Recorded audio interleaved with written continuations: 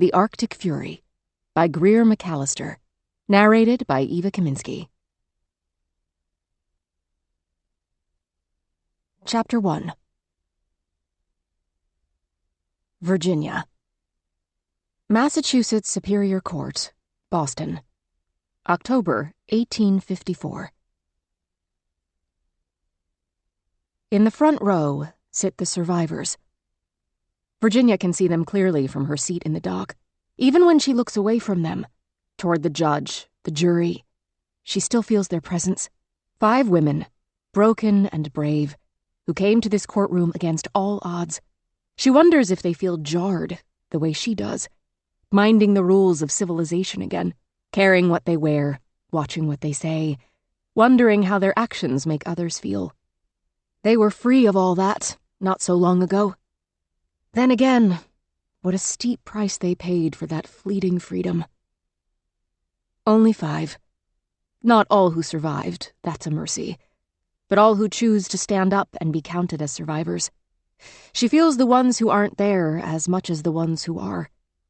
If she closes her eyes, she can see each of the lost before her. One laid out cold and blue as cornflowers, one swallowed by the ice, its hungry maw open just wide enough to devour, one bathed, writhing in blood. Each a pinpoint tragedy Virginia will never forget, never stop regretting.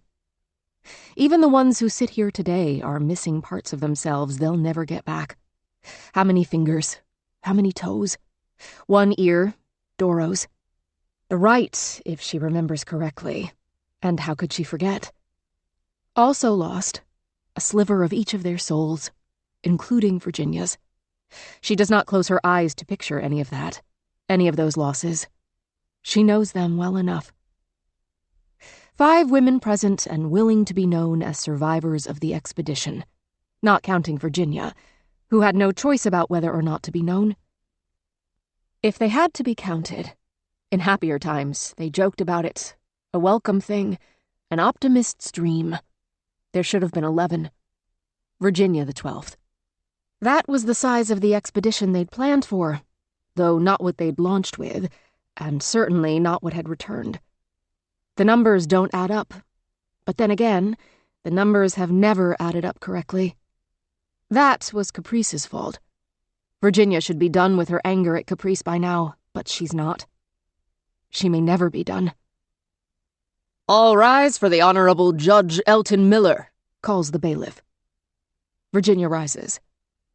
The judge is younger than she would have thought, though not young exactly.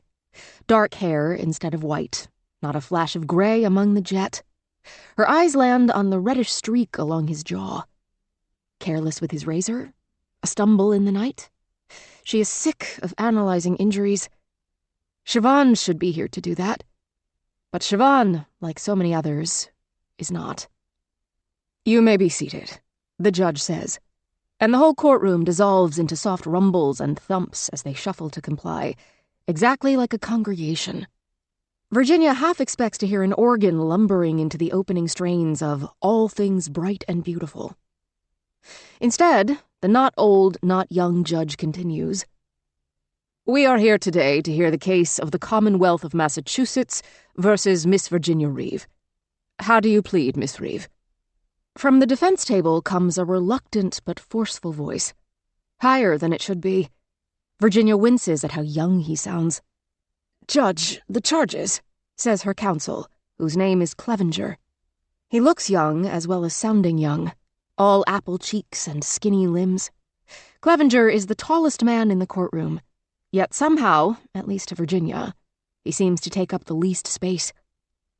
The judge blinks. "Come again." Her counsel shuffles papers, makes another attempt. If Virginia were the lawyer, she tells herself, she would make a stronger beginning. If ifs and buts were candy and nuts, Anne would have said to that. Poor Anne. And poor Virginia. 5 faithful living women in this courtroom form a silent, united line, and it's the voices of the other 7 who won't shut up. "I believe the charges should be read first, and I will tell you how she pleads," says her counsel. "Oh, I apologize, Your Honor," booms the judge, not a whit of apology in his voice. "I forgot to address you as judge. And in your own court, no less. What an embarrassment." More twitching, more shuffling of papers. "Your Honor, I'm not a judge." The judge says with great relish. "Precisely." Virginia's counsel is silent. "Now may I proceed?" asks the judge, though it's not really a question. "Yes, Your Honor." "Rise," says the judge, though Virginia doesn't hear him until he repeats, more stridently, "Rise." Virginia rises. "Read the charges," he says to the bailiff. "1 count of kidnapping and 1 count of murder," the bailiff says, "in the death of Caprice Collins." Whispers zip around the courtroom, a handful of flung pebbles skittering on slick ice. But from the row nearest Virginia, there is only a thick, welcome pocket of silence. She feels herself resting on it like a pillow. Shock and surprise may bubble over everywhere else, but nothing surprises the survivors. The capacity for surprise was blasted out of them, frozen out of them, wrenched out of them in the far north. They froze solid up there. While their bodies are warmer now, something within them has never thawed. She doesn't believe it ever will. The judge turns away from Virginia, away from the lawyers and the women who sit in the front row, away from the unknown faces who make up the audience for this, what, circus? "Men of the jury," he addresses them ponderously, "know that the prisoner at the bar, Virginia Reeve, has heretofore pleaded and said she is not guilty of each count of the indictment. For trial, she puts herself upon your good judgment to try the issue. If she is guilty on either or both of said counts, you are to say so, and if she is not guilty on either or both of said counts, you are to say so, and no more. Good men and true, stand together and hearken to your evidence." Of Virginia herself, he shows no awareness. His heavy indifference, she thinks, threatens to sink her.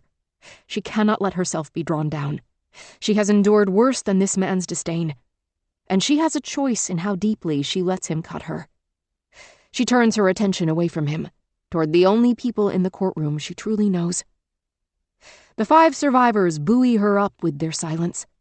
She fears the words they may speak when called upon later, not to mention the words of others with damaging, dark things to say, true and otherwise. But for now, their quiet reassures her. All she wants from them right now is nothing, and that is exactly what they have left to give.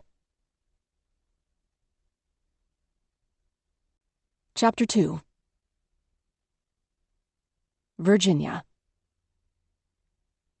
Tremont House, Boston, April 1853. As she entered the lobby of Tremont House, Virginia only heard her first 3 footfalls. 1, 2, 3 steps on slick golden marble. The plush deep carpet smothered the sound of 4, 5, and everything after. She moved forward silently in the flicker of the gilt lanterns, the luxurious sofas beckoning with their rich crimson cushions, the cavernous ceiling soaring overhead. 2 women sat on the farthest couch with their heads bent together, clearly in conversation, but in such a vast room she couldn't even hear their voices. Silent as the grave, she thought, unbidden. For years she hadn't felt right in open spaces, either outdoors or in, and she fought back the urge to flee. Behind the desk sat an attendant in a shirt as white and smooth as fresh snowfall, his eyebrow rising at her approach. "May I help you, miss?" "I'm Virginia," she said, and when the hush around her swallowed her voice, she spoke louder the second time. "Virginia Reeve. I'm expected." The attendant's head went down, possibly checking some kind of list. She saw no signal, but as if by magic, a tall man dressed entirely in black appeared just behind her. In the glimpse she caught over her shoulder, he looked like a crow, and she started, a high gasp in her throat. Her escort, well trained enough not to call attention to her mistake, merely nodded, clicking his heels together. "Miss Reeve, it would be my pleasure to show you to Mrs. Griffin's suite," he said. She trailed him up the stairs and down another hallway of that plush, rich carpet, soft and silencing.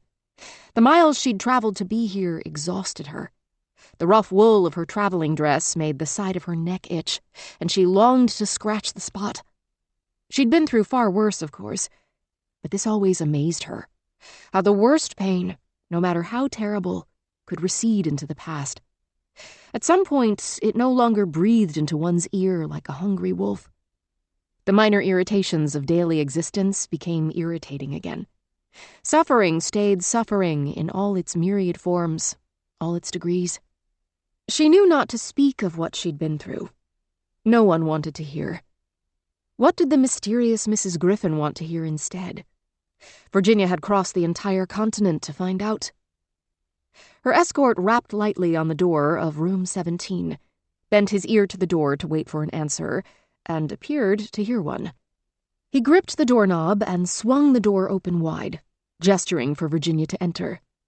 "That'll be all, William," said a woman's voice, accented, low and husky. "Very good, madam," answered the escort, stepping back into the hallway and closing the door with practiced care, making no sound. The entire room seemed gilded. The bright light of day peeked through the gossamer curtains, lighting the white and gold of the room until it glowed. It felt like Virginia imagined a Greek temple might have felt, far back in ancient days. Virginia turned her attention to the only other person in the room. Mrs. Griffin could well have been an alabaster statue, as still and pale as she sat. Her plush chair curved gracefully around her seated body like a throne. Though a close observer could see the signs of age on the backs of her hands, Mrs. Griffin had been maintained with great care. Her cheeks were soft with cream, her faded hair still sculpted and pinned as carefully as a bride's. The extravagant folds of her watered silk gown would have offered a litter of collie puppies shelter for the night. In age, she might have been Virginia's mother or even her grandmother, but in appearance, it would be obvious to anyone the two never could have sprung from the same family tree. The older woman spoke without rising. Her accent was clearly British, crisp as a starched sheet. "I must apologize, Miss Reed. I've begun our acquaintance with subterfuge." Dumbfounded, Virginia did not know how to respond. She latched onto what she could. "Sorry, ma'am. Miss Reeve, you mean." As soft as the woman's face looked, her eyes were hard and sharp. "I know what I mean." "And yet," Virginia said, "my name, begging your pardon, is Virginia Reeve. You wrote to me under that name, did you not?" "I did," the older woman said. "And yet names can be deceiving. That is the subterfuge I speak of. I am not, and here I beg your pardon, a fair trade, a Mrs. Delafield Griffin." "Well then, what's your name?" "Goodness, the Americans of my acquaintance are direct, as one expects. But you, how do they put it? Take the proverbial cake." This in a dry voice, cool and collected, but not without a hint of humor. "The proper way to address me is Lady Franklin." In wonder, Virginia blurted, "Lady Jane Franklin?" The woman gave a controlled, careful smile. Virginia had the distinct feeling that Lady Jane Franklin rehearsed her smiles in the mirror to choose the most flattering. "It seems that my fame precedes me even to the western frontier of your wild country." "A Canadian friend of mine was quite fond of your song," Virginia said. She didn't even really mean to begin singing it, but she opened her lips, and out came the memory. "In Baffin's Bay, where the whale fished low, the fate of Franklin no man may know. The fate of Franklin no tongue can tell. Lord Franklin alone with his sailors do dwell." A warm feeling was gathering in her veins. The song reminded her strongly of Ames. But when Lady Franklin held up her hand for silence, Virginia swallowed down the words. "I have heard of your many talents," Lady Franklin said. "Singing does not rank among them." "I didn't mean to upset you." "You didn't upset me in the least," said the woman, though it sounded to Virginia like a lie. You are simply a very bad singer. And it is not my song, as you style it. It is simply a popular song that purports to speak with my voice, though I gave no permission for it to do so. But let's have done with that. Please tell me, how was your journey?" As rusty as her social skills might be, Virginia recognized a change of subject when she heard it, and she took the cue. "Long, to be sure, but far more comfortable than it would have been without your generosity. Thank you for that. If one has a first-class cabin on both the Pacific ship and the Atlantic, the portage in Panama is the worst of it." She tried to make the journey sound like nothing, when, in fact, it might have broken a less experienced traveler. The journeyman who carried her belongings in Panama made off with one of her 2 precious trunks. A drunken sot on the Atlantic journey mistook her cabin for another's and pounded on her door, shouting and then sobbing the better part of a night. But she wasn't one to complain. Her neck itched again. She pictured the rash she would find, an inch-thick strip like a priest's collar all the way around, when she finally peeled the infernal wool dress away. She missed the buckskin trousers and tunic she'd worn as a guide, or even the plain cotton hand-me-down dresses she'd worn before that. As dangerous as they were, the wilds beyond the eastern edge of America did offer some advantages over civilization. On the frontier, a young woman in her 20s might do almost anything, as long as she was capable and smart, and if she chose, she could do it dressed in comfort. "I hope you don't come down with the fever," said Lady Franklin, her clipped British accent brushing away her ending R's. "Fever. It might interfere with the plans I have for you." "Interfere." Virginia smiled. Small talk was done with, it seemed. "Your correspondence referred to a journey, an expedition. And now that I know who you are, I suspect the travel you have in mind is entirely northward." The older woman laughed, a throaty, husky sound, and looked Virginia up and down. "Do you now?" "Your husband is lost," Virginia said simply. "I assume you want him found." "Those are the facts of it, yes. I would expect most young women, or thoughtful people of any age or sex, would phrase it with more care, having some regard for my feelings in the matter." "Feelings are a luxury, ma'am," said Virginia, respectfully but firmly. She figured Lady Franklin would appreciate a hard head. "Feelings did not bring me here." Lady Franklin's sharp eyes grew even colder, indicating that she'd miscalculated. "How jaded you are, even at your age. Feelings are what make us human. It is my deep love for my husband that drives me to continue to seek him out, despite so many obstacles, so many failures." Taking a new tack, Virginia tried to appear contrite. "I apologize.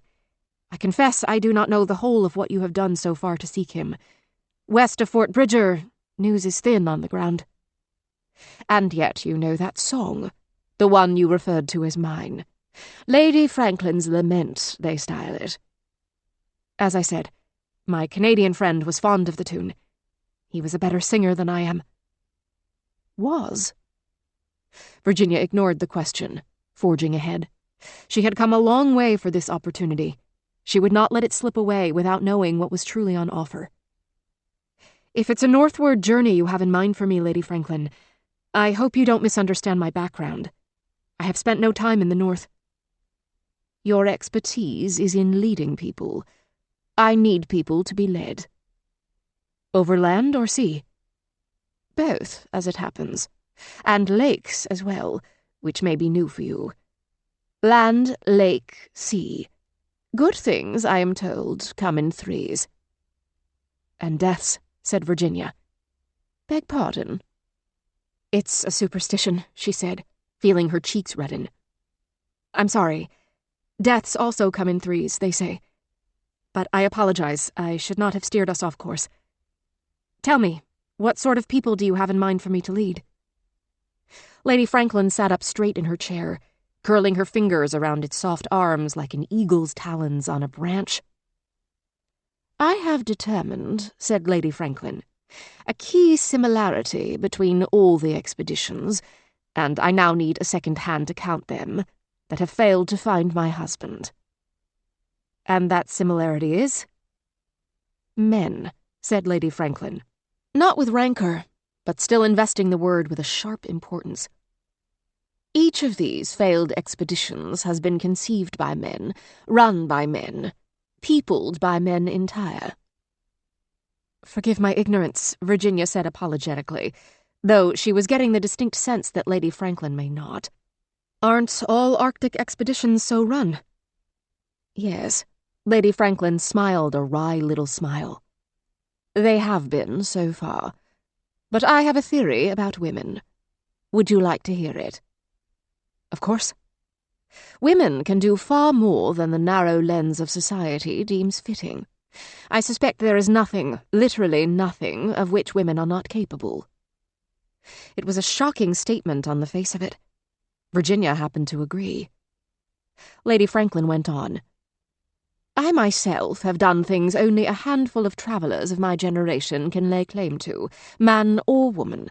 Sailed down the Nile, ridden a donkey into Nazareth, visited a quarantine station in Malta, the docks of Alexandria, the shining Acropolis.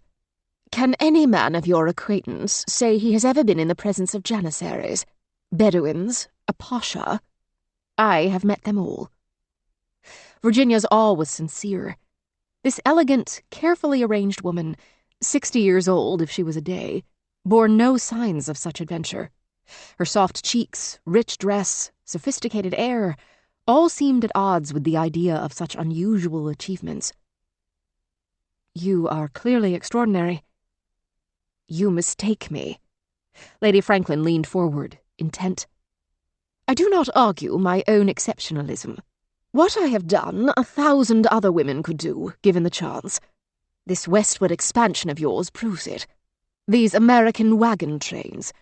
Women drive wagons or trek alongside them, learn to shoot firearms, protect themselves and one another, survive the worst storms and the baking sun, shift for themselves through hardships. Over thousands of miles. These intrepid women. At the end of it all, they make it to California or Oregon or Washington Territory." "Except when they don't," Virginia blurted. Pinning her with a direct look, still from the comfort of her gilded chair, Lady Franklin said, "Well, yes. To attempt great things sometimes means failure. But even in failure, there are often kernels of success. That party of settlers that went astray on the way to California, marooned in the deep snow of a mountain pass for months, more than half of them dead at the end. You know who survived." Virginia held her peace. So many possible answers. Lady Franklin's was the one she wanted to hear. Lady Franklin said, "The women. If women can live through that, who's to say they can't succeed where men have failed and bring my husband back to me?" "What if there's no husband to bring back?" "Girl," said Lady Franklin, her voice turning harsh again, "I said it before, you have no regard for feelings." She'd spoken too plainly, Virginia realized, and she tried to recover from the mistake without showing weakness. "I understand your feelings, ma'am, fully, yet I believe they are not the only reason you called me here. I believe you wanted to offer me some sort of employment." "I did." "If you still do," Virginia said, "I am more than willing to listen." Lady Franklin's pause was long, but it ended with clear, steady words. "Simply put, I propose you lead an expedition to the north to bring back my husband. He is a great man, and the world does not yet recognize his triumph. Once he returns, his name will be sung far and wide." Virginia was eager to embrace the proposal, but she forced herself not to agree just yet. Why her? She had to be clear, just in case. Leading wagon trains through the pass to California is not the same as leading people on foot through the frozen north. What we were looking for, I already knew how to find. "But how many people did you take safely through?"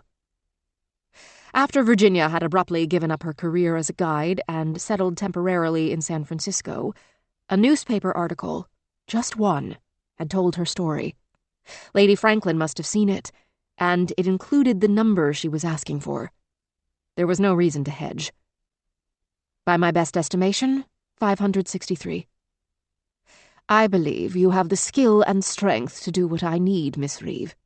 The terrain will be different, but the party is much smaller than what you're used to. You have my confidence. I only need your agreement." Virginia's mind was whirling, starting to seize at the particulars. "You propose for me to lead this expedition alone? Myself?" "Yes. You will be in charge. At different points, yes, you will need to work closely with others. The experienced voyageurs with the canoes, for example, and the captain of the schooner that carries you north through the bay. That's why I choose you. You worked with a man to lead those parties through the mountains, if I recall correctly." And there was the rub. She needn't have avoided mentioning Ames. Lady Franklin obviously knew why Virginia wasn't leading wagon trains through the pass anymore. Why her number of saved souls would never climb any higher than 563. Because she could no longer do it with Ames, and she would not do it alone. Perhaps this expedition, this mad, ridiculous idea of an expedition, was actually exactly what she needed. And then she remembered the last verse of Lady Franklin's lament, heard it as warm and strong as if Ames was standing right next to her, his scratchy baritone singing directly into her ear. It took real effort to keep from smiling at the memory. "And now my burden, it gives me pain. For my long-lost Franklin I would cross the main. 10,000 pounds I would freely give to know on earth that my Franklin do live." There was a reward. Real money. She would almost do it only for the adventure. But what could she do with that money if she had it? Anything. Nothing. She could live as she liked, where she liked, and never feel even the slightest hunger. Money would free her from so many questions, so many concerns. One could not even put a price on that freedom. There was no other realistic way for her to earn so much money so fast, and become so free. "And if we find him, the reward is ours. Yours alone, to share with the rest of the expedition however you see fit, like a whaling captain shares with his crew." "And if we fail?" "I'm betting that you won't," said Lady Franklin. "You should be willing to make the same bet." Virginia thought. She was on the cusp of something extraordinary. Whether it was something fantastic or fatal, she did not know. But there was excitement here, and wonder. There was potential she had not thought she could ever embrace again. At her silence, incongruously, Lady Franklin smiled. "When I read about you, I knew you would be qualified, but whether you'd be interested in taking on the work, that I didn't know. Having met you, talked to you, I'm completely sure you are the right choice. I feel confident no one else could do as well." Virginia said, "I'm flattered, Lady Franklin." "Of course you are. You'll leave for the first leg of the journey in a week. I have a few other things to discuss, like some letters you'll carry for me. Very important letters, including one to deliver to my husband when you find him. We can go over the particulars at the desk here, if you'll please." She gestured for Virginia to sit. Virginia remained standing. "I said I was flattered. I didn't say I'd do it." The older woman's brow knotted in discontent. "What could possibly stand in your way?" "Those particulars you mentioned. We need to discuss them first. Who else will go? And how? How much will you pay if we follow the route but return empty-handed? What are the dangers, and how will we be prepared for them?" Lady Franklin's brow eased, and she met Virginia's gaze with confidence and calm. "I have an answer for every one of your questions, I assure you. I do have certain conditions, which I will spell out. But first, you must sit." Virginia didn't know why Lady Franklin cared so much whether she was sitting or standing, but she knew that when someone cared very much about a thing and you didn't, you might as well give them what they wanted. Goodwill was a good like any other, to be traded and hoarded and spent. So this time, when Lady Franklin told Virginia to sit down, she did as she was told and smiled her prettiest smile. "Let's begin." Chapter 3. Virginia. Massachusetts Superior Court, Boston, October 1854. "Very well. Proceed," says Judge Miller. The prosecutor poses in the front of the courtroom as if Charles Loring Eliot himself were engaged to paint his portrait. The man looks like a textbook illustration of an attorney. Tiny spectacles, rigid posture, prominent belly and jowls to match. Virginia's judgment is clouded a bit by the circumstances, but she believes that even if he weren't rabid to see her hanged for a crime he can't prove she committed, she would still not like him. She likes him even less when he launches into what is supposed to pass for his opening statement. To her ears, it sounds a great deal more like a schoolmaster's harangue. "Society has rules," lectures the prosecutor, whose name she has not caught. "Some say we should be kind to those who flout them. Forgive them, for they know not what they do, as we read in the good book. But those who choose not to move in society are rarely the gems we wish them to be. You have not heard the name Virginia Reeve before. No doubt, before your time in this courtroom ends, you will be sorry you have heard it at all. Nor will you want to hear the details of how our own Caprice Collins, a native daughter of Boston, upstanding and sorely missed, met a horrible death at the hands of this cast-out, unknown girl. I want to thank you, as her family thanks you, for your service. Because you are taking on this unpleasant task, hearing things no good gentleman should ever have to hear, you may be able to stop a fiend from murdering again." Virginia stays as motionless as a statue. Or a corpse. "This girl, she claims that her expedition was initiated and paid for by Lady Jane Franklin. But I ask you, why would a high-born British lady do such an outrageous thing? Gin up a misfit band of American women and girls, to search for 2 British Royal Navy ships that not even the world's most qualified, experienced seamen have been able to find. It's a foolish argument on the face of it. And I tell you, though I do regret to do so, there is nothing to learn beyond the face." He gestures back toward her without fully turning around, without raising his arm all the way. Something desultory about it, almost demeaning, but subtly so. "The defendant, Virginia Reeve, has no family, no history, no one to vouch for her except for these poor, misguided young women." He indicates the survivors with a backward sweep of his hand, and Virginia wants to launch herself at him like a bear cat and rake the very flesh from his pompous pink cheeks. "Whom she has clearly placed under some kind of spell, as we will prove she did to her victim." A year ago, even half a year, Virginia would have laughed at the idea that anyone would call Caprice a victim. But the realities of the trial, what's at stake, have sunk in. She does not feel at all like laughing now. After a stately pause, the prosecutor resumes his address to the men of the jury. "Each had her own reasons for believing the lies Miss Reeve told them. But make no mistake, good gentlemen of Boston.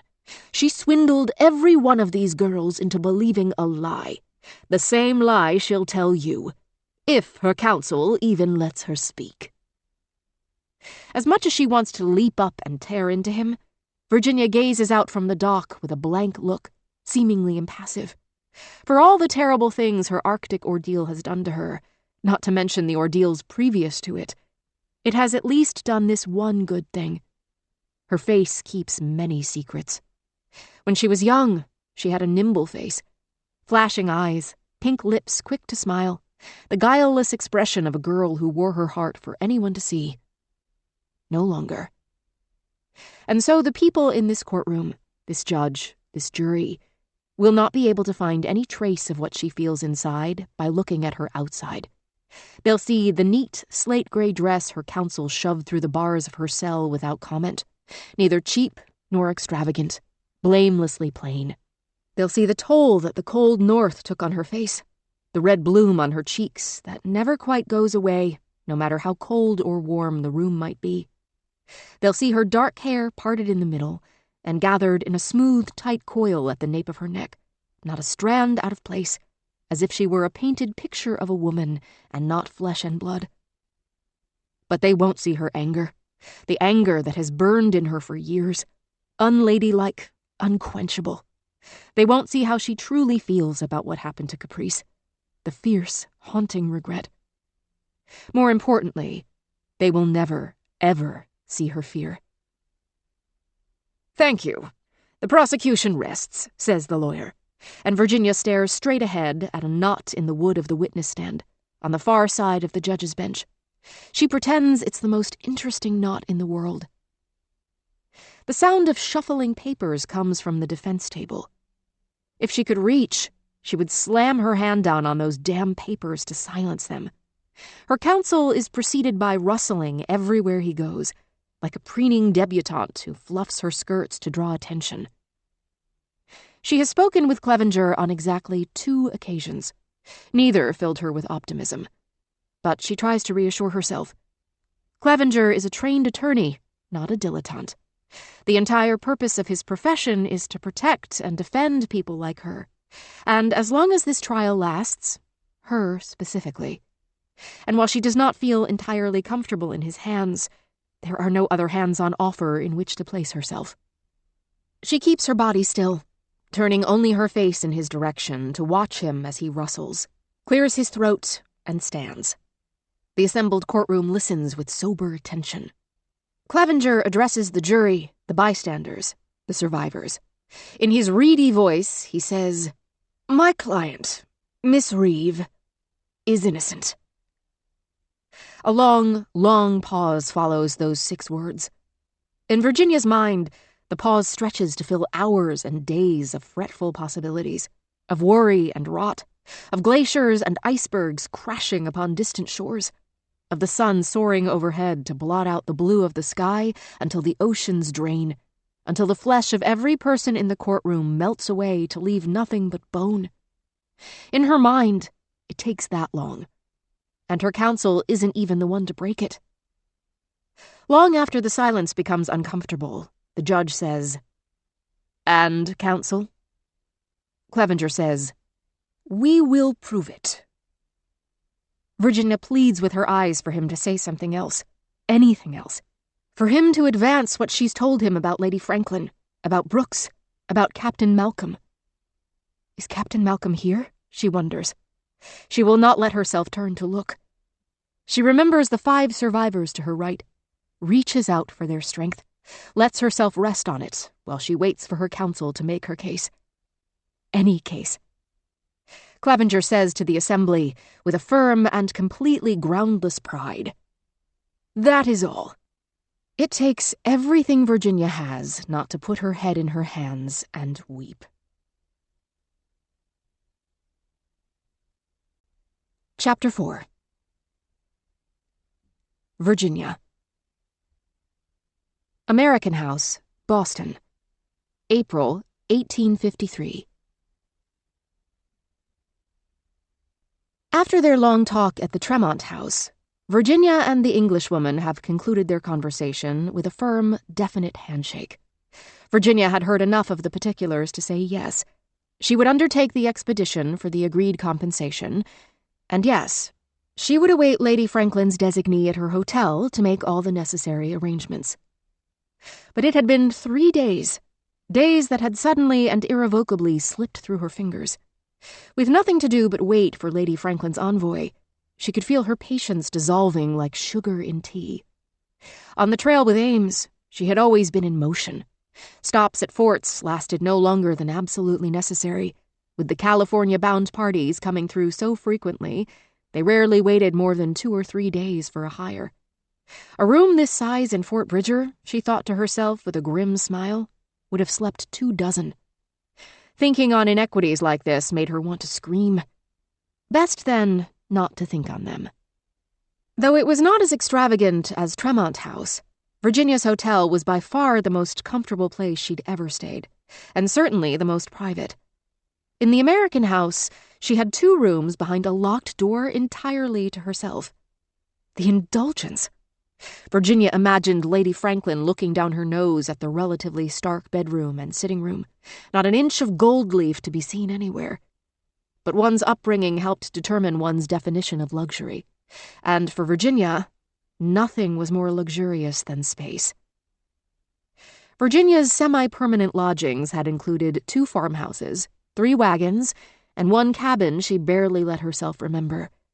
But in none of these had she ever had 1 entire room to herself, let alone 2. She stood stock-still amongst the damask and the chintz, the silk and the mahogany, and drank in the excess. She would have strewn her belongings around if she'd had more belongings. But the lack would soon become an advantage. Certainly she would not be able to take much with her on the proposed expedition. In some ways, she was perfectly suited for this undertaking, but it would still be unlike anything she'd ever done before. She was already humming with excitement. The Arctic! The cold was no friend to her, and yet there was a thrill to this adventure that she would not shake. To seek this lost man and his company and find them when no one else could. The impossibility of it was exactly the allure. The potential reward was enormous, yet the reward was not the only thing that drew her. Going north felt like fate. It felt, in so many ways, like escape.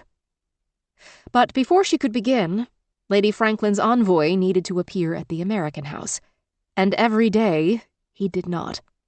Even though her surroundings were lush, as each day slipped by, she began to feel more and more trapped. Her logical mind understood exactly why.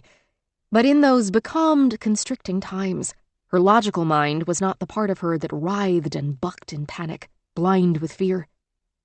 So she pushed down the fear and gathered her energy for readiness. The only thing worse than the wait, she knew, would be to miss the envoy when he came. For 3 days, she did not leave the hotel, not even for a moment. She took every meal in a room called the Ladies' Ordinary, a new innovation of which the hotel staff seemed quite proud. She was unsure how much it differed from a fine restaurant, as she'd never been in one, but in her opinion, the Ordinary offered more than enough comfort. Elegant globe lights above the tables cast soft, flattering shadows at night. During the breakfast and noon meal hours, enough daylight streamed in through the windows to tint the tablecloths and china warm gold. For a moment, she thought she might amuse herself by counting up how many meals in her life she'd eaten without even plate or utensils, let alone a table and chair. But then she shoved the thought away. She should focus on where she was and where she'd be going, not where she'd been. God had seen fit to give her a fresh start more than once. It would not honor him to linger on what she'd needed a fresh start from. So she focused on the surroundings of the Ordinary, its lush fabrics, its gleaming silver. Water beaded on the outside of her glass, and she resisted the urge to swipe it away with her fingertip. Looking around to find herself surrounded by women was a new, odd feeling for Virginia. She knew the reverse quite well. At any given fort, she was likely to be the only woman for miles. But here, she felt more out of place. She reminded herself that anyone looking at her would see her sober dress and calm expression, not the fire that burned inside, not the lingering ghosts of her past. All that, as indelible as it was blessedly invisible. The woman who tended to her table at meals was a dark-eyed, quick-witted woman, likely not much past her 20th year. She introduced herself as Miss Thisbe.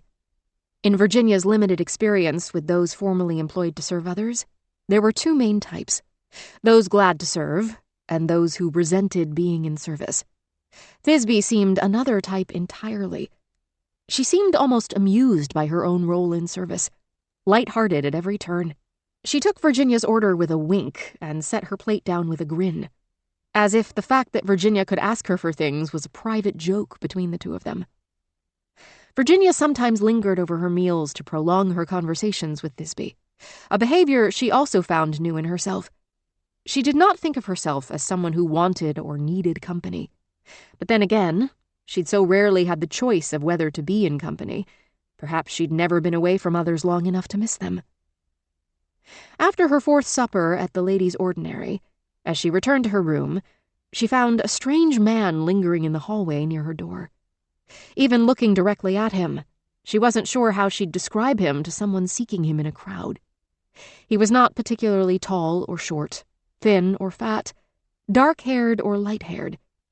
He was not particularly anything. "Mr. Brooks?" she asked. "Brooks," he said in an accent that differed from Lady Franklin's. She could tell it was neither American nor Canadian, but beyond that, she could not pin it down. "Brooks. Is that your first or last name?" "Brooks will do, Miss Reeve." His voice was matter-of-fact. She looked more closely at him, observing. Like the rest of him, his face was undistinguished in a way that she suspected made him very good at doing someone else's bidding. "Will you come in?" she asked. "It isn't proper, but then we're not on proper business, are we?" "It's all fully proper, Miss Reeve," he said, the strange accent bending his words, his jaw tight. "But unusual." "We can discuss whether it is usual in the privacy of your room, please." He nodded toward the empty room behind her, and she opened the door to let him in. As he entered, she searched his face and body for some characteristic that might help her define him. Was he an envoy or an enforcer? His shoulders were broad under the smooth fabric of his coat. There was a tense strength to his movements, even when all he did was shut the door. Virginia was uncomfortable enough in his presence to hope she needn't find out any more about what he could do with his strength if he chose. Brooks began. "I've come to tell you about the arrangements that have been made, and help you make those that remain." "Lady Franklin sent you?" "My employer prefers that no names be used." "Even here in private?" "Even so." Though his accent differed, his cadences seemed to mimic Lady Franklin's, businesslike and formal. "From this moment, all dealings will be in my hands. My employer will have no further contact with you, nor will the financing of your expedition be made public. If asked any questions about this expedition, unless and until you come back successful, my employer will deny all knowledge of it and you. Is that clear?" Virginia felt a tickle of disappointment to hear she wouldn't be seeing Lady Franklin again before they left, but it wouldn't do to let it show. For his benefit, she gave an indifferent shrug. "As long as she pays when we do come back successful." "I pray you do attain that success, miss." She did not ask him to whom he prayed. Instead, she said, "Get on with it, then." His voice was dry as he responded. "She did say that you were quite straightforward." "Are women not straightforward where you come from?" She saw by the ghost of his smile that he understood her gambit. With a condescending air, he said, "My understanding is that women of good breeding, regardless of what country they come from, know how to conduct themselves in society. Now, you were the one who wanted to, you said, get on with it. Am I correct?" "Yes." "So let's." They both gestured to the empty chairs at the same time, and then both sat down, eyeing each other, wary as dogs. Brooks drew a map from a hidden pocket and unrolled it on the table between them. He traced the route with a blunt fingertip as he went, hundreds of impossible miles streaming by in barely a sentence. "Train to Buffalo, canoes to Sault Ste. Marie, transport overland to Moose Factory, and a topsail schooner up the west side of the Hudson Bay to Repulse Bay, arriving in late July. From there, you'll make the overland trek to the search area. That's King William's Land, specifically. Victory Point. That leaves you 4 months to trek in, search, and trek out before winter." "Easy as falling off a log," said Virginia breezily. "Indeed." He rolled up the map in silence and tucked it back from whence it came. Virginia wished he would have left the map out to examine further. She wanted a closer look. All this was so new. But in the glimpse she'd been given, she hadn't missed the top left corner where the lines changed from reassuring solidity to ambiguous tentative dots. They were headed straight for the vague, smudged unknown. 9 other women have been chosen for the expedition," Brooks went on, changing focus. "Our employer felt that you might like to choose the other 3. You have a week to do so." Her head spun with the new information. There was too much to take in, and yet she had to be strategic in her questions. 3 that I choose, in a week, and I absolutely must take the 9, well, 8, besides myself, that she asks me to." "That you are asked to take, yes," he repeated, A stone wall. The expedition in total will be 12. No more, no less. So that's another condition she set then. Another condition, yes, he said, and she heard his annoyance only because she was listening closely. He was good, this one. Fully in control of himself. It was a rare quality and one she admired. She reminded herself to look for it in the recruit she had just been informed she needed to find. In 7 days. In a place she'd never been, with no friends or family, no connections. But that she would sort out herself. At the moment, she had to stay focused on Brooks and what he could tell her. Virginia asked, "And what about the rest of our transport? The canoes, the ship?" All in good time. He seemed offended. When is there a better time than now? She was particularly curious about the ship that would carry them northward. The ships of the Lost Franklin expedition had been Royal Navy ships once upon a time. Armored, solid, ready. But the Royal Navy's half-hearted attempts to find Franklin had brought back no news, and Lady Franklin had taken matters into her own determined hands. Would she enlist an American ship? Canadian? What could she get hold of, given her funds and desperation? He shook his head. "I'll leave you a file with the logistical information. You can read, can't you?" With absolutely no hint of her aggravation, she said, "Yes, I can read." "Good. But first things first. Our employer would like you to familiarize yourself with the other members of the expedition, to meet those who are here in Boston, to understand their strengths before you assemble the remainder of the team." "How many are here?" 3, he answered. "Only one thing, then?" "Yes." A hint of a smile crept into her voice when she said, "You'll have to tell me who they are." Althea Porter, Ebba Green, Caprice Collins. He consulted no list or paper. The names rolled off his tongue. "And they are already familiar with the terms of the expedition? They've been invited and confirmed?" "Yes." "And told how much they will receive in payment?" "They are less preoccupied with payment than you are, Miss Reeve." She squirmed, but fought to hide her reaction, balling her hand into a fist. The 3 he mentioned must be well off. Only wealthy people thought so little of money. "Tell me more. I understand you've given me their names, but who are they?" "You're impatient," he said. "I hope you'll be more patient as you prepare to take your life, and the lives of 11 other women, in your hands." "I hope you'll be more forthcoming with information that will enable me to protect the lives of those women." She let some of her anger show in her voice. She wanted him to know she was no doormat. "That is my top priority, followed by ensuring we return successful from our voyage, with full knowledge of the fate of John Franklin, or, God willing, John Franklin himself." He inclined his head just a fraction. "Indeed, miss." "So who are they? These 3? Althea Porter and Ebba Green are the wives of 2 of Franklin's officers, James Porter and Daniel Green, 2 of his best lieutenants."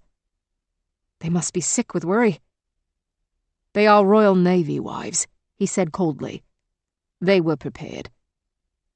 Though she was sure he was correct about the preparation, Virginia doubted any woman could truly be trained not to grieve the disappearance and probable death of the man she loved. "And these ladies are good adventurers?" she asked. "Strong?" "You will have to ask them directly. I will give you the address of their hotel." She should have known. "Well then, I'll dash off a note and set an appointment to meet them, as soon as possible."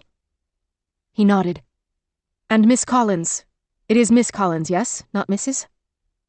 "Miss." "Shall I write her as well?" "No, that won't be needed," he said. "You're expected at her house in Beacon Hill in—" He pulled out a pocket watch, spit-shined gold, incongruous and gleaming. "Just under half an hour." The surprise must have shown on her face. He smiled, a smile without kindness, only superiority, a smug pleasure in seeing someone else's discomfort. "Bit of hurry, Miss Reeve."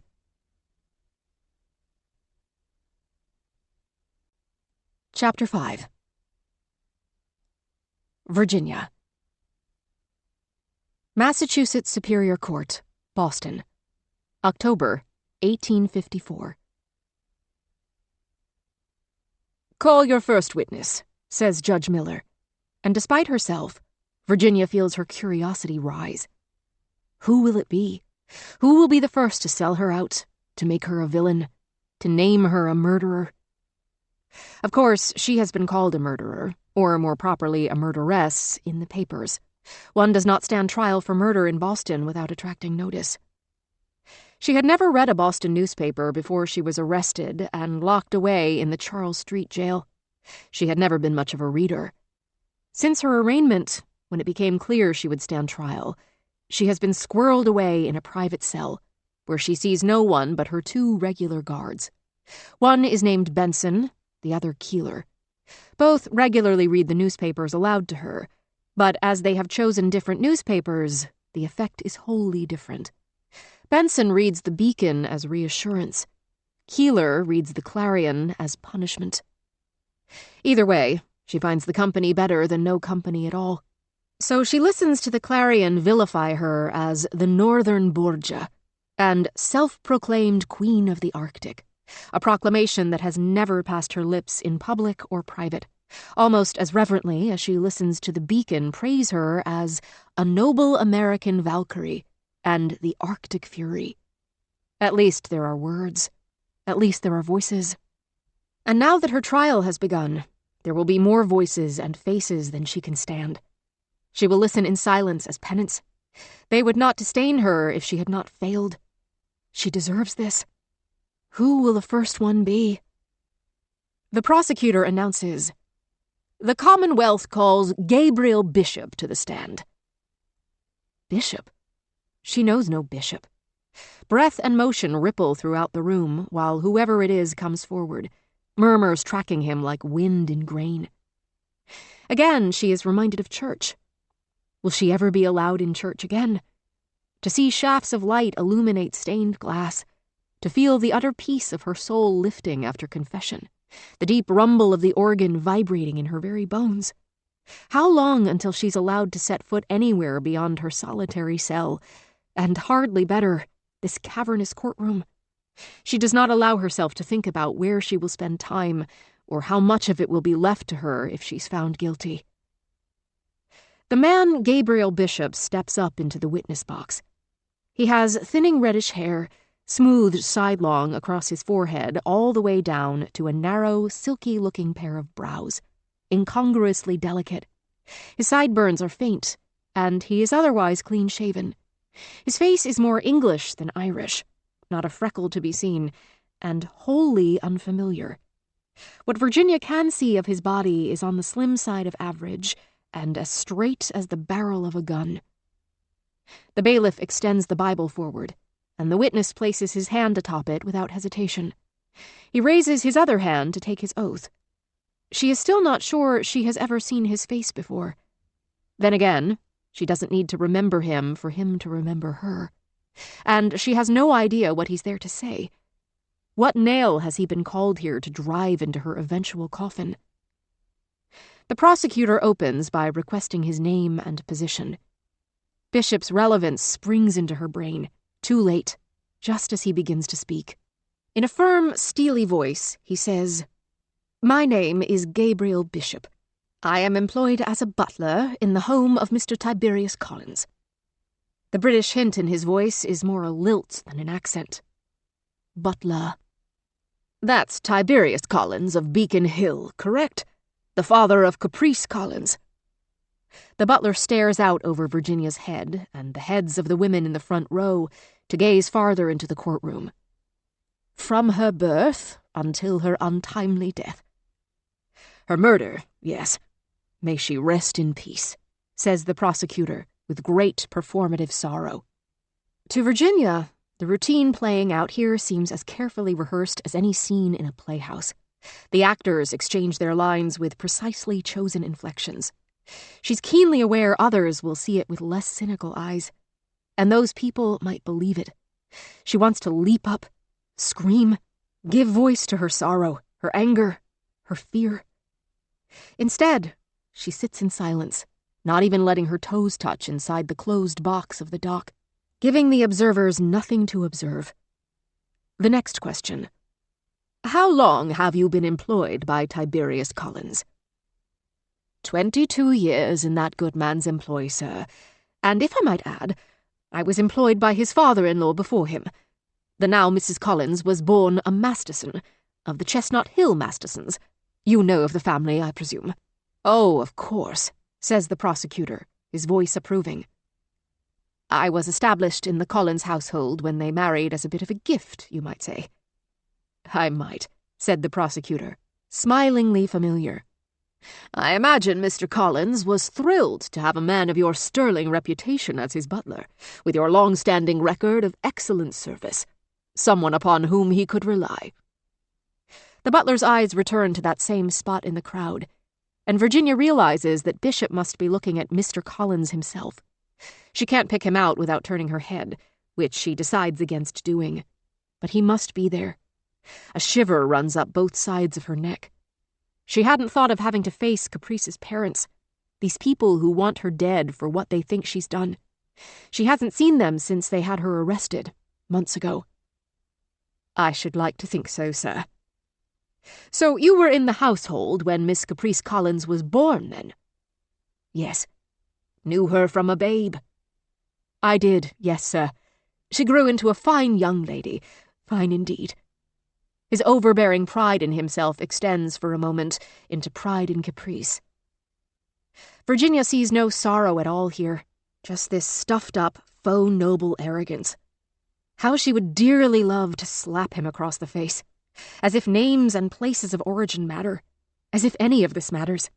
If he is going to help them kill her, which it seems he is, she wants him to go ahead and get straight to the meat. The prosecutor continues. "And though I know she's less familiar to you, I'd like you to tell us now how you know this person here, the defendant at the bar." Virginia notices he doesn't use her name or even young woman, just person. Caprice was a young lady. Virginia is the defendant. This time, he does not even raise his arm to indicate her. He does not turn, even slightly, in her direction. "That is Virginia Reeve," says the witness, who does glance her way, if only for a moment. "Or at least, she gave that name when she visited the house. We had no benefit of a formal introduction." "She just showed up at the Collins' house one day?" "She did." Virginia notices the implication that she wasn't expected, though in fact she had been. Witnesses could do equal harm to her through what they said and what they failed to say. "And were you present for the meeting?" "I showed her in and presented her to Miss Collins, who received her in the formal parlor." "You're sure of that?" The prosecutor interrupts him to ask the obvious question, which Virginia wonders at, but she imagines he must have his reasons. "The day is utterly etched in my memory," the man intones in a serious voice, the picture of responsible rectitude. Virginia's stomach drops. How much of this have they rehearsed? "Thank you. Please proceed." He does. "After I brought the visitor in, I immediately retired to the hall, to my post at the front door." "Yet you heard some of their conversation." "I did. I did not eavesdrop at all, of course. I would never compromise my employer's expectation of privacy." "No one doubts your integrity," says the lawyer, as if he can make it true merely by saying it. Virginia fears perhaps, in a way, he can. "Thank you. I was not listening, I promise you. But when their voices were raised, I could not help but hear. In a fine, well-built house like the Collins home, one cannot hear a typical conversation in the parlor from the front hall. Certainly, whispering or civil conversation would not convey." "So this was not a typical conversation," the lawyer offers. "It wasn't. As I said, civil conversation is not audible from the front hall, but shouting is a different matter." The prosecutor shakes his head, disapproving, rueful. "Shouting, you say?" "I do. That is what I heard." "And from what you overheard, unintentionally, as you said, the two women didn't seem to get along." "No, they most certainly did not. I should say Miss Collins was perfectly polite. It was this one who was— I can't quite find the words, sir." "Take your time." He pauses a moment longer, purses his lips, and finally says, Well, I suppose she was rude. It stuns Virginia how this lemon of a man, full of sour reproach, can make rude sound worse than murder. And yet... The witness's eyes land on her at last. From this distance, in the light, they seem to have no particular color. She returns his gaze without flinching. After the space of a few heartbeats, he is the one who looks away. The prosecutor says, "Could you share with us some of what she said?" "I object," says Virginia's counsel, and she winces inwardly. He could not choose a worse moment to speak. She sees the trap before he does. Fool or mouse, he walks right up and springs it. "Yes," the judge asks. "Please share the grounds for your objection." "Why ask this man what my client said? She will recollect better than he." "Then when the time for defense comes, you are welcome, encouraged even, to put her on the witness stand." The lawyer's silence stretches on, uncomfortable, obvious, until he sits. Then he reaches out for more papers to rustle and fans through them without speaking. Virginia resists the urge to put her head in her hands. She has so many urges in this room she knows she must resist. Civilization is a maze of forced constraints. She almost wants to be out of it. But she remembers, too, how dark the world beyond civilization can be. Virginia twists the middle of her body slowly until she can feel her stays pressing into her flesh. She does this to remind herself of her own fragility. What a vulnerable vessel the human body makes for the human soul. Puncture the membrane, and it all spills out like water. "Now, Mr. Bishop," purrs the prosecuting attorney, "please do tell us what Miss Reeve here called your client." Clearly enjoying the attention, the witness puts his shoulders back and says, "I remember her words quite well. She called Miss Collins an arrogant, empty-headed fool." "Goodness!" exclaims the prosecutor, his eyebrows raised, prim as a pastor's wife in a pew. "Those were her words exactly." "Yes, arrogant, empty-headed fool. I'd stake my life on it." Easy for him to say, thinks Virginia.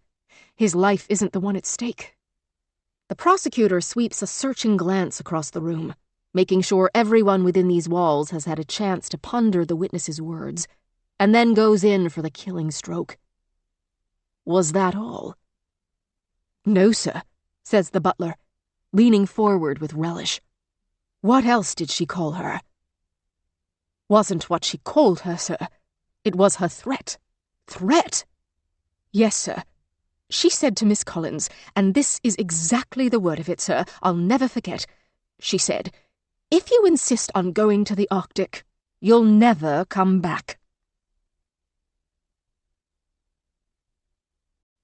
Chapter 6. Virginia. The Collins House, Boston, April 1853. Caprice smelled like money. Not the blood-tinged scent of copper pennies, heaven forbid, nor the grimy stink of much-handled bills, but the crisp, almost leaf-like smell of $1 fresh from the mint. When she stirred her skirts, the smell wafted up, settled in. It was the first thing Virginia noticed about her. The second, she was as homely as a toad. The third, while she herself was probably unaware of the first point, she went to great expense to distract you from the second. When the butler showed her into the parlor, Virginia wasn't sure where to look. The velvet couch upon which Caprice was arrayed was attractive enough, an elegant lavender in color, and in a plainer room it would have been lovely. But it was flanked on both sides by chairs upholstered in a turquoise and pink floral pattern, in front of a wall striped with gold and rose in turn, and if the riot of color weren't enough, the stripes gave the whole scene an air of the circus. Then there was the rich, thick carpet, which swirled all the other colors together with ribbons of cream and green. A snarl of flowers the likes of which would never be served up together by nature. Caprice herself wore a floral pattern that clashed equally with the chairs and the carpet. The skirt of her dress was heavily embroidered with lilies. Her bodice, tapering down to a sharp point at her narrow waist, was a solid green. Perhaps she was supposed to look like a flower herself. She did not. Setting a careful foot on the outrageously flowered carpet, Virginia extended her hand to Caprice. Caprice did not take it. Looking past Virginia to the butler, Caprice said, "Thank you, Bishop. That will be all." Virginia turned her head to see the man, slim and rigid. He bowed sharply at the waist, as if it were the only point where his body could bend. Then he backed away and disappeared around a corner, still facing them until he receded from view. Virginia wanted to laugh, but she could tell from Caprice's expression that this was expected. She swallowed her amusement and waited instead for her host to speak. Once he was gone, Caprice looked up at Virginia, appraising her frankly. "So tell me, who are you?" The rich girl's glare made Virginia uneasy. If Caprice had any pretty part, it was her muted gray-green eyes. But what she did with them was piercing, not pleasing. The confidence Virginia felt with both Lady Franklin and Brooks seemed to drain away instantly. Hesitating even as she cursed her hesitation, Virginia began. "I thought Lady Franklin told you. She asked me to organize the expedition." "She did mention the expedition?" Caprice waved the back of her hand once, like a bird wing, and said, Yes, I know all that. What I mean is, who are you? Where did you come from?" "California," she replied. Caprice rolled her eyes. "No one comes from California." "People do," Virginia protested weakly. A rap sounded on the door, and in came a young woman with a tea tray. What they called tea on the trail had been brewed from acorns, somehow both flavorless and bitter. This tea tray was piled high not just with a flowered porcelain pot of tea and matching cups on saucers, but a tempting plate of little biscuits and cakes, iced with graceful swirls. The young woman arranged things on a low table, and Caprice dismissed her with, "Thank you, Eleanor. We'll serve ourselves." Eleanor backed out as the butler had. Virginia reached for a round biscuit with a perfect little flower on it and had it halfway to her mouth when she heard Caprice chuckle. In the chuckle, there was malice. "That hungry, are you?" said Caprice. "I'm sorry?" She pointed at the sweet in Virginia's hand. "It isn't generally done, just grabbing one's own fistful like that. But I suppose you do things differently in California?" Mortified, Virginia thought to put the biscuit back. But that seemed wrong. Instead, she defiantly popped it in her mouth and began to chew. When she'd swallowed it, so quickly she didn't even have time to savor the taste, she said, "Well, you did say we'd serve ourselves." Caprice's smile, like her laugh, was malicious. "I suppose you haven't been in a house like this often enough to speak the language. Here, that means that the host serves. The guest waits. It's how polite people do things. But you're self-sufficient, I see, so why don't you pour yourself some tea?" Once, Virginia remembered, a sudden vicious wind had whipped up on a sandy trail through the Sierras, blasting their party. Virginia had been shocked at how much a tiny grain of sand on one's skin, delivered with enough force, could hurt. Caprice's obvious condescension, her scrutiny, hit Virginia like those grains of sand. They should be talking about the expedition, how exciting it was to be included, how they would do what no other women had done. Virginia wanted to find out why this girl was important enough to be a required participant. She was sure Caprice was equally curious about her. They should use every minute to find out all the facts, all the warts, before such things came out on the journey. Then it would be too late. Instead, Virginia reached out for the pot of tea and found the handle so hot to the touch that she had to pull her fingers back, yelping, "Bugger all!" "Goodness," said Caprice, sounding genuinely shocked. "Now, I'm sure no matter where you were raised, you understand that sort of language is inappropriate for a social call." Virginia considered fleeing the room entirely and abandoning the very idea of the expedition. It was nearly as tempting as the tray of sweets. But she forced herself to calm down, and in a deliberately deferential voice, she said, "You know, I've decided I'm not really in the mood for tea. Please forgive me. May I sit, or is that something that also isn't done?" She stared directly at Caprice, who matched the grit in her stare, and finally, slowly, gave a nod of approval. "You're right. Let the tea cool. Let's talk about the future." "Let's." They seated themselves on the overstuffed couches. This was their last best chance to start over. So Virginia said, "So, Miss Collins, what is your reason for wanting to join the expedition?" "Wanting to join? That makes it sound like there's a question. If I am not part of this expedition, there will not be one." "Is that so?" Caprice's chin went up. "I have persuaded my father that the search for Franklin is a noble undertaking. You could say that I'm the reason this expedition is happening." Virginia answered in a dry tone. "I assume Lady Franklin would say her husband is the reason." "I suppose, in the sense that we would have no one to look for if he hadn't gotten himself lost, along with 2 very expensive ships and over 100 other sons, husbands, and fathers. But my father's money is making this female search expedition possible. That's why I'm going." Virginia's eyes lit on the striped wallpaper, the ornate and expensive surroundings. "And your family will allow it?" "It appears you don't know much about me or my family, Miss Reeve. Soon I will be curious to hear what you do know, about anything, but I assure you that if I want something, my family will not stand in my way. And I want this." "But why?" "Why do you? Why does anyone?" Caprice crossed her arms in front of her. Virginia could see her fingertips digging into the soft flesh of her upper arm, so fierce was her grip. Whatever her flaws, she meant what she said. Caprice went on, "The North is there. Few have seen it. I want to be one of those few. To be extraordinary." "There are other ways to be extraordinary." "I want this one," the rich girl said. She might have said the same words in the same voice about any number of things.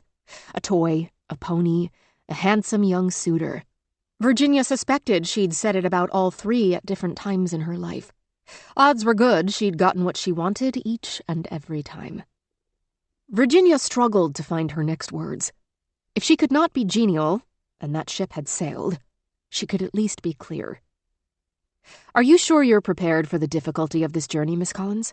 We'll be miles from civilization, from ballrooms and porcelain teacups and silk dancing slippers. I expect it'll be the hardest thing you've ever done." "You have no idea what I've done, actually," interrupted Caprice. "Did you know I'm a mountaineer? Probably the most ambitious one in the entire country. I've climbed Alps that would make your head spin. I'm used to the cold, and I'm used to hard work. I've woken before sunrise to summit some of the tallest mountains in Europe, clambered over stone, saw an avalanche rip down the side of Monte Rosa. On Mont Blanc, I collapsed from the insufficiency of the air, and after I regained consciousness, I got right back up and started climbing again. So no, Miss Reeve, I'm not so sure this will be the hardest thing I've ever done." Virginia was impressed with the litany, but couldn't let herself show it. That would feel like backing down. Instead, she pushed harder. "But we'll be on our own," she said. "No porters or guides, humping all our own gear. Once we're on the ice, hunting our own food. You've climbed all those mountains, but have you ever climbed one no one else has climbed before?" Caprice narrowed her green-gray eyes. "I don't see why that's relevant." "We will be in the complete unknown. No buildings, no succor, no one to catch us if we fall. It's like nowhere else on Earth.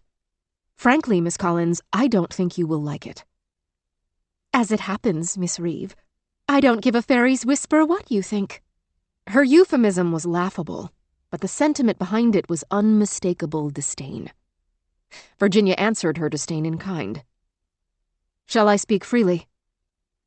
"Oh, you shall," said the rich girl, her chin up, her lovely eyes challenging in her unlovely face. "I insist upon it." "Well then, you, Miss Collins, are an arrogant, empty-headed fool." "Am I?" She seemed undaunted by the insult, the tone of her voice unchanged. "And on what basis do you make this estimation?" In these few minutes, you have made your personality very clear. All I have to do is observe your behavior. Listen to your words. I can tell already that you will not listen to me, that you will not follow a leader. On a journey like this, that habit is often fatal. Is that a threat? No, absolutely not, said Virginia, who certainly had not meant it that way. But you were not appointed the leader of this expedition for whatever reason. So once we go north, if you try to substitute your judgment for mine, the outcome can only be imperfect. Speak plainly, Caprice taunted. You said you would. If you insist on going to the Arctic, and you behave in such a careless and disruptive manner. Even as bold as she felt, she found it hard to complete the sentence, to say what she could not take back once spoken. Don't shilly-shally. Be plain. Caprice slapped a delicate side table with a flat palm, the sound of the slap high and sharp in the silence. All right, then. Virginia's voice was loud and low, sounding to her almost like a stranger's. I wouldn't give a tinker's damn for your chances. Come to the Arctic, disobey me on the ice, and I'll lay odds you'll never come back. Caprice chuckled. Something merry flashed in her gray-green eyes, which had darkened to a mossy shade in the afternoon light. With a smile, she said, Very well then, Miss Reeve. I can't say you didn't warn me, and I'll take those odds. When shall we begin? Chapter 7. Virginia. Charles Street Jail, Boston, October 1854. Has the weather turned, thinks Virginia, or is her blood just thinning? When they came back, worn thin by the deep freeze, she'd felt hot every hour of the day and night. She'd slept hot, breathed hot, lived hot. But now, even though her cheeks still burn against the cooling air, her hands and feet feel the chill. Perhaps it is the jail itself. No doubt they don't want to waste money on heat for the prisoners, although the jail has been built with all the modern principles, incorporating light and air. The cell itself is 8 feet by 10 feet and made entirely of granite. Stone holds cold, she remembers, like dead flesh.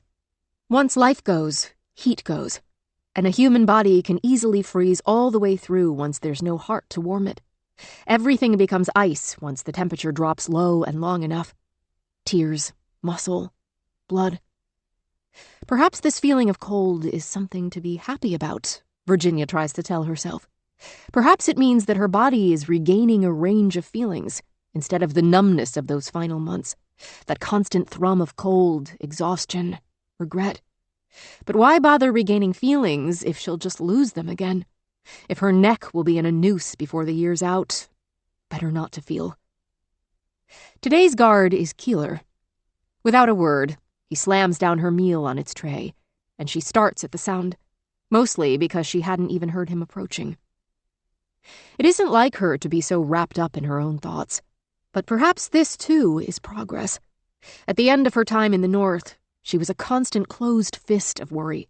She'd flinch at the faintest whisper, even the sound of a needle in hide. Anything louder frightened her clear out of her skin. She slept fitfully, if at all, and the lack of sleep wore her brittle. If her time in this lone, chilly cell had dulled her senses, so much the better. Again, she thinks of the possibility of her impending death, its breath on her neck, inescapable. Keeler speaks, his voice an irritated grumble. The grumble says, Reeve, you've a visitor. She welcomes the distraction, turning to see who he's brought her.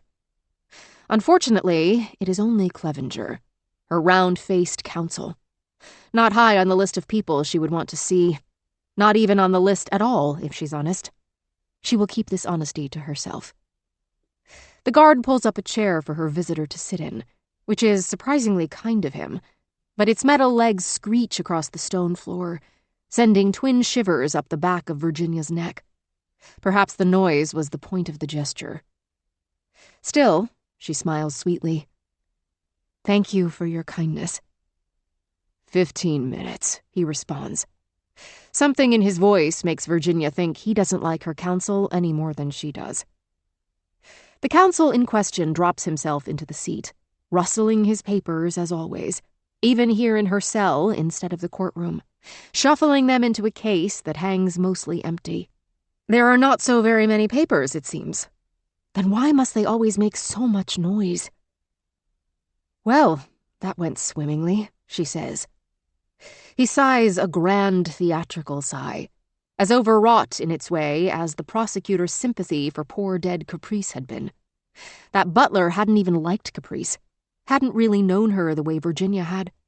Living under the same roof as someone did not guarantee you understood who they were, the limits of what they might do when the situation demanded it. Virginia herself had known people for years, and then one day discovered she'd never really known them. And the prosecutor, that gruesome bullfrog, had never even met Caprice. How dare he pretend to feel even a shred of the sorrow that Virginia feels? She feels other things too, of course, but the sorrow is still there. The sorrow will always be there. Clevenger says, "You could have told me what to expect." Could I?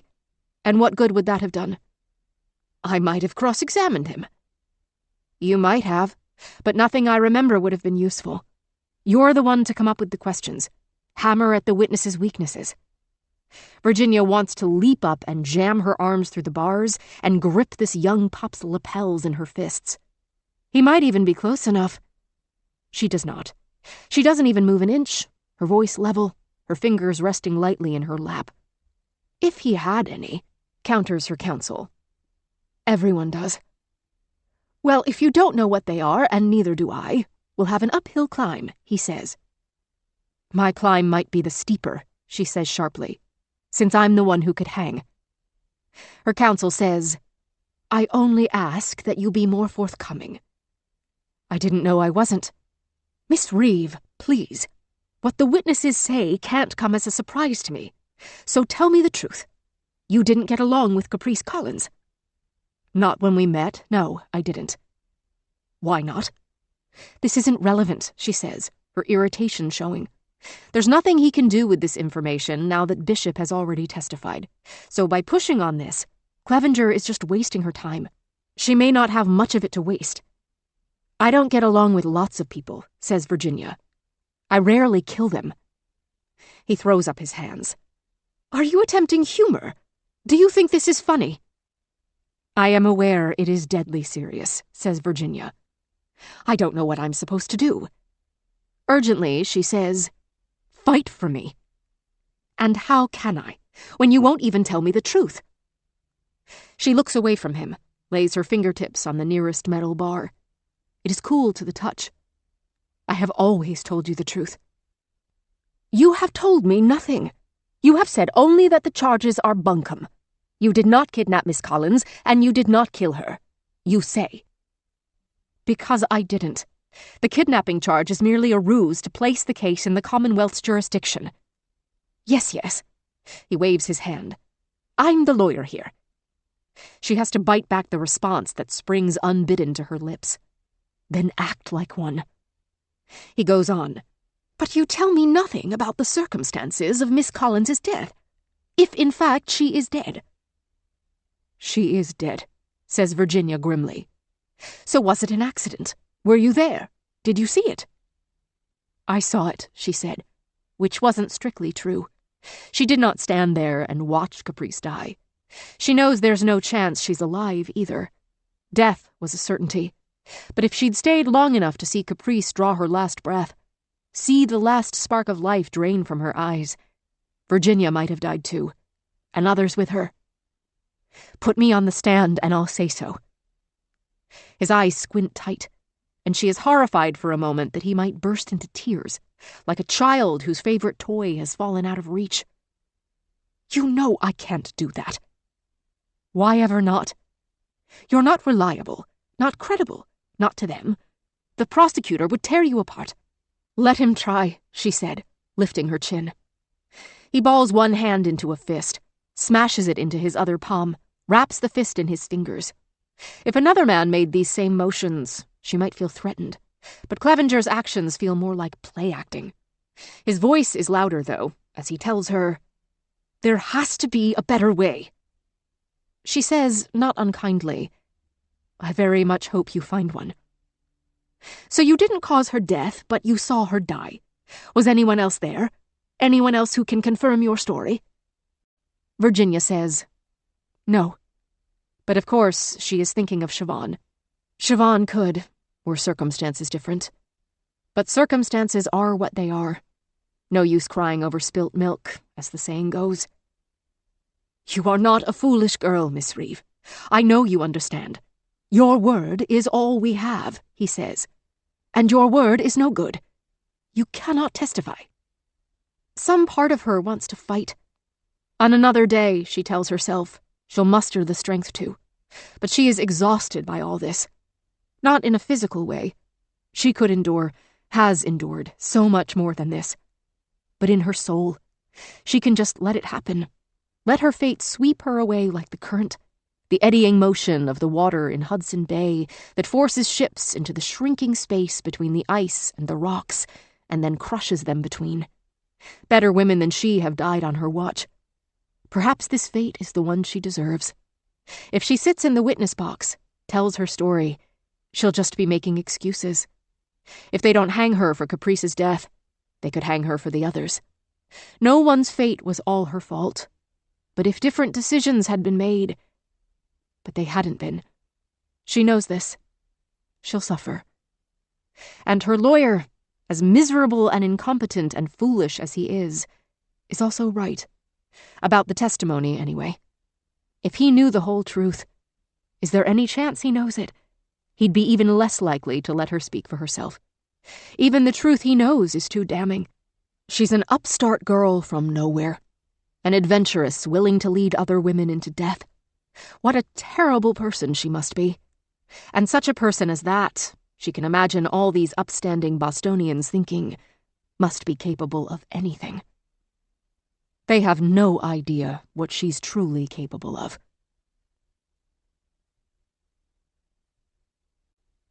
Chapter 8. Ebba. Revere House, Boston. April, 1853. Upon meeting Virginia Reeve, Ebba's first thought sang out like an unwelcome star soprano inside her head. Just who does this girl think she is? When she and Althea were first invited to America to help Lady Franklin raise funds, she'd been against it. Althea had persuaded her. She'd spun a pretty picture of the two of them sipping tea and making polite but firm requests, convincing Americans to invest heavily in the next expedition going north, carving out possibilities where the Royal Navy fell short. They'd been such ideal wives, Althea said. No person with a heart could resist their appeal. In Althea's case, of course, the appearance was reality, Ebba knew. She truly did miss James like a limb.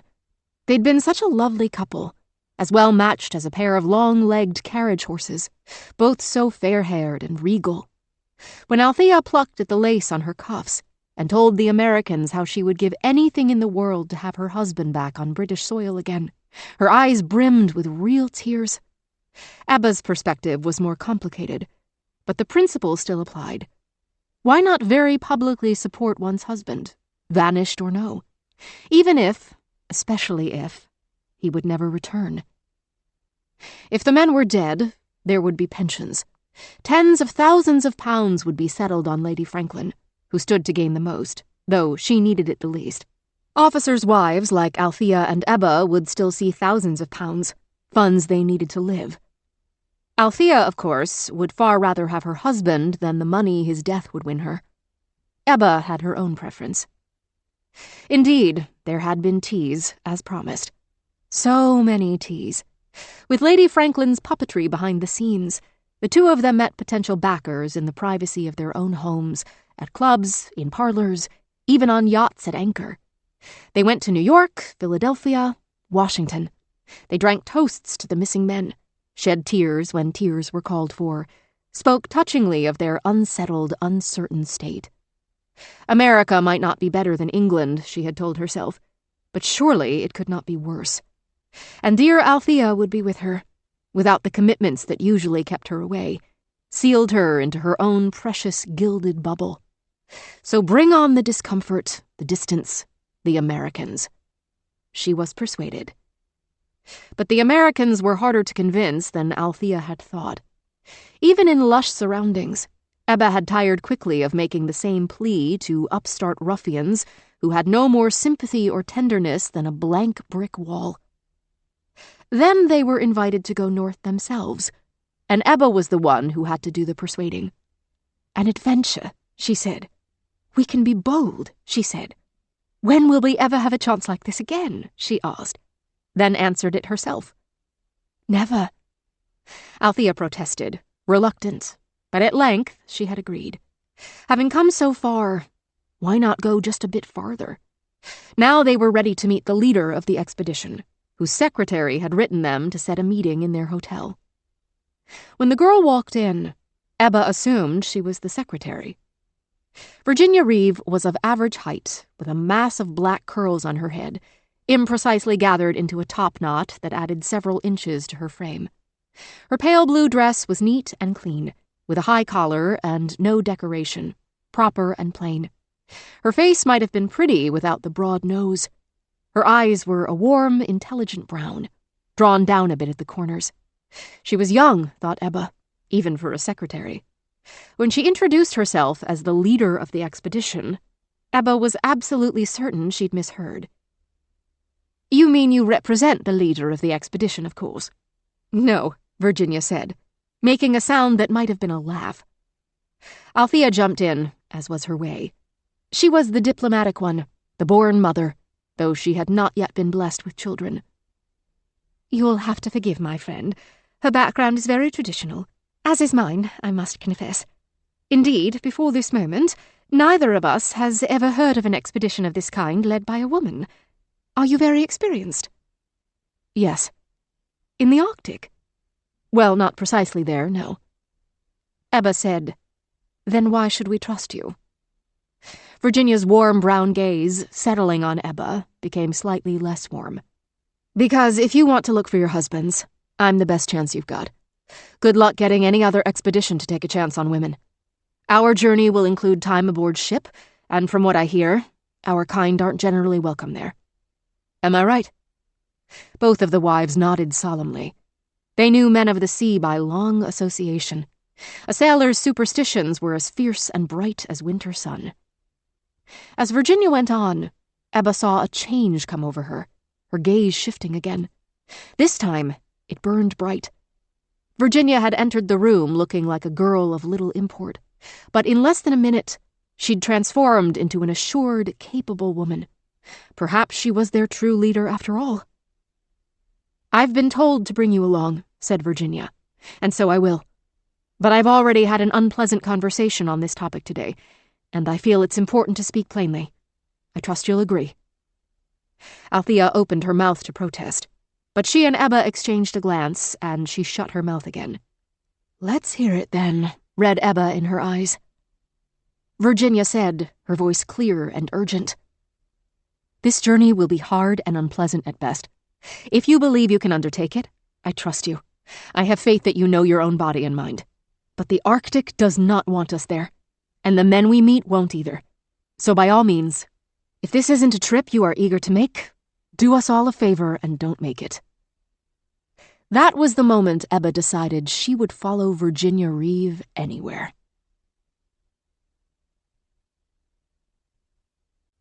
Chapter 9. Virginia. American House, Boston, April 1853. Regrets and worries swam through Virginia's mind as she walked back toward her hotel, the late afternoon light cool on her face as evening approached. The sky was clear, yet the air felt heavy, as if threatening rain. She reminded herself to soak up what warmth there was while she still could. Even June in the north would be far colder. Yet today's chill seemed to settle deep into her core. Low spirits, she told herself. Let it in. Why had she agreed to take on this far-fetched, wild enterprise? She'd led countless women and men through the wilderness, yes, But that was a wilderness she knew, and not women like these women. The well-off did not board wagon trains in hopes of a new, better life. They already had the life they needed. Perhaps Ebba and Althea were crafted of steel underneath. But at this first meeting, they looked like a pair of matched dolls in their fripperies. Althea, the fair English rose, Ebba, the porcelain-skinned brunette. An expedition like this had no need of decoration. And that awful Caprice Collins. Trouble from the first word. If she and the rich girl sniped and poked at each other even in the calm peace of an overstuffed parlor, how fiercely would their tempers flare when things got rough.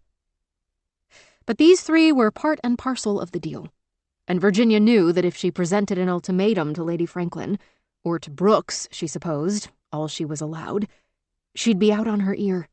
Women as qualified as Virginia to lead the party were no doubt rare, but she was not irreplaceable. Caprice's family money, on the other hand, was harder to come by. And then there were the officers' wives, younger versions of Lady Franklin herself, tied up in knots waiting for absent husbands, unable to go on without answers. What aging woman would not choose a younger version of herself to represent her on a journey she could no longer take? When Virginia arrived back at her hotel at last, she found a parcel waiting for her, and she could barely restrain herself from grabbing it out of the desk clerk's hands. Brooks had promised her files on the other members of the party, along with the logistical arrangements, and here they were. She would not meet the other women in person before they gathered in Buffalo to board the canoes for Sault Ste. Marie. A little worry mixed in with the excitement. What if Brooks and Lady Franklin had chosen wrong? What if she was being loaded up with millstones, incompetents, charlatans? Of course, they would not do so intentionally, but without the proper care, they could easily have done so by accident. It sounded like most of the other women had been found strictly by correspondence, placing discreet advertisements in frontier cities and combing local newspapers for figures of interest, and there was certainly room for error in that technique. Virginia took the parcel to her room, opened it, and spread the contents out on the sitting room's low table. To be contrary, she did not look through the files of the women first, but the arrangements that had been made for their transport.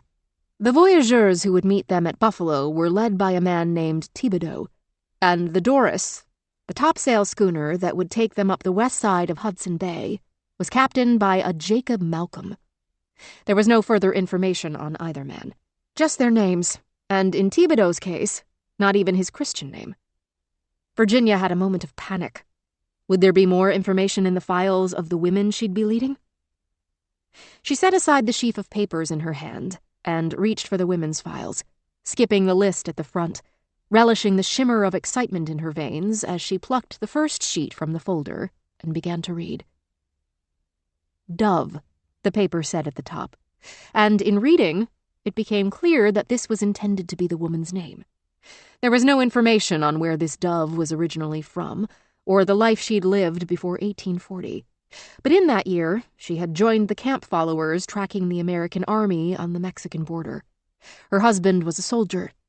When that husband was killed in action, she married another. Funny, thought Virginia, how decisions that must have been devastating at the time could be rendered in prose as merely factual. The file went on to note in dry, spare terms the heroism Dove had demonstrated. Initially hired as a cook, she began to nurse the wounded, even rushing onto the battlefield to retrieve injured men before their wounds bled them dry, even when gunfire still rang through the air. By whatever miracle, she'd survived and taught nursecraft to other women. Then, for whatever reason, she'd left the second husband. Of her life since then, the file gave no more detail.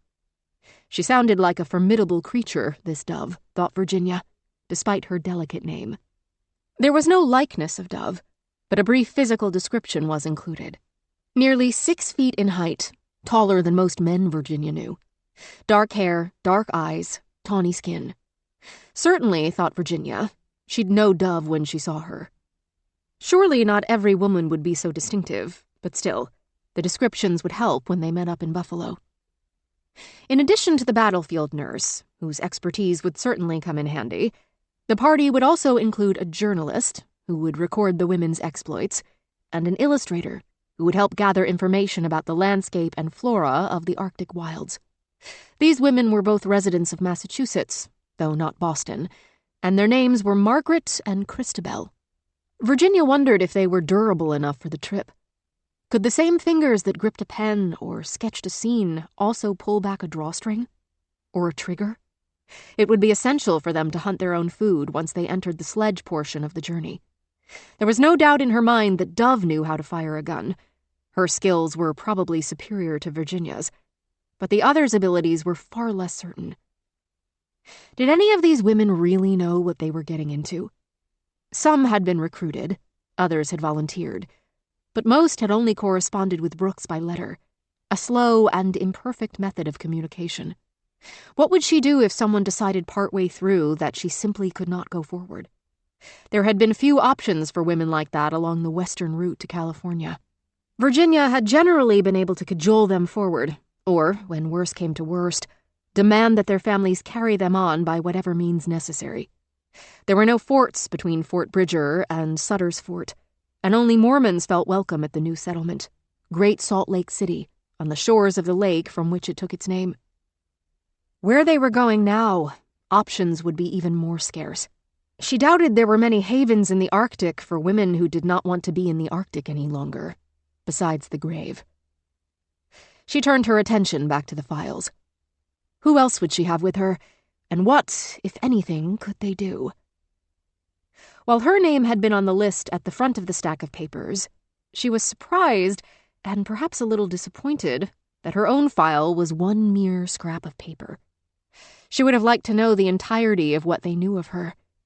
Instead, there was only the newspaper article, exactly the one she expected to see, with her name circled. Even now, she was not sure whether to be angry at that girl reporter or grateful. Could she have just retreated from the world after Ames's death? Would she have gone back to her family, reconciled with them? Perhaps. She had to pull herself back from wondering. She flipped over the article with her name on it and read on. Next, she read with curiosity about Irene Chartier, a woman who by all rights was more qualified for the expedition than Virginia herself. She had lived for 10 years in the Canadian territories, frequently journeying into the wilds with her trapper husband, and she was familiar with the languages of several groups of Eskimo. Virginia wondered why the role of leader hadn't been extended to Irene. Or perhaps it had, and for whatever reason, the woman had refused. It seemed Irene could become a powerful ally, or, if she chose, an enemy. The last file was for an Anne Montgomery, and her biography was brief. Anne lived on a farm in northern Michigan and had made quite a name for herself breeding, raising, and training sled dogs. "You don't need to know nothing else about me," she was quoted as saying in her local newspaper. "Nothing else to know but the dogs, and they're the best dogs on the continent, bar none. That you can print." Virginia could not mistake her importance. Some overland journeys in the Arctic used man-hauled sledges, and others used dogs, and it seemed the women's expedition would be at least partially dog-powered. They would need Anne's expertise to keep them going. That was it. 9 women, 9 files. But then, as she flipped the pile over and looked back at the first sheet, Virginia noted something curious. The ghosts of each of their names, as if another piece of paper had been overlaid on this one, a list written on it in a firm hand, and then that piece of paper removed, leaving the hard-pressed marks of each letter behind. A faint set of impressions echoed the one in ink. Only on the ghost list, there were 10 names instead of 9, with a single line struck through the very last one. Margaret Bridges, Irene Chartier, Caprice Collins, Dove, Ebba Green, Christabel Jones, Anne Montgomery, Althea Porter, Virginia Reeve, Dorothea Rossett. Immediately, Virginia stood. This Rossett woman had clearly been considered as a potential member of the expedition, but had been removed from consideration. Why? Was that why Virginia was invited to bring 3 choices of her own? Because several had been struck from the list at the last minute? Brooks had made it sound flattering, the idea that they'd left some room for her to choose her own lieutenants. But when she thought about it, that couldn't really be the reason. It had taken months to get Virginia here. They must have known that anyone she'd had experience working with would still be out in California, a continent away. Was it a trap?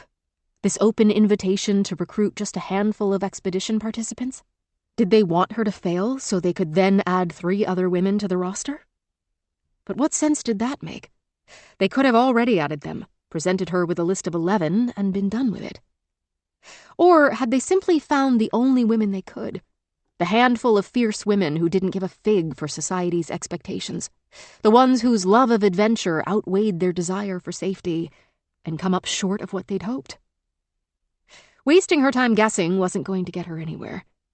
But she had another, better idea. Virginia buttoned her collar all the way up, tugged on her only pair of gloves, and went downstairs. "I'm wondering if you can help me with a particular errand," she said to the man behind the front desk. "It would certainly be my pleasure to try." "I'm in search of a family friend who lives nearby," she said, "though we lost touch some years ago. While I am staying here, I thought I might try to reach out."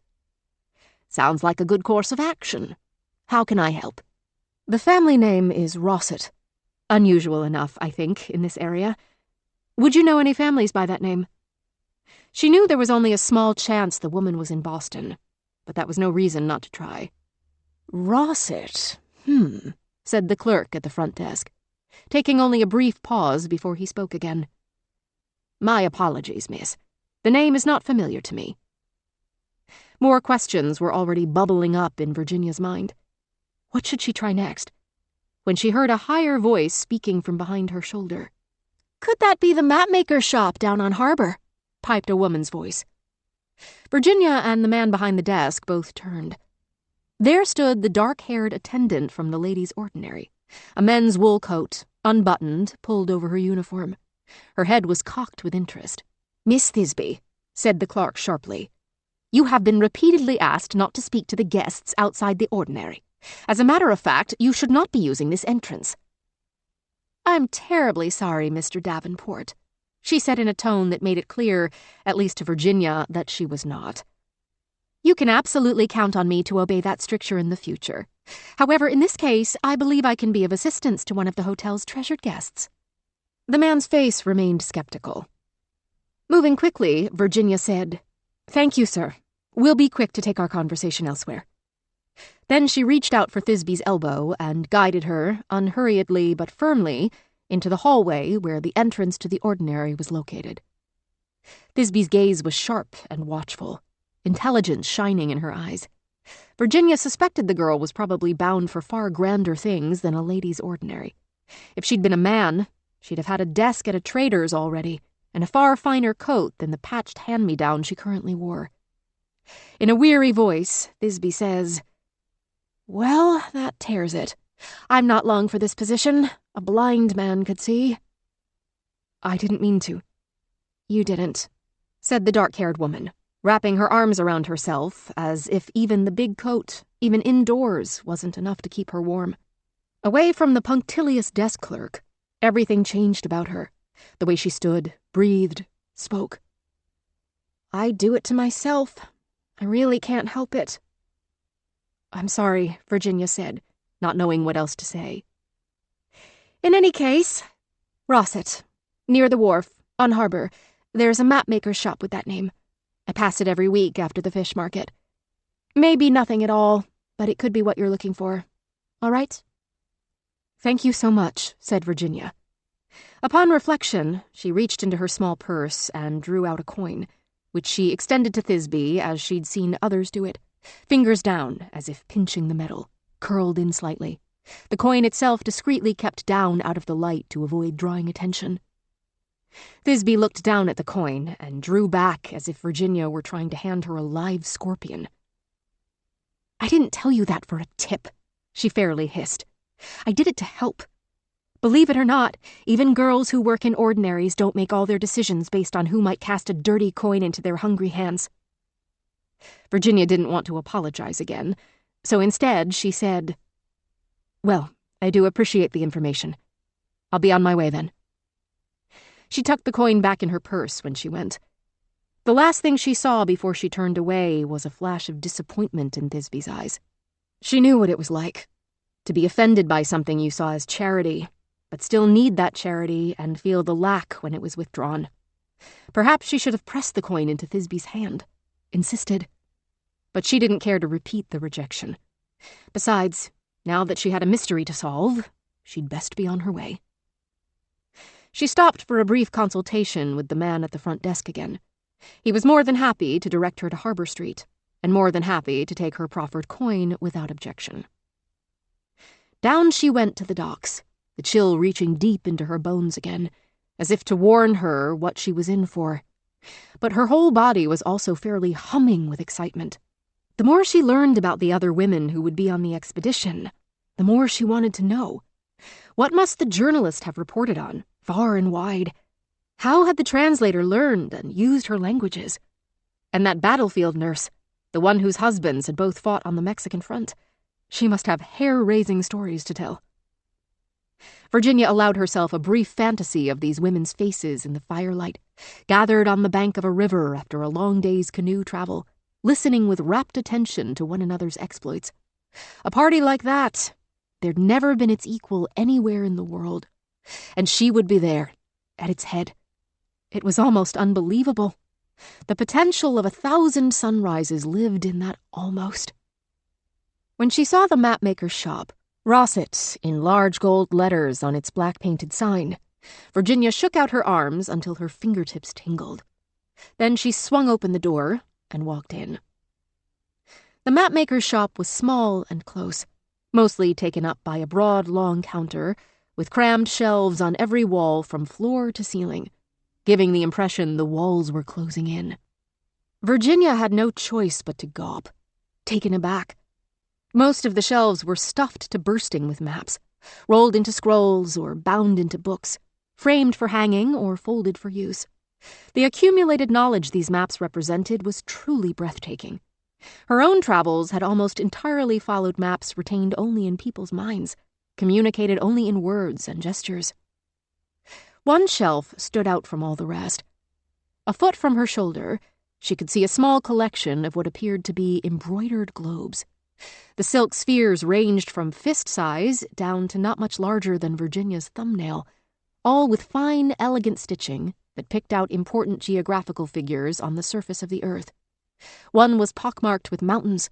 Another sported only the names of oceans and seas, white thread bright against the loveliest blue silk Virginia could remember seeing. She could not help but step closer, then closer still, trying to make out the features of the smallest one, which gleamed a rich purple under its thickly embroidered pattern of silver. "I see you are drawn to things of beauty," said a woman's voice, with an unmistakable mournful note. "Sadly, beauty is not what interests the world." "It interests me," said Virginia. The shopgirl came forward, but she wasn't like any shopgirl Virginia had seen. She was older than Virginia, for one thing, not a girl at all. Yet there was something very young about her. The mapmaker's daughter, Virginia assumed. Men who had the choice of who to hire in their shops hired smart men or pretty women. This woman had a long nose, close-set eyes, and frizzed hair that somehow gave the impression of being every color at once. Her clothes were somber and worn, in stark contrast to the elegance of the silk globes Virginia had been examining. Virginia told the woman, "Your shop is lovely." "Glad you like it," she responded, leaning her elbows against the long counter. "Wish more did." "Business isn't good." "Business isn't," the woman said grimly. "My father's health keeps him from the shop, and I'm sad to say I don't inspire confidence in the same way he always has." "Did you make these?" Virginia gestured to the silk globes. "I did." "Well then, I find you delightfully inspiring." "I suppose that's because you care more about what's between my ears than under my skirts." Virginia laughed, a little shocked at the woman's directness, but amused. "Well, yes, that's true. Rare's the mariner who'll come to a woman for his maps, no matter what shape they come in. And my father knows it, but he's got no sons, so it's either put me in the shop or close the shop altogether. So far, you see what wins out." "I'll buy a map from you," Virginia said. "Maybe even several." Won't keep you afloat forever, but it's what I can do." "Much appreciated, miss. I'm Dorothea Rossett," she said, extending her hand to shake. "People here call me Doro." Virginia shook it. "Virginia Reeve." "Pleasure to meet you, Virginia," she said with a bright sincerity. "So what sort of map do you think you'll be needing? An expensive one, I hope." "Well, we're headed north." "How far north?" "As far as it takes," Virginia said, feeling like it was a bit of a boast. "Into the Arctic." Doro cocked her head. "Do tell. Over land or sea?" "A bit of both. Travel by ship up the west length of Hudson Bay, then by sledge toward Victory Point." The change in the woman's face was immediate. The light in her eyes flashed, as if someone had lit an unseen gas lamp inside the dark shop. "Fascinating. That would speed the miles. Where do you plan to disembark in Hudson Bay? Repulse Bay, perhaps? Or Chesterfield Inlet, perhaps, to use the river?" Something unfurled in Virginia's chest at the words, some kind of hope, like a small flower. She had read these words before, seen them spattered across the maps, but Brooks was the only person she'd ever heard speak them aloud. It felt like a modest miracle to hear them from another woman's lips. Everything felt infinitely more real. "Repulse Bay," said Virginia, unable to hold back a grateful smile. "Bold," said Doro, slapping the counter, returning her smile. "I like it. Don't you love the place names up there? Repulse Bay, Fury Strait. The very maps tell you what you're getting yourself into. No illusions there." "Have you been?" asked Virginia tentatively. "Oh, me? No. But I've made rather a study of the ice. Read everything I can get my hands on. Those British sure like to write about everything they've seen. Especially if they overwinter or if they're sailing back home. Nothing but time to write. But tell me, are you a captain's wife? What's the purpose of your journey?" Virginia weighed exactly what to tell her and decided to keep it vague. "We're looking for someone." Doro slammed her flat palm on the counter again, this time harder, and it made a noise like a shot. "You're going in search of the man who ate his boots! Franklin!" Virginia was startled. "You know who Franklin is? Is that what he's called?" "You don't know the story." "I know a story, not the boots part." This wasn't his first trip. Doro leaned forward with obvious excitement. Went overland in 1819. Didn't go well, that journey. Took 3.5 years to find their way back to civilization. Not all of them did either. Left with 20 men, came back with 9. Starved to the bone. And when you haven't got anything left to eat up there, you chew leather. Like your own boots, which Franklin did. "Sakes alive!" exclaimed Virginia. "Not enough alive," Doro said. "But that seems to be their pattern over there, to keep the men encouraged to go, whether or not they come back with anything useful. Anyone who makes it back gets a promotion and a prize. So others will try." "Try and fail," Virginia muttered. "Well, yes. It's funny, now that I think of it. Had a man come in a week or so back, asking lots of questions about what I knew of that part of the world, then asked to talk to my father." "What happened?" "Nothing," shrugged Doro. "My father said he couldn't get the man what he wanted. Just funny. Life is full of coincidences, I suppose." "I suppose," echoed Virginia, who knew that there were, although in this case, what seemed like coincidence to Doro was not. "But I've got a great map of that area, based on Ray's overland survey. Now he's an explorer. Knows what he's doing. Read him. His work's stunning. Not the words themselves, he's an atrocious writer, but what he writes down and about what he did. The amount of ground he covers, fast as the wind. He lives on the land as he goes, keeps the party small, trades with the local Eskimo for supplies. Hold on, I'll get it." She lifted an invisible panel in the counter and passed Virginia on her way to a shelf. As Doro searched, Virginia pondered. Clearly, Brooks had considered this young woman for the expedition, but he'd dismissed her. Why? What had happened during the conversation with her father? She couldn't ask, because it would seem too strange. But maybe she didn't need to. Brooks had chosen not to include Doro. That didn't mean Virginia had to make the same choice. "Here," said Doro, fetching the map down and spreading it out. "See here, this is more detail than we've ever had north of Repulse Bay. He trekked overland up the Melville Peninsula, north almost to Fury and Hecla, then back down and across the Simpson Peninsula too. What did you say his name was? John Ray. Wintered up there too, without a ship, if you can believe it. First man to do so. As she spoke, jabbing here and there with her finger, the young woman's face was aglow, her body fairly vibrating with excitement. Then she looked Virginia full in the face. He was the first white man, so they say, to see many of these places. Do you have your heart set on being the first white woman? Not exactly, said Virginia. My patron intends that we search out Franklin first and foremost. Well, that's almost as good. Wouldn't mind finding him myself, were I to head up that way. Who's your patron? I'm not to share the name. I'm sorry. She realized she was in danger of telling this virtual stranger everything. It was just that she could tell Doro understood, and she had not, since Ames, felt understood. Is he American? British? I heard there's an expedition out of New York that some merchant captain intends to run. More big ships through Baffin Bay. But if that was where Franklin was, British would have found them by now. Your patron, does he have a better idea? Well, She, interrupted Doro. Dare I, is it, I won't ask, but she. Virginia wanted to smile, but decided to keep a straight face. She wants to send 12 women north in search of Franklin's ships. The Erebus and the Terror. Precisely. This will be the opposite of previous expeditions in every way. Small and agile. Over land instead of sea. Instead of men, women. Of course. And you can go everywhere these other parties couldn't. Live off the land for longer, if you've got good hunters. That's what Ray did. You said going by schooner to Repulse Bay? Now, even in summer, that bay is full of ice, so you've got to cling close enough to the shore to avoid the ice boulders, but not so close that you run aground. Shallow beds there running miles out from shore.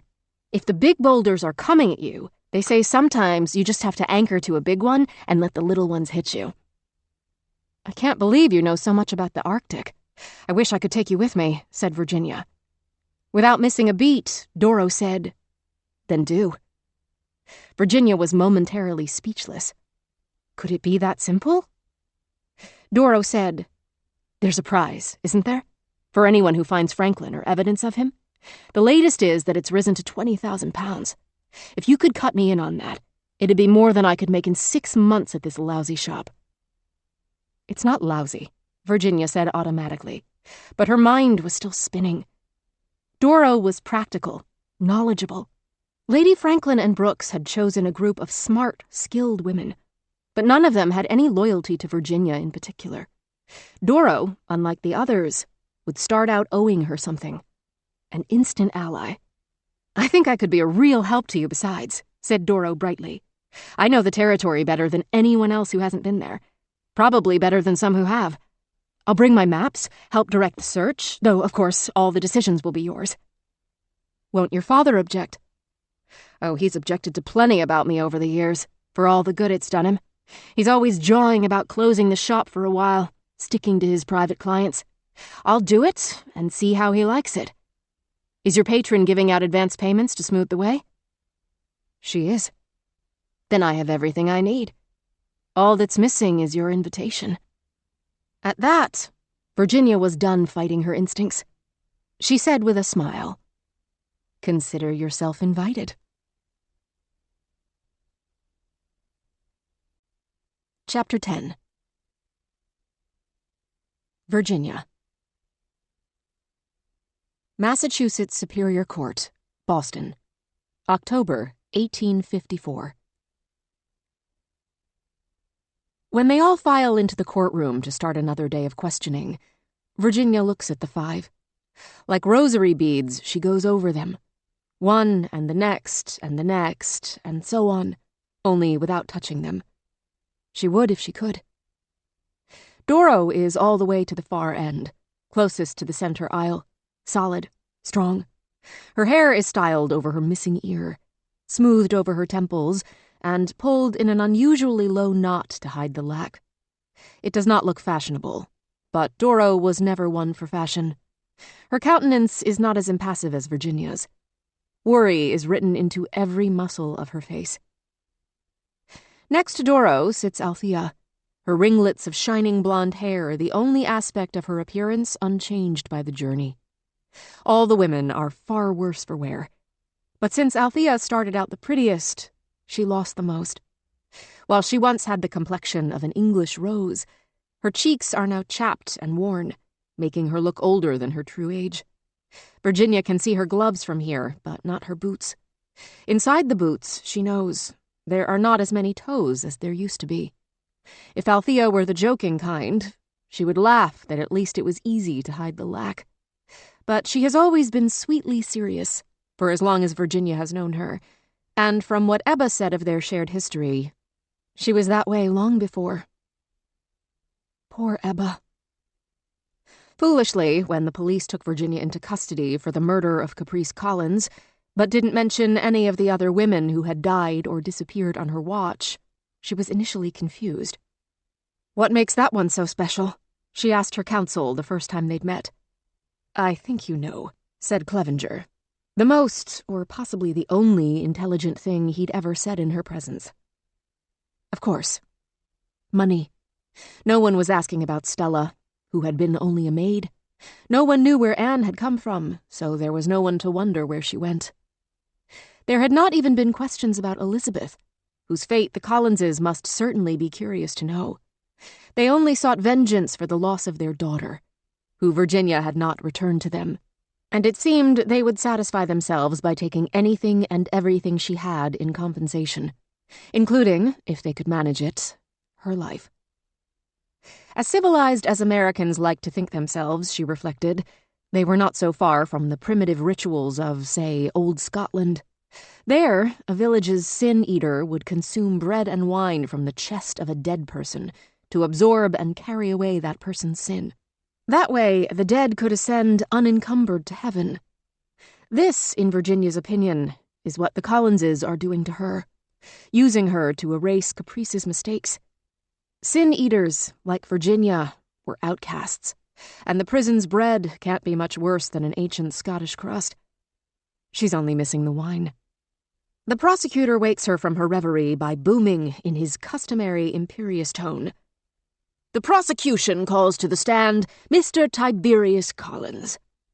Caprice's father is a smaller man than Virginia thought she recalled from the one time they met, but every inch of him looks the born aristocrat. Slim-hipped and perfectly fitted in a fabric that even Virginia can tell is a fine weave of rare quality. His hair is paler than his daughter's, his complexion a touch darker, though still no darker than an egg's shell. He does not have her lovely gray-green eyes, which must have come from her mother's side. His eyes are dark blue marbles in his patrician face. His hands are soft. He takes the witness stand with a rough energy. Even the way he stands is commanding. Virginia does not want to hear what he has to say, but she will have no choice but to listen. Penance, she thinks again.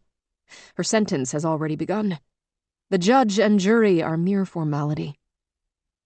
"Sir," begins the prosecutor, "I am so sorry for your loss." "Thank you," says Mr. Collins stiffly. "You are kind to say so. My wife and I are grateful for the support we've received from the community. In the wake of this disaster—" "Yes." "Could you tell us about Caprice?" "I could tell you everything." "Yes." The prosecutor allows himself a mirthless chuckle. "Of course. Let me be more specific. Could you tell us about her personality, how she spent her time?" "She was an excellent daughter. My wife did a superb job raising her." He leans forward, indicating someone in front of him in the crowd, and Virginia realizes it must be the wife he's mentioned. Without moving her head too far, she doesn't want to be seen gawking. She manages to catch a glimpse of the woman. With the angle, it's hard to make out the features of her face, which she has raised a handkerchief to partially cover, but her jewels are plainly visible. She wears a spectacular necklace of gleaming pearls, 3 strands, if Virginia's not mistaken, interrupted with inky jet beads, perfect spheres. Virginia is momentarily distracted, wondering how many pounds of pemmican one could trade for a necklace like that, but she forces her attention back to the witness. "She was a gem," Mr. Collins concludes. and she never gave us even the slightest cause to be ashamed of her. Some would say that she was unconventional, the prosecutor says, his tone a bit more critical. She wasn't married, despite her age, and she had some unusual hobbies. Yet this didn't change your good opinion. The fact that Caprice's father is not charging out of his seat, shouting at the prosecutor for impugning his daughter's legacy, is the tell. Virginia sees it all clearly. They have planned this, rehearsed it, down to the gnat's eyelash. The prosecutor will air all Caprice's dirty laundry so her father doesn't have to, and the old man will claim he never had any second thoughts about his daughter's reputation, even though those are all lies. Virginia knows how Caprice's father felt about her. She heard it from Caprice herself. My good opinion of her was unblemished.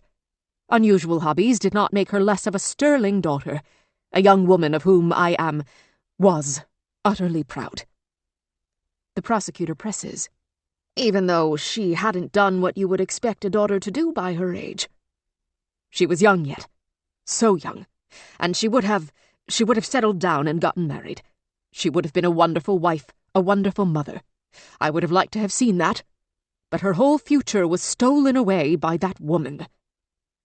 His trembling finger points at Virginia, and even though part of her wants to roll her eyes at the cheap theatricality, there is also something terrifying in that accusing finger. She feels like a Salem witch on trial. Those women were innocent too, she recalls, for all the good their innocence did them. Mr. Collins is saying, my daughter never would have gone with this stranger willingly. Someone without pedigree, without reputation? Never. How do you think she did it? Asks the prosecutor, sounding more than mildly curious. God only knows, the witness answers darkly. There's nothing to which people like this won't stoop. Perhaps she had some associates threaten Caprice, threaten us, her family. Caprice would have done anything to keep us safe. I think that may be why she went. Virginia wants to leap up and shout, lies, lies, all lies.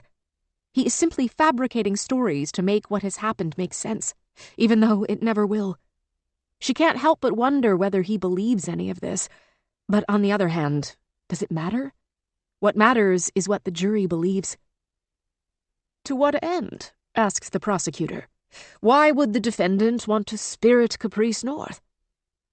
For one thing, Caprice was an excellent climber, proven to be able to withstand hardship, so any party of adventuresome women would be incomplete without her. An intelligent organizer would have put her at the head, in fact. But I think they were using her just to get our money. A great deal was taken from our accounts. We believe a male associate of the defendant impersonated me to make those withdrawals. Wouldn't they have spent all the money on this expedition? What expedition? Guffaws Mr. Collins. I am not convinced there ever even was a party to the north. The prosecutor speaks Virginia's thoughts when he says, there will be witnesses who say so. But how are we to know whether they can be believed? Mr. Collins takes his time, letting his words sink in. Unless you know where someone comes from, their family, how can you know whether to trust them? I don't know these people. I don't know what their word is worth. If anything, adds the prosecutor helpfully. Judge Miller says simply, counsel. His voice is perfectly steady, but it might as well be a growl. The rebuke is clear. Go on, please, Mr. Collins, the prosecutor says, signaling that the judge's message, however subtle, has been received. If there was, begins Mr. Collins, but trails off, reconsiders. But no journey of hers would have ended this way. It wouldn't. My daughter was headstrong, but she was a survivor. A loud sob erupts from the gallery. Mrs. Collins, no doubt, with her kerchief and her gems. The silence after the sob hangs in the air for a moment. No one calls attention to it. The sound does not repeat. Mr. Collins goes on, his tone forceful, determined. No matter who else didn't make it back, Caprice should have. Caprice should have survived. So he will simply lie, Virginia realizes. That is the sum total of his strategy. He knew it all, but because he doesn't like how it ended, He'll pretend he wasn't part of it the whole time. He'll pretend the money was stolen, not given. He'll pretend Caprice was kidnapped, not sent. And if her own counsel will not protest, why doesn't he protest? There is nothing Virginia can do. Not until the Collins family decides that she has suffered enough. And she reminds herself that yes, perhaps it's right that she suffers. This was the decision they made to keep this secret, no matter the consequences. So she bears it, her face a mask, her heart thumping inside a chest that might as well be made of stone. She feels like stone most days anyway. After Tiberius Collins testifies, and it is time for her to go back to her cell, this time she does not look at the 5 women in the front row. She can think only of those missing. They should extend to the right and the left. They should take up an entire row. If the women of the expedition have to be here at all, watching her fight for her life, or refuse to fight, they should all be here together. Anne with her gruff focus, Dove with her arrogant swagger, Elizabeth with her ever-watchful eye. Yes, even Caprice with her bluster and that nasty laugh she sometimes had. The one Margaret once likened to hot vinegar. They should all, one way or the other, be together. As she shuffles back from her wooden cage in the court to her iron and granite cage in the jailhouse, the one who consumes her thoughts is Siobhan. Siobhan, with her smattering of freckles like tiny glowing suns. Siobhan with her capable hands. Siobhan, one of the only women on earth who could stand up in front of this room and swear to the absolute, absolving truth. She saw exactly what happened between Caprice Collins and Virginia Reeve out there on the ice northwest of Repulse Bay. Siobhan, who had cried with her, laughed with her, starved with her, as the sunlit nights gave way to colder, dimmer days, and the light itself waned into nothingness. Siobhan, who is not here. Chapter 11. Siobhan. Harborside, Boston, April 1853. The classmates spilled out of the front door of the tavern and into the street, raucous and wild. They were drunk enough not to notice that one of their number, the stout young one they knew as Perry, Christian name Sean, not that they used Christian names, was not nearly as drunk as the rest. And Perry was an excellent actor, pretending to be woozy, shouting along with the crass drinking songs, letting out a well-timed belch. She'd honed her craft well. There was too much at stake if she didn't. The young men at the front of the pack straightened themselves up, dusted themselves off, laughing. Warren, who'd gotten them ejected from the tavern, called back to the rest. "Their loss. Shall we progress to the Green Dragon?" "Long way up to Union." "But the barmaid there is sweet on me. 2 ales for the price of 1. Warren held up 2 fingers to illustrate, squinting to be sure of his count. Without asking for confirmation, he proceeded, though the young men toward the back of the pack were still milling. The group began to stretch out until they were only loosely a group, flirting with the edge of entropy. The one they called Perry dragged her feet. She'd taken a risk joining them in the first place.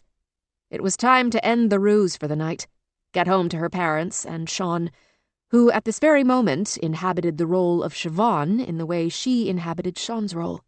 They shared a fear of discovery for each other as much as themselves.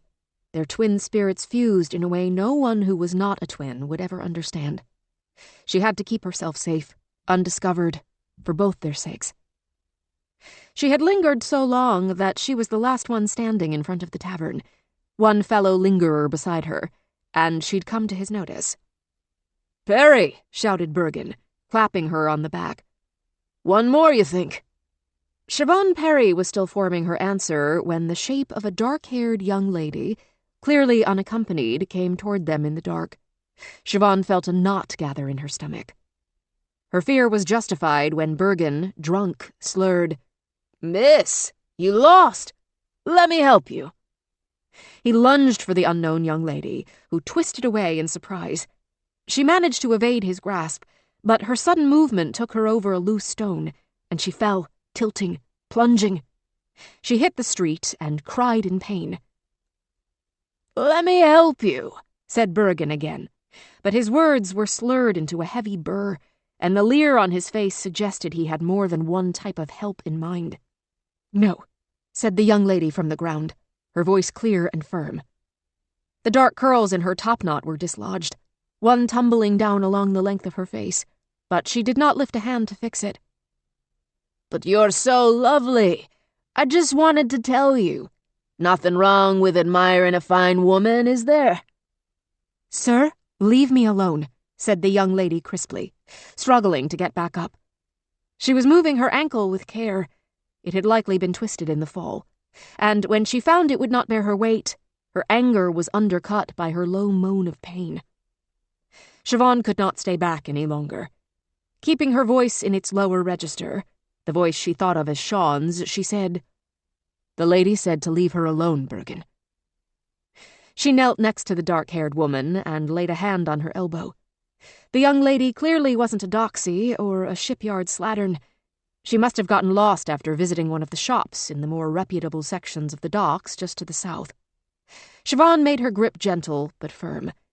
She didn't want to scare the young lady any more than she'd already been scared. But she didn't want Bergen to make the situation worse either, so she had to lay claim in some way, as a man would. "Begging your pardon, miss," she said in Sean's voice. "I am a medical student at Harvard College. If you'll agree, I could take a look at that ankle, make sure it's not seriously injured." Before she could answer, Bergen was squatting next to her, so close she could smell his ale-laden breath. Now, Perry, I'll handle this. Miss, ignore him. I'm the man you want. I've looked at more women's ankles than I can count." "It's true you can't count that well," muttered his classmate. "I don't think she's looking for your kind of attention." "Women love my attention. I ain't had no complaints." The young lady looked back and forth between their two faces. Siobhan kept up the pressure on her elbow, steady but light, willing her to make the right choice. Bergen butted in again, saying, "Don't let this one fool you. He's a lady killer for the ages. Just wants his own private viewing." Raising her chin, the curly-haired young woman said defiantly, "No one views anything I don't want them to. Not unless they want to lose an eye. Or both eyes." "Ho-ho," said Bergen, raising his hands and backing away. "That kind of woman we have here, then. I thought she was a lady." "She's a patient," said Siobhan in Sean's voice. "And it sounds like if she doesn't like you, you'll be one too. How about you catch up to the rest? I'm going home from here." "Suit yourself," Bergen said with something bordering on a sneer, and then he was gone. When it was just the two of them, the young lady said, "Thank you." Siobhan took the young lady's ankle in both hands. "I apologize for Bergen. He's an oaf." "I've heard worse. You don't need to apologize for your friend anyway." "Oh, he's not my friend, I assure you. A classmate." "At the college?" "Yes. I endure sitting next to him and his like in lectures, but I assure you my attention is on our professors. Let me just take a quick look at this ankle. How much does it hurt?" "Only some. Feeling a bit better already." She turned the ankle gently, one way and then the other. Siobhan could feel the young woman studying her, probably seeing what everyone saw. A solid-bodied young man, clean-shaven, with graceful, strong hands. "Perry, did he say your name was?" "Yes, Sean Perry." "I'm Virginia Reeve." "Pleasure to meet you, Miss Reeve. Nothing broken, I'm pleased to say. May I help you up?" They gripped each other's hands. Siobhan was so used to planting her feet wide as a man's, she didn't have to think about it. And then they were standing next to each other. They were around the same height, Siobhan larger and heavier, a slightness to the young lady that went beyond how much space her body took up. Almost as if she wanted to take up even less space than she did, though that might have had something to do with the darkness around them, the looming atmosphere of the docks, her obvious suspicion. "May I walk you to your residence?" asked Siobhan, forcing gallantry. But this Virginia Reeve's eyes were locked on her. raking over her chin, her throat, and back to the hand she held. And Siobhan's heart began to hammer. Did she know? Began Virginia. In fear, Siobhan interrupted, words spilling carelessly from her lips. The greatest healer it's ever been your good fortune to meet. I know. Isn't that a piece of good fortune? For you, I mean, in your time of need. Even if she heard herself stumble over her words, she knew the blustery confidence didn't sit well on her. But she did not know what else to do. Run. She'd given the young woman her name, Sean's name. But she wasn't a threat, was she? Virginia Reeve took a step back, considered her words, looked around to see if anyone else was listening. They were alone. She said, with obvious care, I believe you, and I have a great deal in common. With equal care, Siobhan framed her response. What makes you say that? Oh, nothing in particular. At first glance, I'd say you seem like a very kind young man. But the journey I'm about to go on, unfortunately, no men are allowed. Indeed, she ventured, careful but curious. What kind of enterprise? An expedition to the frozen north. You don't say. Narrowed eyes, a thoughtful pause. How interesting. An expedition of women. Careful now. As you said, I would not be allowed. Someone very much like you would be. Someone with a sharp eye, medical training, the ability to adapt. If you happen to know a young woman with your skills, she would be most welcome. Women are not permitted to develop skills like mine. That is a shame.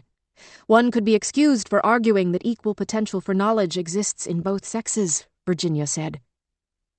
I have no female friend, as you suggest. The very idea of such an expedition was outrageous, and Siobhan wanted desperately to be a part of it. It would mean giving up her lectures for the rest of the semester, but that was no great loss. Only her apprenticeship remained after this, and if she were paired with an eagle-eyed doctor who saw through her guise, she would lose everything. Could she go? Sean would encourage her, of course, and their parents had already shown themselves capable of supporting their children even in their wildest pursuits. Virginia was watching her, waiting, her face open and trusting. Siobhan took the leap. I do, as it happens, have a sister. Virginia's eyes instantly brightened. Do you indeed? And this sister, I have taught her everything I know. I dare say she would do as well as I on such a trip. Perhaps I could extend your invitation to her. I would very much appreciate you doing so. Her name is Siobhan. It would be a pleasure to make Siobhan's acquaintance, said Virginia. Their eyes met. Perry, whether she was Sean or Siobhan, or neither or both, could not help but smile. Chapter 12. Virginia. American House, Boston, April 1853. When Virginia allowed herself to think of the very bad thing, which was not often, she tried to only think of the good that came from it. She'd discovered her faith, for one thing, which was her rock, her guiding light. She would not trade that faith for anything. From that, she learned that even in the midst of the worst luck, a flower of good luck can bloom. In those dark days, she learned to be tenacious, to never give up hope. She had seen the hopeless waste away. But mostly, she valued the very bad thing because she knew no matter what else might happen to her in all her life, nothing else could ever be that bad. In the safety of her rooms at American House, she tested her sore ankle to be sure it had healed from the incident at the docks where she'd met Siobhan. The dark memory flitted across her mind like a black stallion's shadow. She reminded herself that she would not have the skills to carry off this expedition without it. Her physical strength and endurance would be tested once they sailed north. The very bad thing had honed those too. But it was her sense of danger, her instinct for who and who not to trust, that snapped into sharp focus in those dark days she tried hard not to remember. It was that instinct that had led her to trust Doro and Siobhan and invite them along on the journey. And last night, in the ladies' ordinary, she'd asked Thisbe to join the expedition as well. She seemed intelligent and bull-headed, both attributes that would serve her well on a journey. Brooks had given Virginia only days to secure 3 dauntless women, and she'd done it. She could not help but feel a swell of pride at that. It augured well for the journey. The same instinct that helped her recognize Siobhan's feminine soul under her masculine trappings told her that Brooks was not entirely trustworthy. So when he appeared at her door unexpectedly, 2 days after her visit to the docks, she was ready for him. Brooks had told her to expect him on Wednesday, and it was only Monday, but she was still ready. Bubbling with anticipation, in fact. She was sure he hadn't expected her to find 3 ideal recruits in such a short time. For once, she felt like she had the upper hand.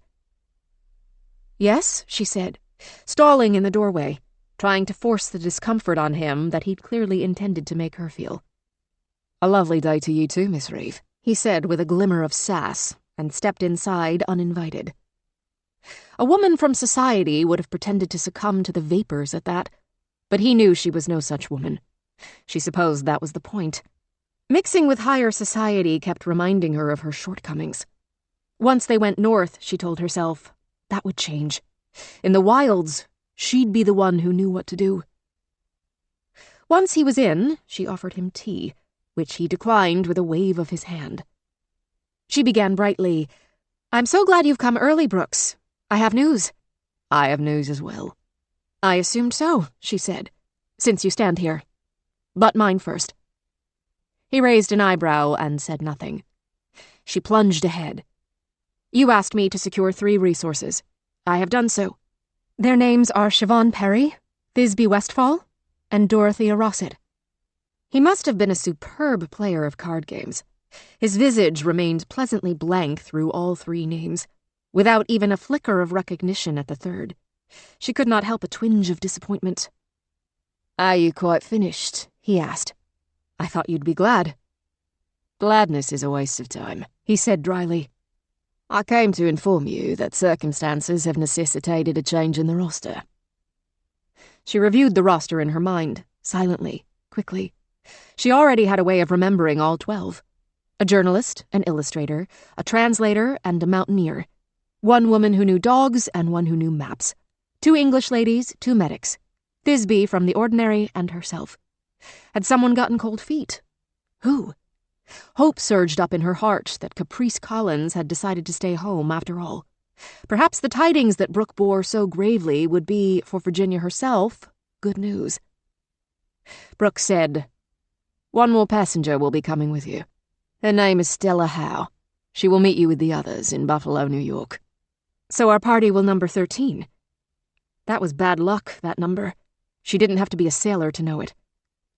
No. No? But what am I supposed to do? I have 12 already." As if he were speaking to a simpleton, Brooks stretched out his words, spacing them like posts in a fence. "It seems, Miss Reeve, that you will need to release 1 woman from the expedition." "Release one? They're not passenger pigeons, Brooks." "Tell 1 she's not coming," he said bluntly. "Anyone you like." "Caprice, then." "Any one of yours. The 3 you chose. Now it's 2.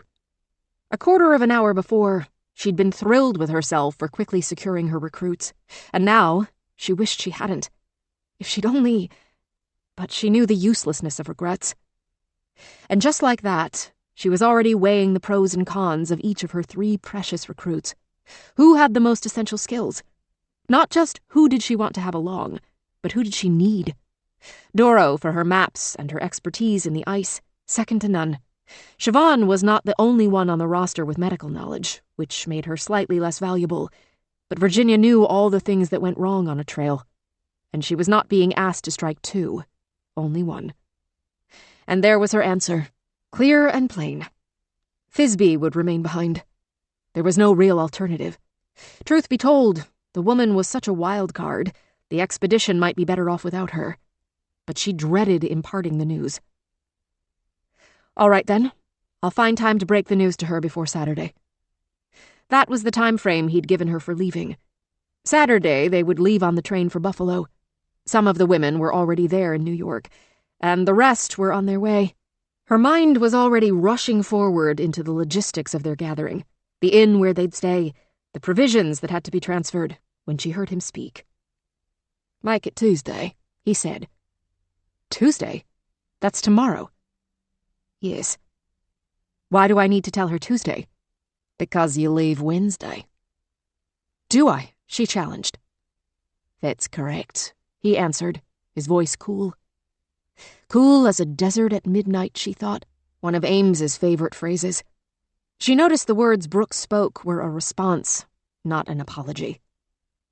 Barely were the words out of his mouth when her mind was working again. How hard could she push back? What response was most likely to get her what she wanted? That was when she realized she didn't really need more time. More time wouldn't help and could possibly even hurt. They should really be on their way, which was probably why the timetable had been moved up. But damn it all, why could the man not just say so? He seemed to have a deep, pronounced aversion to explanations. So this time, she would not ask for one. Back in Illinois, before her family set out west, she'd gone to have her fortune told by a spiritualist at a county fair. Whenever Virginia tried to ask her a direct question, "Will I find love? Will I die young?" the woman had hemmed and hawed and danced aside. "The signs are uncertain, young one." Brooks was like that. Or was he more like the wild horse she'd watched Ames try to break back in Laredo? No matter what angle Ames had chosen to approach, the horse seemed to anticipate him and sidestep, just far enough, with a contrary grace. Whether he was a horse, a spiritualist, or some combination thereof, Virginia knew what Brooks really was. A pain in the ass. But she'd be shut of him as soon as the expedition began, which, according to what he'd just told her, was only 2 days away.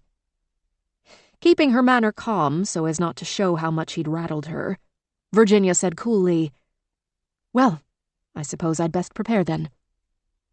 Not to be outdone, the man answered, "However much preparation you undertake, Miss Reeve, I doubt you will ever truly be prepared." She gave no answer, but as she shut the door behind him, Virginia sighed. She did not trust the man, nor did she ever want to see him again. But in this, his words had the ring of truth. She would never really be ready for this challenge. She was going anyway. Chapter 13. Virginia. Massachusetts Superior Court, Boston, October 1854. The murmurs in the courtroom are rampant today. Rapid, rippling currents that remind Virginia of the spot where the Laramie River meets the North Platte River, just beyond Fort Laramie. The rivers in Wyoming are well known for their swiftness. So, too, the whispers of gossip in a Boston court. Virginia can't make out most of the words, but she hears something that sounds like, "What's next?" And after that, she just hears those words over and over again from a dozen mouths, 2 dozen, the whole vast room. What's next? What's next? What's next? In a swirl of black robes and seeming indifference, Judge Miller finally arrives. Probably having kept them waiting on purpose, she decides, not feeling generous of spirit this morning, and nods to the bailiff to start the proceedings. The bailiff nods in turn to the prosecutor. The prosecutor, with his usual flair for the theatrical, booms, "The prosecution calls Thisbe Quinlan to the stand." Virginia gives an inner groan. She should have expected this. On some level, she did expect it, she realizes. Everything comes back to haunt her eventually, it seems. Today, it feels like the entire world is peopled only with ghosts, that all those who have ever walked the earth are still here, and the dead outnumber the living by multitudes. If this is the worst it gets, perhaps there is hope for her. She never harmed Thisbe, not really. She only withdrew something that, it turned out, was not hers to give. Was it such a sin? When the real reckoning comes for her in heaven, She's confident that this sin isn't one she'll be called to account for. Then again, her reckoning on Earth seems to be much more immediate. That one worries her. Thisbe looks smart, with a new hat undoubtedly purchased for this occasion. She has a distinct air of self-satisfaction.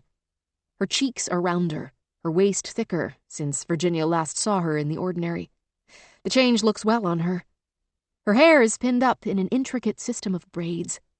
Thisbe has taken her time today preparing to be looked at. Hand flat on the Bible, she swears her oath with her chin, indeed her whole head held regally high.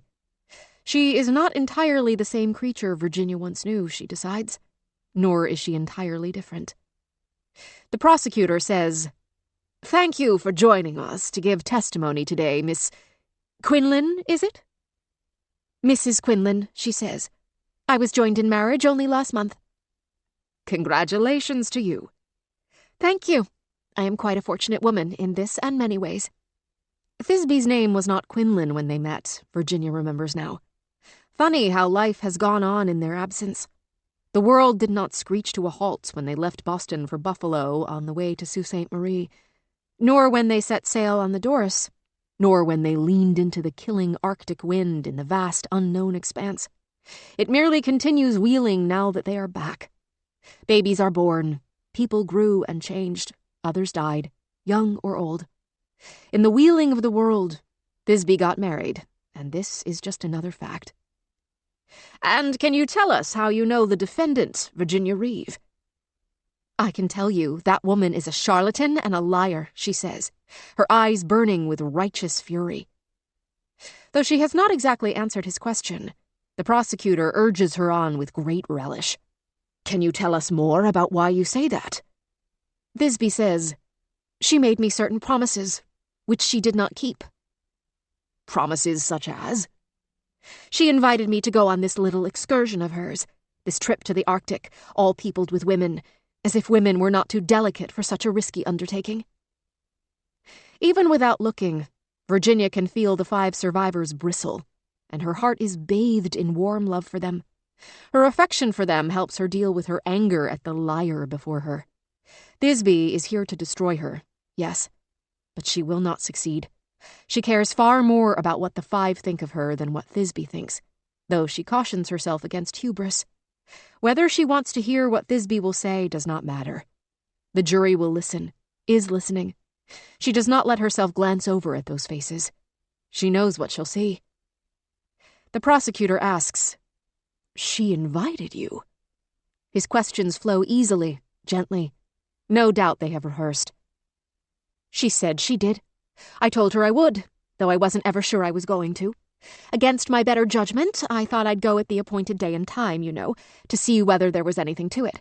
Perhaps it was a fleecing, and if so, I wanted to warn other women against it. Against her. She can be quite persuasive, you know." "Can she?" laughs the prosecutor. Virginia sees a cloud cross Thisbe's brow, a grim set to her mouth under her smartly styled hair. Conflicted, Virginia silently cheers the prosecution's witness on. Of course, Thisbe doesn't want to be made to look foolish. If the lawyer wants her cooperation, he needs to treat her with respect. Then again, how much more cooperation does he need? She has already come here and testified to the offer Virginia made her. An offer made, then rescinded. It doesn't matter that the offer was made in good faith, nor does it matter that Virginia was forced against her will to rescind it. Thisbe is here to make Virginia seem like a liar. In that, Virginia suspects, she will succeed. Judge Miller, one hand casually extended toward the prosecutor, breaks in. "Excuse me. That was, you might notice, a question. Is it a question you expect the witness to answer?" No, the prosecutor hastens to add. "Let me be clearer, please." "Please." Virginia looks at the judge with a smidge more respect than before. Is he trying to be fair? That would be a pleasant development, though she doesn't trust it. More likely, he just likes to needle attorneys who appear before him no matter which side they're on. Impartiality doesn't require the absence of mistreatment, only the application of equal mistreatment all around. Here is the question, Mrs. Quinlan, the prosecutor says, visibly working to regain his composure. So this Virginia Reeve persuaded you to join her so-called expedition, but at the last minute you changed your mind. I did not. Not every woman is a vapid flibberty-gibbet who changes her mind, sir. She is bristling now, giving the prosecutor the full force of her glare, and Virginia knows this is not in the script. If Virginia dared, she would look at the jury to guess if they see what she sees. She does not dare. I see. You did not change your mind, but you did not go on the expedition. Could you explain to us what happened? Yes. She nods and gazes around the room slowly, establishing control. Only the day after she invited me on this expedition, now a fool's errand, as even a blind man could see, Virginia Reeve told me there was no longer room for me and I was not welcome to participate. No reason given? None. And what do you think her reason was? Cruelty doesn't need a reason, snaps Thisbe. A woman who has no respect for rules, for promises, is no true woman. She is some other kind of creature. What do you think would have happened had you gone? A foolish question on the face of it, but as clear to Virginia as an alarm bell.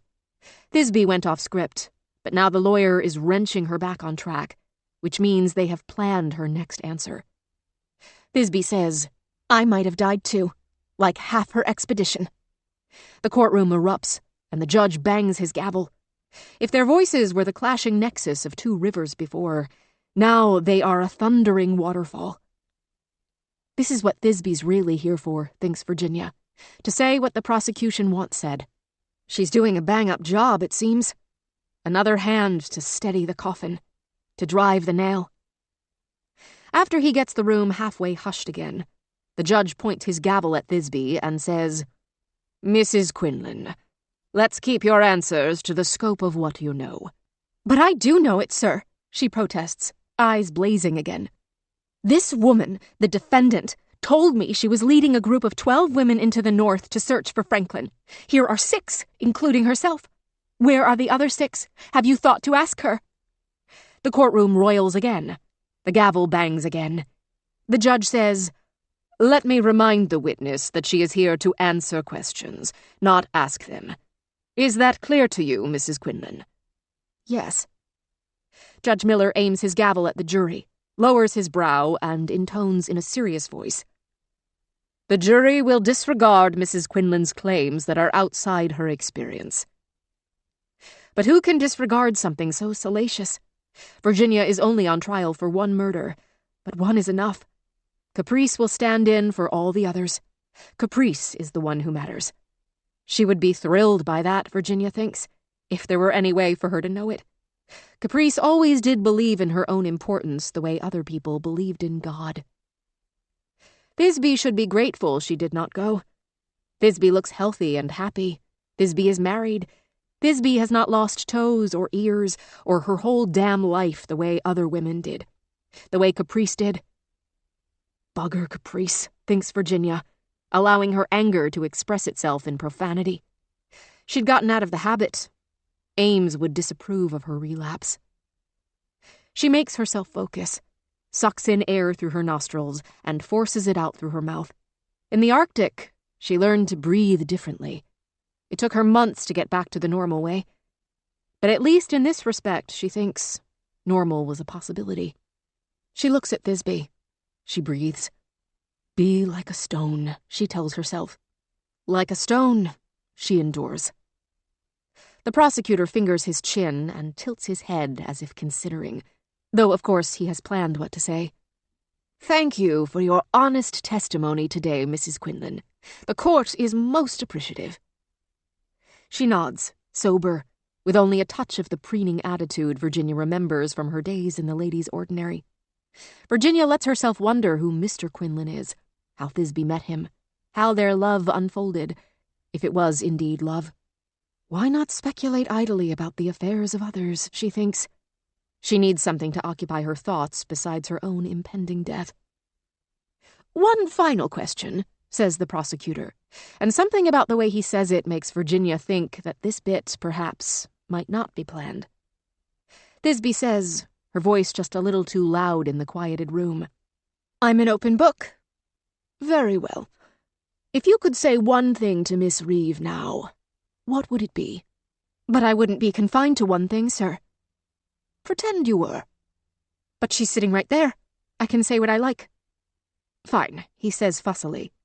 To Virginia, it seems like he's regretting the decision to ask.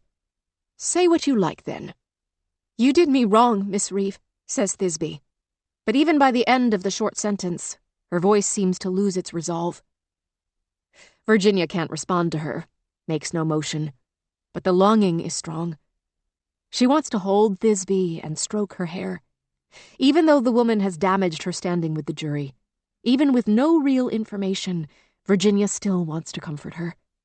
As many bad decisions as she has made, as many times as she has forced herself to choose practicality over sentiment, there is something in her that will never be able to ignore someone else's suffering.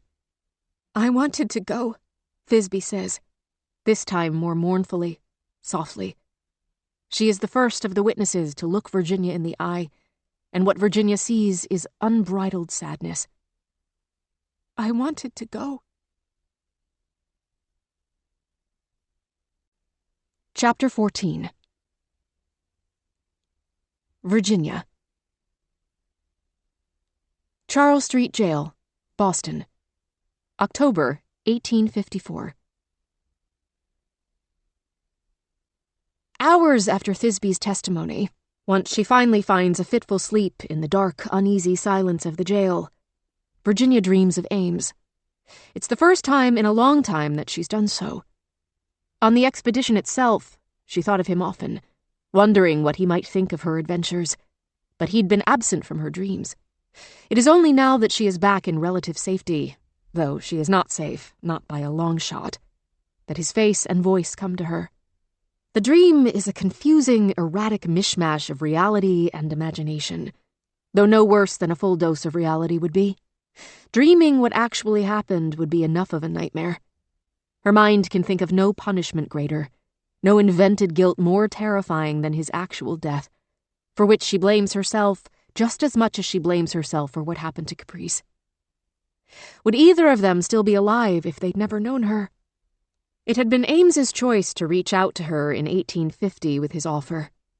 After she broke with her family and they put about the lie that she'd eloped with a Roman Catholic of whom they did not approve, Ames was her only friend. But more than that, he was her partner. She admired him for so much: his intelligence, his grit, his absolute fidelity. He was, pure and simple, a good man. If Ames had turned his back on her in the beginning, Virginia thinks, as she lies on her prison cot, his life would likely not have been so different. He'd already been a guide before they met. Without her help, he still could have led hundreds of people to California in safety, even though they'd been a great team together, even though she was the one who made the women comfortable and soothed the children and animals, and even once, memorably, talked the gun out of an irate rancher's hand.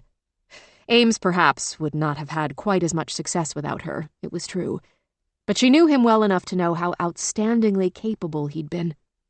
Even without Virginia, Ames would have succeeded. But at the end, his last decision, just 6 months ago, she could have changed that one if she'd tried. He'd put sentiment first, and she had let him. Now, when she considers the pattern, what happened to Ames and what happened to Caprice, she wonders if the world might be better off without her. If this knot of powerful people have their way, that is exactly what will happen. She will be hanged by the neck until her spirit, her soul, is no longer in this world. She could fight it, but why?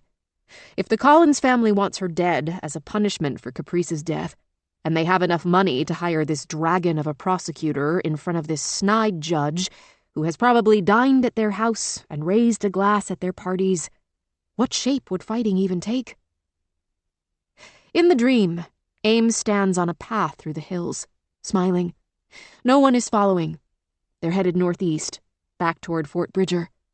It's just the two of them, scouting a side trail that has been pitched to them as a potential shortcut, a word that still sends shivers down Virginia's spine. They can take the usual southerly path, which is wide and broad, and they know what will happen if they do. They will walk through the front gate of Fort Bridger exactly 7 days from now. But Ames's wife, Gloria, will only be at the fort for 5 more days. She visits at set times whether or not Ames can be there, and it's never possible to know exactly when he will arrive and depart. Ames points toward the northerly path, which wends higher into the mountains, and says, "Let's try it." "Are you sure this is wise?" "Is wisdom the only force that guides our steps?" he says, merrily challenging, and his grin widens. "We might still not make it before she leaves," she tells him. She has to be the voice of reason if he won't. "Then we better hurry," he says, turning his back on her and setting off at a run. "Come on." He makes a game of it. She plays. Virginia hikes her pack up higher and chases after him, only a few steps behind. "Faster, slowpoke," he calls, accelerating. After a few minutes at this clip, as the climb grows steeper, they're both breathing hard. She thinks of calling out to him, thinks of asking him to pause for a moment so she can catch her breath. But she is stubborn and doesn't want him to think she's not up to the challenge. In the dream, she can hear the rushing river. Was it that loud in life? If it was, she didn't notice it, or she only heard it subconsciously. It sounded like the blood rushing in her ears. The path winds upward, and the going gets harder, the path rockier, the boulders blinding them with their high, smooth sides. They can no longer see far ahead or behind. The world narrows to the space between stones, the dirt under their feet, the sky only visible in slices of brilliant blue directly above their heads, and neither is looking up. Their eyes are on their own feet, because that is the only safe way to traverse this kind of terrain. They are pushing themselves harder, going faster than they should. Virginia knows it, but she doesn't want to seem weak, and she lets Ames set the blistering pace. But she lags, and that is the only reason why, when the land suddenly disappears and the steep, twisting path ends in a spray of loose gravel high above a rushing river, Virginia is still holding onto the boulders on both sides of the narrow path when Ames loses his footing and falls, his body turning circles in the air like an acrobat's on the long, long arc downward. And while in life there was only the blood rushing in her ears, in the dream, she hears his body hit the stones in the river. And in the dream, that sound is louder than her inevitable, endless scream. She opens her eyes in the cell, its pitch blackness obscuring the ceiling and the bars, and tries to figure out whether she has screamed aloud. The guard doesn't come, but would he either way?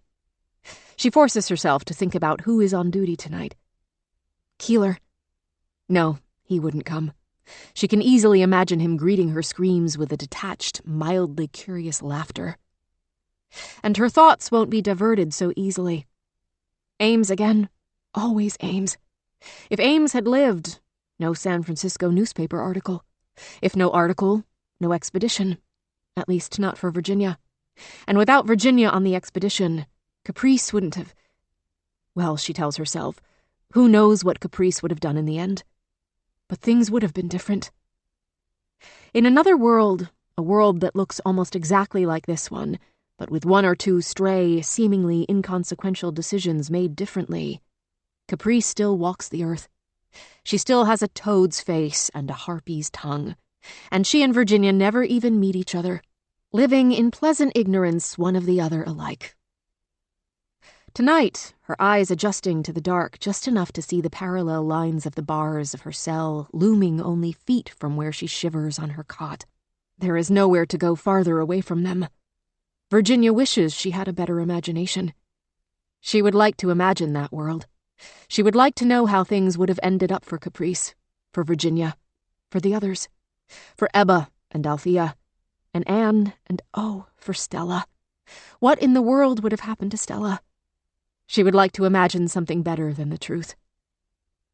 Instead, she remembers what actually happened, and there is no comfort in that. They started in such ambitious optimism. They ended up here. Or at least, she corrects herself grimly, a few of them did. Which are the luckier? The ones who came back, or the ones who didn't.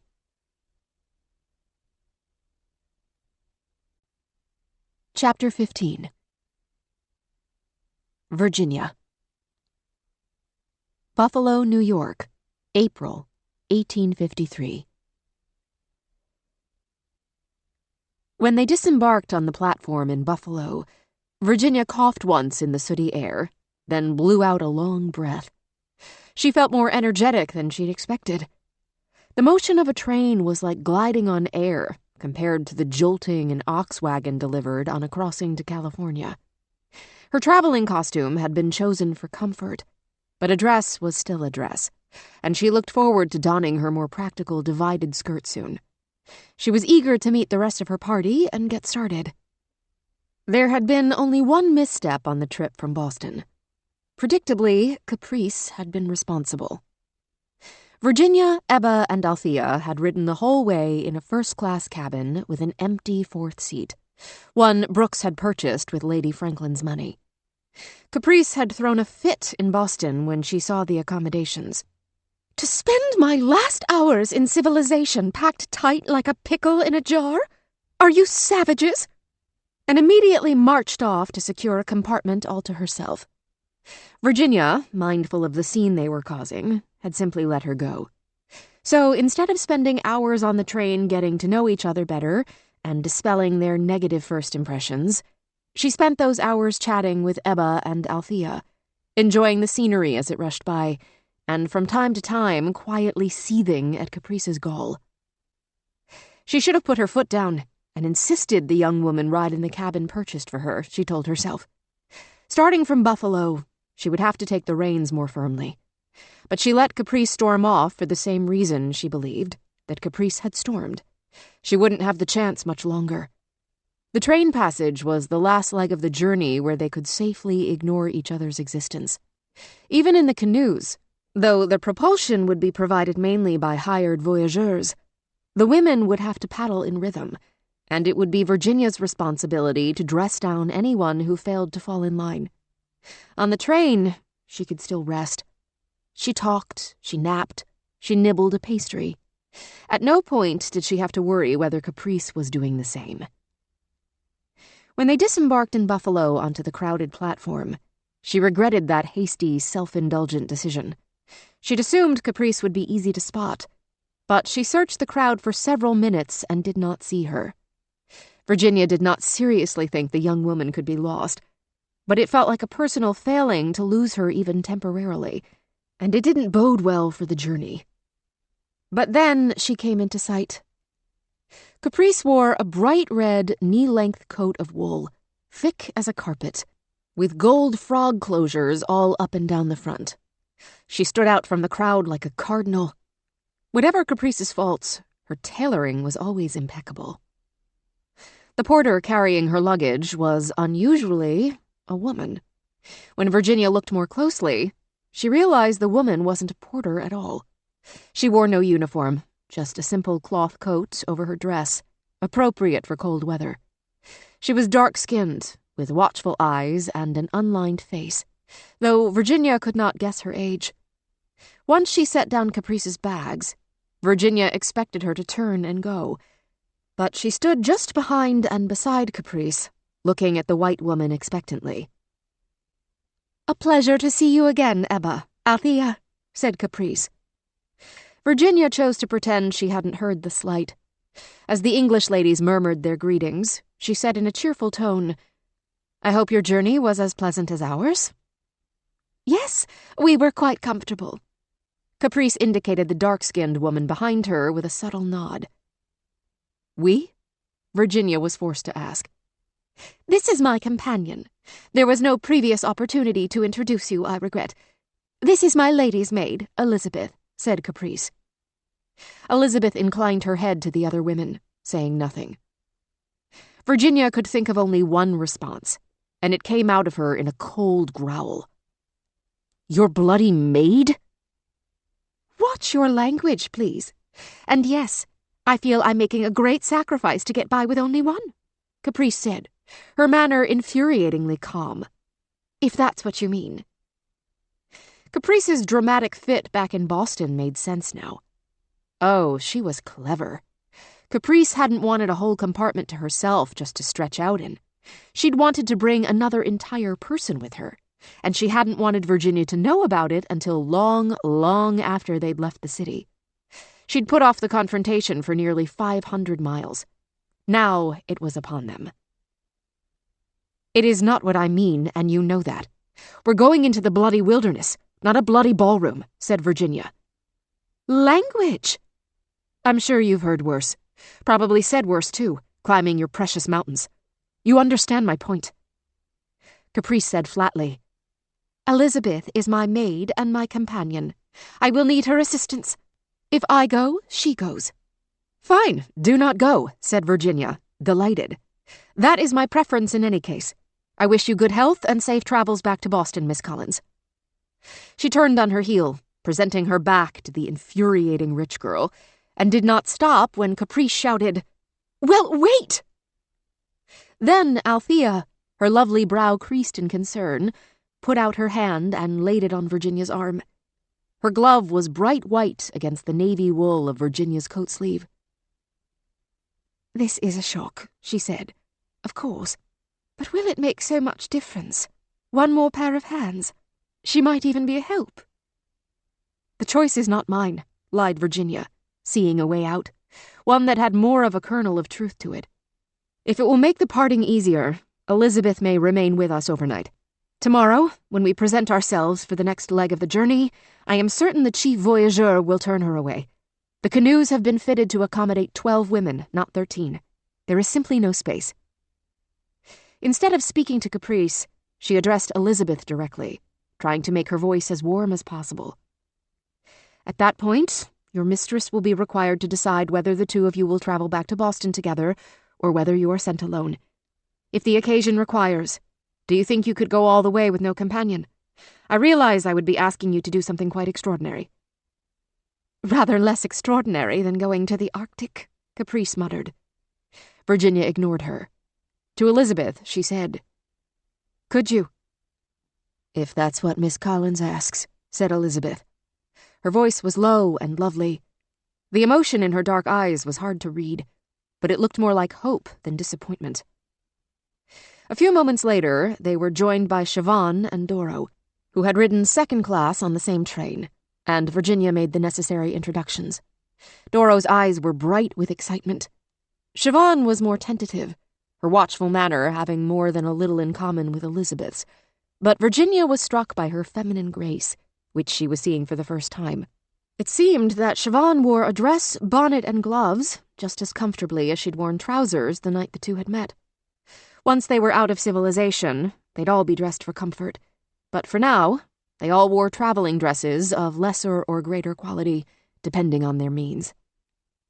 Still perturbed, Virginia did not speak to Caprice while they waited for the coach to the inn, nor while they rode in it, nor when they dismounted. The inn at which they'd been directed to wait for the other women of the expedition was an undistinguished brick affair, recently built on a quiet street. The lobby was clean and sparsely decorated.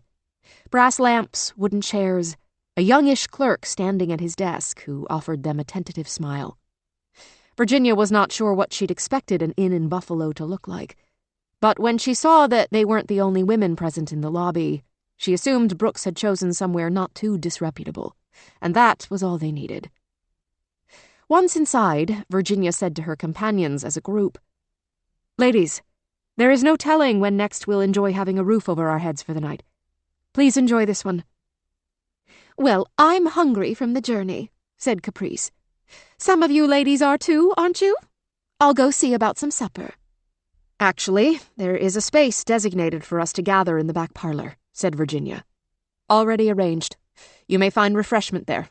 Again, enjoy. Thank you, I suppose, said Caprice, without a trace of genuine gratitude. But I do not need to be told to enjoy things. She raised her chin and folded her arms so she was cupping her own elbows, every inch of her issuing a clear challenge. This time, Virginia would not let herself be baited. Without speaking, she turned away from the other women and lowered herself into a chair to wait. The chair was hard and straight, and made her back ache almost immediately, But she waited until all the women's footsteps had faded in the distance before she dared to adjust her position. She had just selected a better chair, one with a thin cushion tied to the seat and another to the back, when another woman came through the door. Was this one of her party? There had not been sketches, only descriptions in the files, and this one did not match any of those descriptions. There was youth in every inch of her, the hesitation in her tentative step, the soft curves of her heart-shaped face, the bright strawberry gold of her hair combed flat against her head, the two-handed grip with which she held a satchel clutched to her chest. She looked around the inn with a slightly awestruck curiosity. As she matched none of the descriptions in the initial file provided by Brooks, if she was among their party, there was only one person she could be. "Stella," guessed Virginia. The girl nodded once, solemn.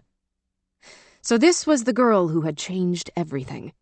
The new passenger Brooks had demanded they bring at the last minute. The reason Thisbe had been left behind. For a moment, Virginia saw red, thinking of how carelessly Caprice had assumed she could add one more to the party, when she, Virginia, had been forced to pay attention to the numbers. But this girl, this Stella, should not have to suffer for it. She doubted the girl even knew what had been done to get her a berth. She looked too innocent to know much of anything, clearly far out of her depth. She reminded Virginia of her younger sister Patty, always so open and sincere, always out of her depth with her small frame and big heart.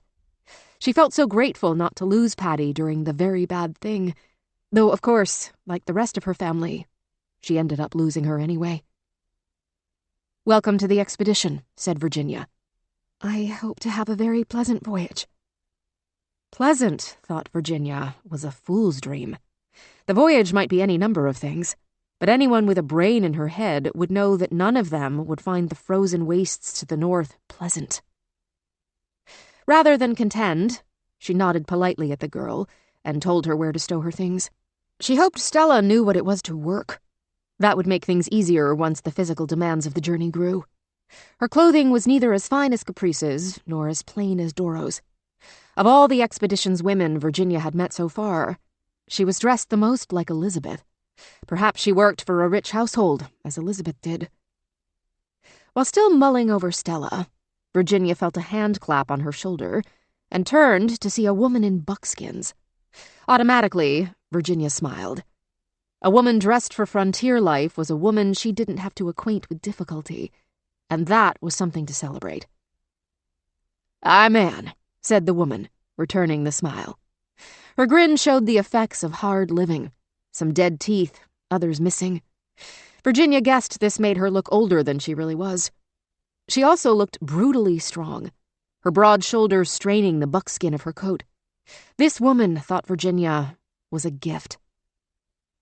"You must be missing your dogs," said Virginia politely, reaching for the only thing she knew about the woman other than that she cared more for comfort than propriety. "Like limbs," Anne said.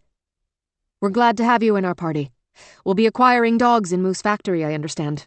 Is that your understanding as well?" "Yeah. I told him to try to get Malamutes, though if there's only Huskies, we can use those all right. All good running dogs. I'll need to be looking 'em over real close. Don't want to get sold a bill of goods." "Absolutely," Virginia agreed. She sent the two newest arrivals to join the others inside in the back parlor and did a quick tally. 6 women who'd come together in the coach, plus Stella and Anne. Including Virginia herself, that accounted for 9, with 4 remaining. 13, she thought again, shivering. At least it wouldn't be for long. Virginia rearranged herself on the thin cushion and waited. Each time the inn door banged open, she straightened up. But after a few disappointments as men entered the room, she was beginning to grow impatient. She decided to walk outside. There was only one entrance to the inn. She wouldn't miss anyone by introducing herself before they came through the door instead of after. As soon as she came out of the building into the slightly chilly afternoon air, she nearly collided with a small, dark-haired woman with delicate features who barely came up to her shoulder. The bird-like woman looked up at her, and Virginia saw her dark, flashing eyes and thin upper lip. This must be Christabel, the illustrator. They introduced themselves, and the illustrator beamed a bright smile at Virginia. After a brief conversation, Virginia sent her inside to join the others. The sun had just begun to descend when the 3 remaining women appeared. One Virginia recognized from her description the moment she stepped down from a coach. Dove, the nurse, was as tall as a man and as broad as a ship, with a voice that carried like a copper bell through the evening's cooling air. Her skin was tawny, and her coat was too light for the weather. The other 2 were harder to tell apart. Both were of an average size, shorter than Virginia, but not as short as the illustrator, with dark blonde hair and faces on the narrow side of average. The translator was listed on the manifest as Irene Chartier, but she looked not in the least French. Of all of them, she seemed the most tired, not even speaking when addressed, merely nodding along.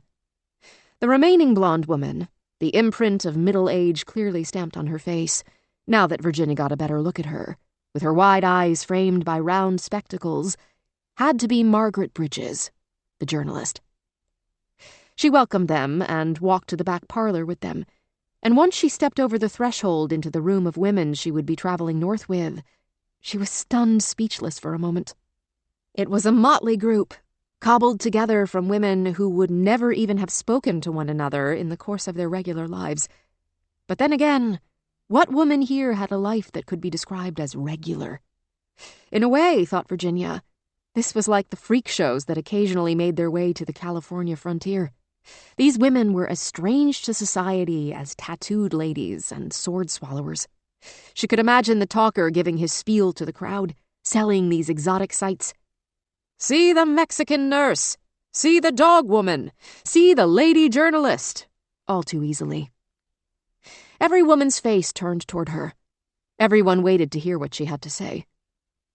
Virginia had led more than 500 people from danger into safety. These women were different. These she was leading from safety into danger. God willing, once they found the men they were looking for, she would lead them from danger back to safety again. She covered her sentimentality with bluster, and once she found her words again, she kept her speech short. She only told them how glad she was that they had all come, that on this first leg, it was still possible to send them back to civilization if they could not bear the strains of the wild, and if anyone here felt they would make a better authority than her, she did not look at caprice as she said it, they should be advised the position was not available. There were a few uncomfortable laughs, but no protests. After the other women went upstairs to settle for the night, Virginia chatted with the innkeeper, who asked which steamship they'd be leaving on. It was the first Virginia had heard of steamships to Sault Ste. Marie. In the moment, she managed to hide her surprise, but the revelation troubled her. Surely Lady Franklin would have wanted them to move through this part of the journey as quickly as possible. What reason could there be to go more slowly? Once in bed, Virginia lay staring at the ceiling in the dark, and the answer came to her. A ship meant a manifest. A manifest meant a record. No one would know about this mission unless they came back successful. She'd bet anything that both the voyageurs here on the lake and the captain of the Doris had been paid not to write these passengers down in their records. They would move toward the north like ghosts. That was the bargain they'd all made. The next morning, they were off to the lakeside before the first rays of sunlight touched the deep blue sky. She was sure that as soon as the sun rose, the glassy surface of Lake Erie would be inspiring, but in the dark, it was disconcerting to hear the water without being able to see it. The scene felt wild, theatrical. Even the light from the torches made her think of the footlights at the only theater performance she'd ever attended, a bawdy showcase put on by bored soldiers at Fort Bridger. Clutching their precious small bags, her group of women came forward. Dressed for the first time in their issued clothes and coats, the divided skirts swirling around their heels the same color as the darkened sky. The crowd of heavily bearded voyageurs loomed out of the darkness, giants straight from a child's storybook. But the chief voyageur extended his hand to her, shaking it briskly with a grin on his face. "I see you must be Miss Reeve." "Thank you, I am." All is arranged," he said, holding his torch high and gesturing so she could see the canoes waiting for them, already loaded and balanced. their substantial food stores heaped high in the centers of the open craft. She knew from discussions with Brooks that the stores were heavy on pemmican and flour, foods that could sustain their energy while taking up as little space as possible. And even so, they would be carrying a great deal of weight. "I am sorry to say," she said, speaking clearly and loudly to make sure Caprice could hear, "there has been an unexpected change to our party." "Change?" "One member of the party has requested to bring her maid. I'm sure you'll agree there will be very little chance to dress for dinner on the lake, yes?" His laugh was booming, but when it settled, he said, "Lovely ladies are a decoration no matter what they wear." "But it makes our party 13, said Virginia abruptly. No need to dance around the point. Caprice broke in then, her voice just as forceful and clear as Virginia's. "I'm sure some accommodations can be made, can't they? Elizabeth is not so very large, and as you can see, neither are most of our companions. Delicate little things, you see. I'm certain just one more addition won't overload these fine craft." His eyes were on Caprice, not looking away, taking in the tilt of her head and the firm hand planted on one cocked hip. "Well, certainly, miss. And what do they call you?" Extending her hand, Caprice made a girlish, musical laugh. The smooth lake surface sent back a faint echo, disconcerting in the darkness. "Miss Caprice Collins, at your service, kind sir. With you in charge of the party, I am sure we are in capable hands." Virginia could not believe the absurdity of what was unfolding. The voyageur bent to kiss Caprice's hand, as elegant as any gentleman in a ballroom, except surrounded by utter darkness. "Now, it goes without saying," Caprice continued, "that for the additional trouble, I can extend you some additional compensation. You let me know what you think is fair. Shall we discuss?" And off she sauntered with the chief voyageur, leaving Virginia behind with the other women, working with broad-shouldered men to add the women's packs to the carefully stacked and secured supplies. When next Virginia caught sight of her, just before departure, Caprice was perched in the center of the second canoe atop the supplies. She alone of all the women wouldn't even have to paddle. She grinned broadly at Virginia with the exact expression of a cat in cream. Virginia made the conscious decision to let it go. Let Caprice feel victorious, spending her money. It would do her little good where they were going. Virginia herself was still the leader, still the one who commanded respect from the women. When they boarded the Doris, she was the one who would work with Captain Malcolm, and Caprice would have to fall in line. That would set the tone for their sledge journey on the ice. Not every skirmish needed to be a battle, and not every battle a war. Sunrise began a distant glow, and as they worked, a thin gray light began to reveal the broad, silvery lake. When all the preparations were done, the women sorted out into the two canoes, the men's grumbles dying down as they set to work. Only then could Virginia begin to relax. But it was a short-lived relaxation. The voyage had begun. "Allons-y!" called the chief voyageur from the head of the forward craft. And as they lurched forward, Virginia fixed her eyes on the horizon. They were on their way. Chapter 16. Christabel. Lake Erie, leaving Buffalo. April, 1853. 4 dozen paddles cleaved the water, and Christabel Jones raised her chin to gaze out over the glistening, rippling water of the lake as their craft began its voyage northward.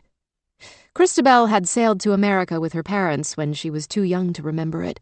Her younger brothers had both been born on American soil, and her travels since had rarely brought her to the water. There was something both thrilling and daunting in these shallow, open crafts, surrounded by water in every direction. In her explorations searching for plants to sketch, she had undertaken more physical exertion than most women of her acquaintance, but she knew the paddling would test her. At first, she felt nothing in her muscles but excitement, a surge of power with every stroke, a bracing cool in her throat and lungs as she caught the breath that would fuel the stroke after. An hour later, her shoulders ached. An hour after that, Everything hurt so much she desperately sought escape in her thoughts, and when she let her thoughts drift loose of her body receded, and she was able to deal with the pain. That Virginia Reeve, she was a sly one. How comfortable she looked, thought Christabel, as if she sailed off toward the frozen north on a canoe every damn day, tucking her paddle into the lake with a regular, unruffled rhythm, cool as a block of ice fresh from the icebox. Christabel had never sat in the midst of a group of women so unusual and varied. Was she staring? She was afraid she could not help but stare. But others were looking around too, even if they pretended nonchalance. They were all going to be bound together, irrevocably. Who knew how long? And none of them knew one another from Adam.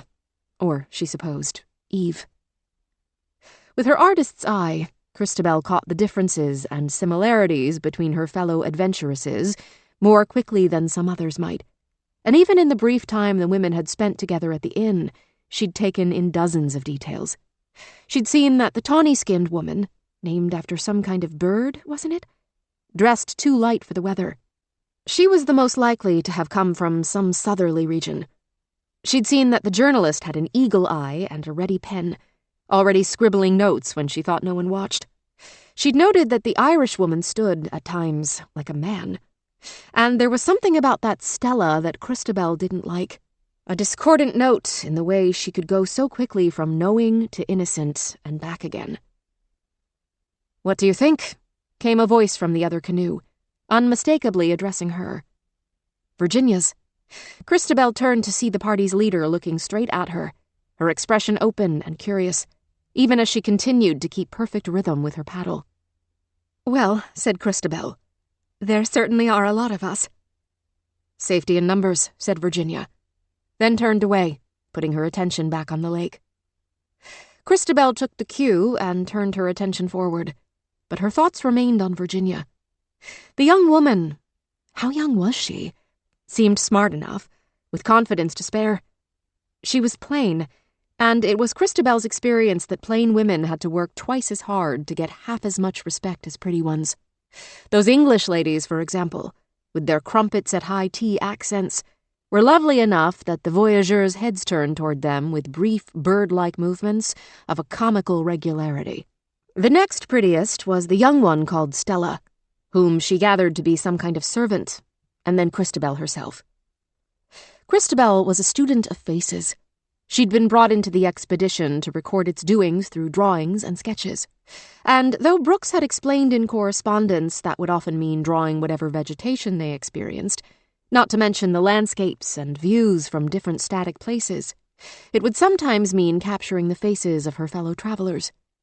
It was with that eye that she had already evaluated all the women on the expedition and decided who more classically fit the model profile.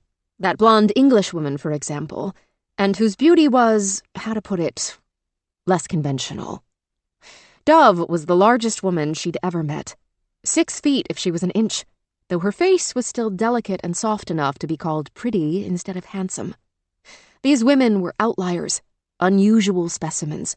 She could not wait to draw them all.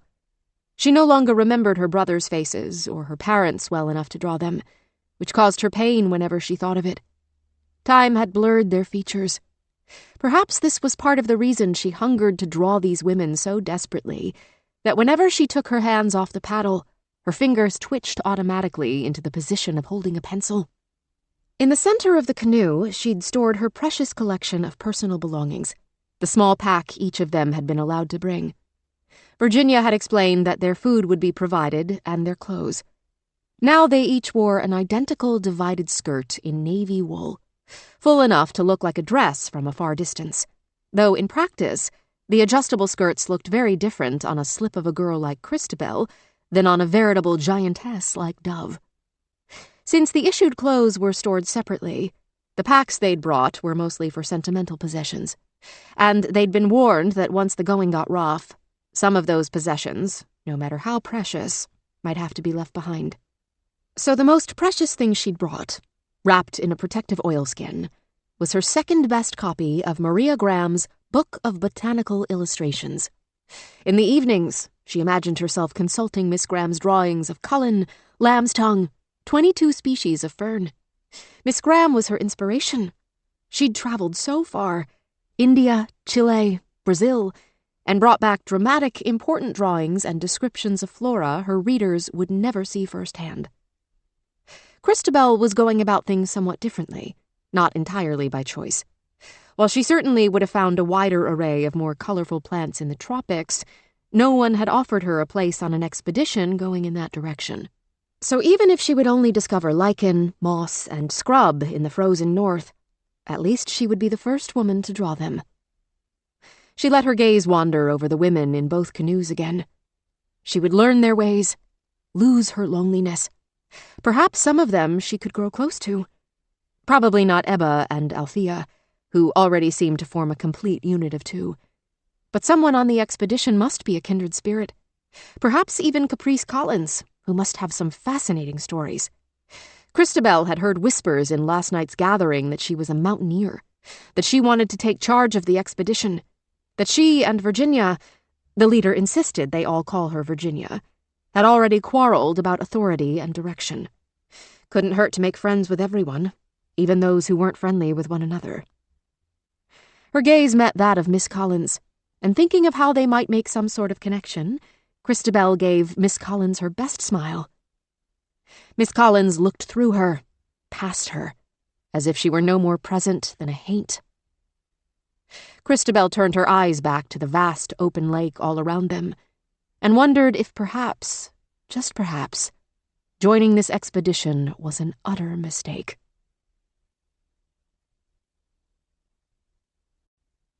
Chapter 17. Virginia. Massachusetts Superior Court, Boston, October 1854. Today, when Virginia enters the courtroom, she feels a simmering anger in the chamber, a new sensation.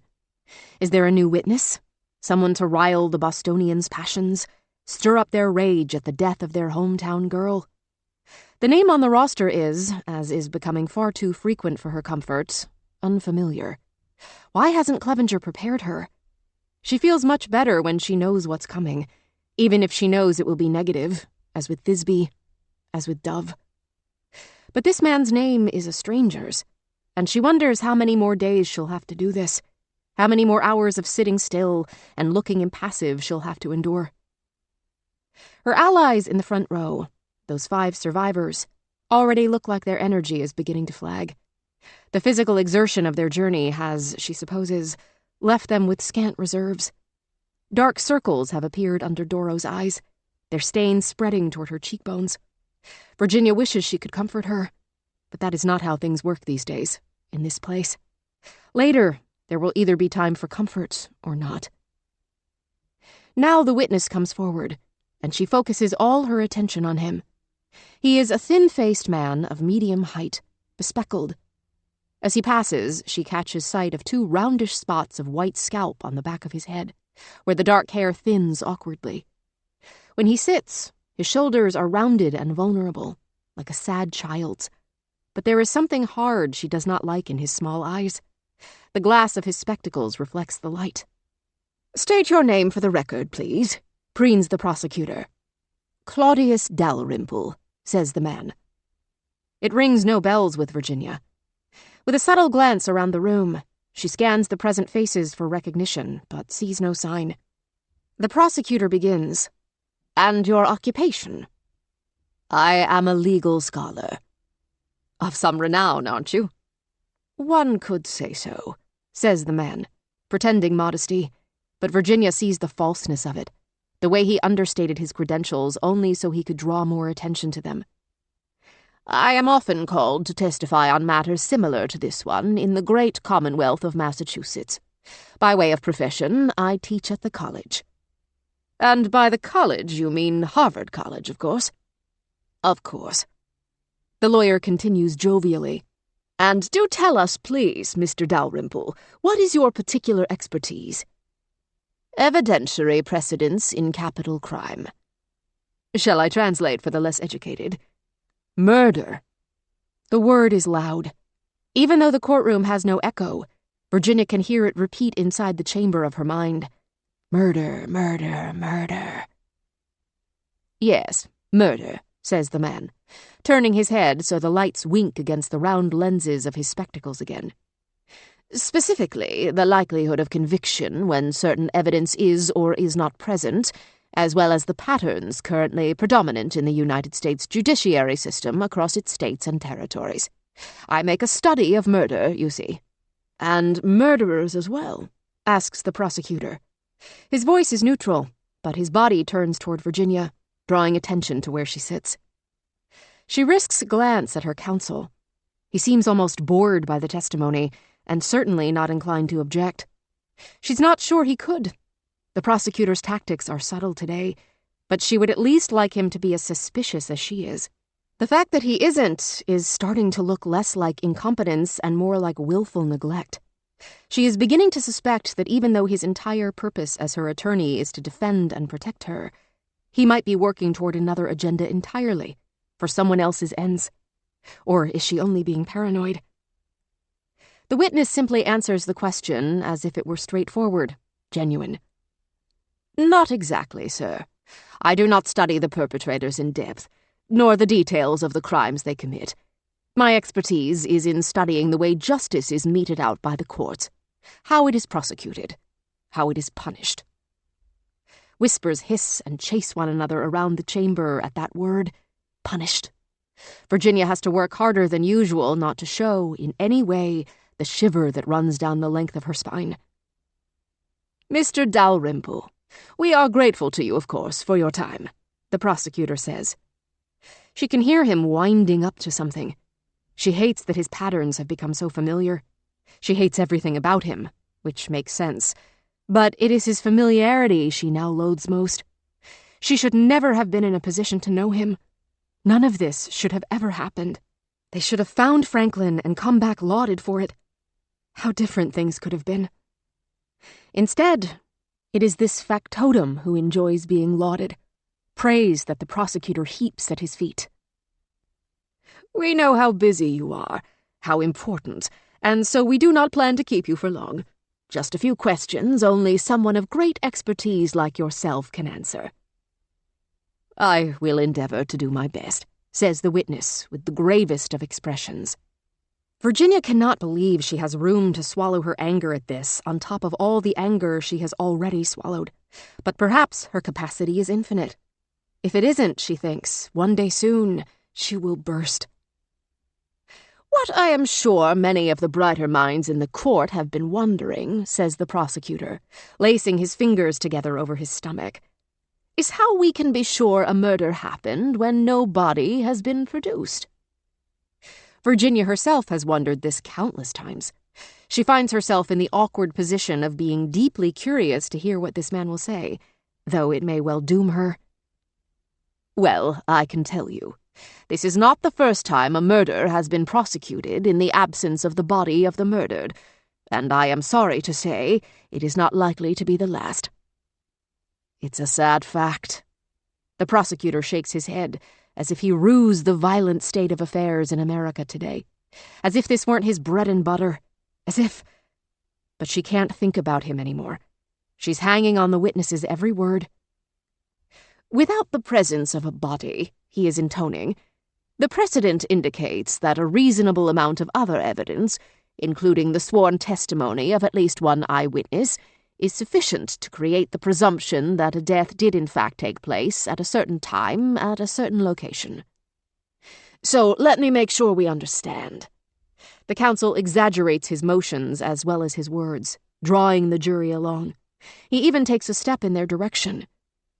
You say that we can assume someone died if sworn witnesses tell us where, when, and how she died. Yes, that's it. And this applies in the case of Caprice Collins. Not just hers. He sounds excited now, livelier than he has so far. Several others, all relevant here. Several others in the Commonwealth of Massachusetts, or other states you're familiar with? No, says the witness, an odd sense of delight radiating from him that makes Virginia feel ill again. On this expedition, I mean. This very expedition? Yes. For example, there was another woman who did not come back from the mission. There were quite a few, as I understand it. The prosecutor interrupts, his mouth crooking up at one corner. Finally, though Clevenger has told her every time they've met that she must remain silent, Virginia cannot help but attempt to get her counsel's attention, just once. How can he not object to this? She keeps her body still, but her eyes are on him, her jaw clenched, and she lets out a short, sharp hiss. Clevenger's head snaps in her direction. His eyes go wide. He pinches his fingers together, his meaning clear. Shut your mouth. Part of her wants to leap from the dock and slap him, hard. Slap the teeth out of his mouth if she could. He won't stop the prosecutor from prejudicing the jury against her. He won't stop any of this. He should pay. A larger part of her, the part that believes she deserves this fate, already knows she's bound for the hangman's noose no matter what. This part sits back to watch with something very close to indifference. The expert says, "The scope of my testimony applies primarily to the precedent that enables this case to go forward, convincing a woman of murder without the presence of the body of the person she has killed." She chances one more hiss toward Clevenger, more discreet this time, softer. Her counsel pretends not to hear her at all, just sitting there like a statue of an overgrown cherub. He does not even blink as the moment to object irrevocably slips by. "Please tell us," the prosecutor continues, "whether it is your considered legal opinion that there is enough evidence of the death of Caprice Collins for this defendant to be tried for her murder."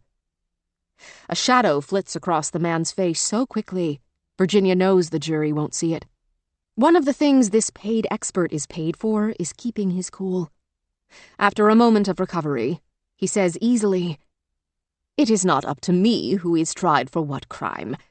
But yes, I believe there is evidence of the death of Caprice Collins. Her death is a matter of legal certainty." "Please explain how." "When she was taken into custody, upon questioning, the defendant admitted that Miss Collins had died. We also deposed several of the other women who sit before us today, and their accounts all agree. The time and place cannot be pinpointed with much accuracy, as we would have if the death had taken place in, for example, Boston itself, but still, because of the level of agreement and lack of dispute, this death can be considered established as the nearest possible thing to fact." The expert gestures at the 5 survivors with an open hand, not dismissive and not accusatory, simply factual. "Every woman here has stated that Miss Collins died on an expedition in which they were all participants. There is some dispute as to how it happened, which is why this is a murder trial. It is up to the judge and jury to determine who is telling the truth." "If anyone," the prosecutor says. Someone, somewhere in the courtroom, chokes off a cough that might have been a guffaw. Judge Miller glares out over the heads of the audience, seems not to find an obvious culprit, and says nothing. "That is the nature of truth," says Mr. Dalrymple. "A slippery little creature. People can have different interpretations of the same fact, the same word, same sentence. In this case, it is a matter of life and death. But these minor disagreements, these differences in perception, happen every day. Who has not disagreed with his wife about the meaning of the phrase, 'I'll be ready in a moment'?" The prosecutor laughs as if this is funny. So, to Virginia's horror, does the judge. Virginia does something she has not done so far in this trial. She stops listening. It's a foolish thing to do. She knows even as she does it. But she can't stand listening to another word. Not today. This man is joking away her freedom. He is joking away her life. She hates to think of the past, and yet it's the only thing that makes sense to her in the moment. The deeper they get into this recollection of the expedition, the more horrors she will be forced to face. But losing herself in memories of those horrors is less painful to her than listening to men scheme to destroy her future. At least when she remembers the past, she already knows all the traps, all the fatalities. There is a reassuring certainty in those moments of loss. Having lost these women once, irrevocably, she cannot lose them again. She knows the time will come when she'll have to face the memory of losing Caprice. But she can put it off just a little longer. That day is not today.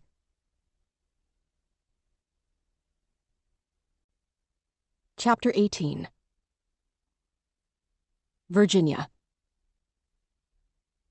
Sault Ste. Marie, aboard the Doris. May and June, 1853.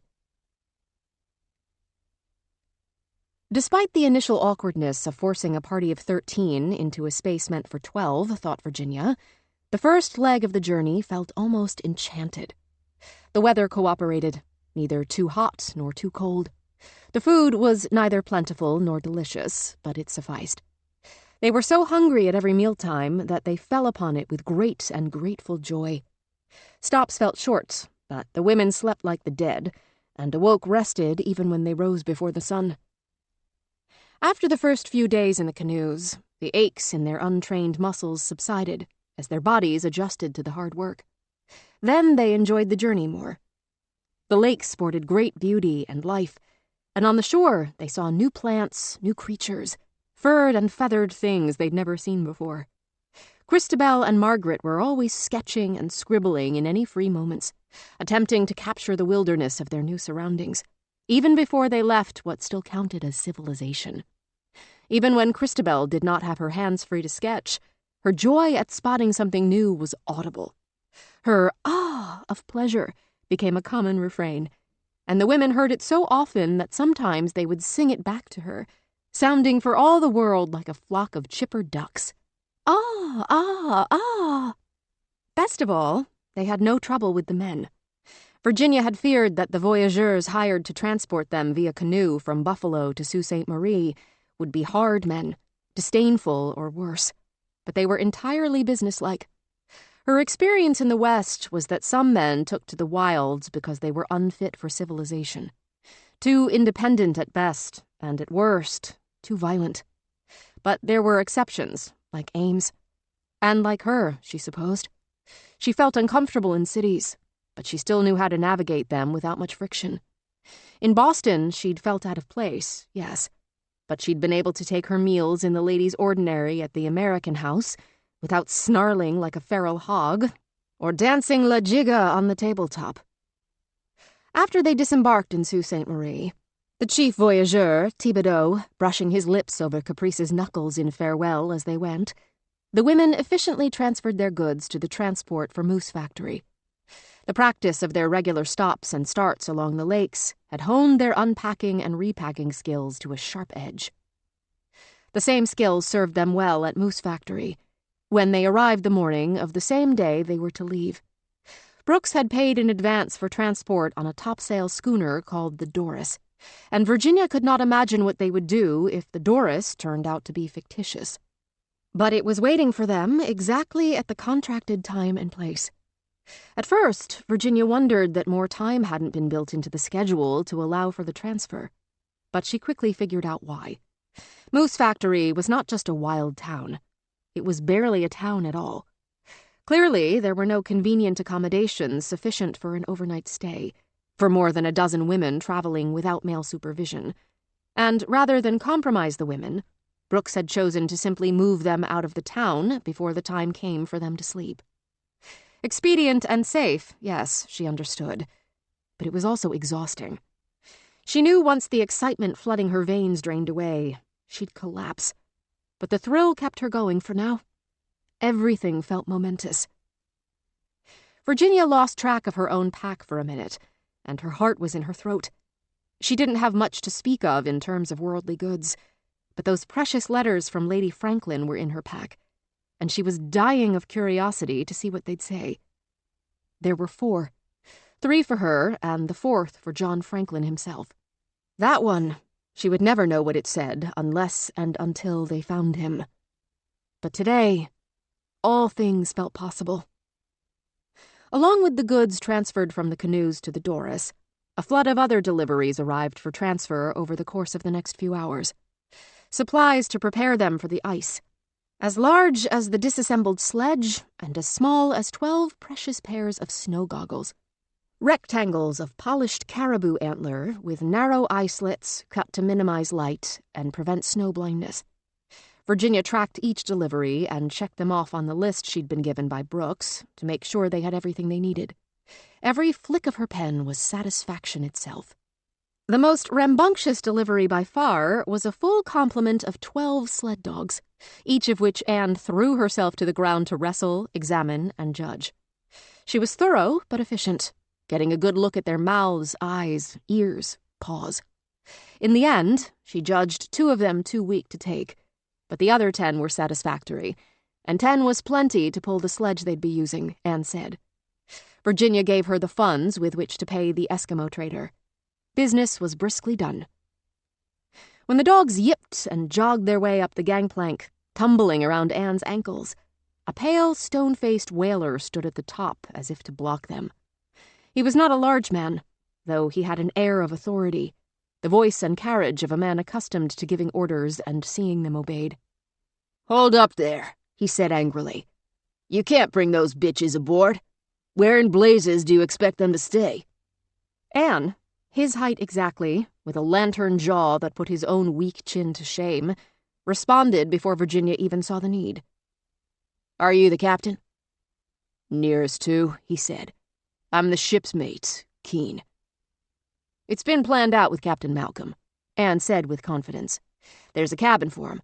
Anyone has a problem with that, feel free to follow me down and we can jaw about it in their quarters." Then she gave some kind of a signal that made all the dogs growl in unison, low in their furry throats. After that, with all the activity, the women did not see Keen again until after the ship had set sail. An hour later, as the ship pulled away into the cold bay, Virginia pushed aside her concerns and fears. There was nothing else to be done.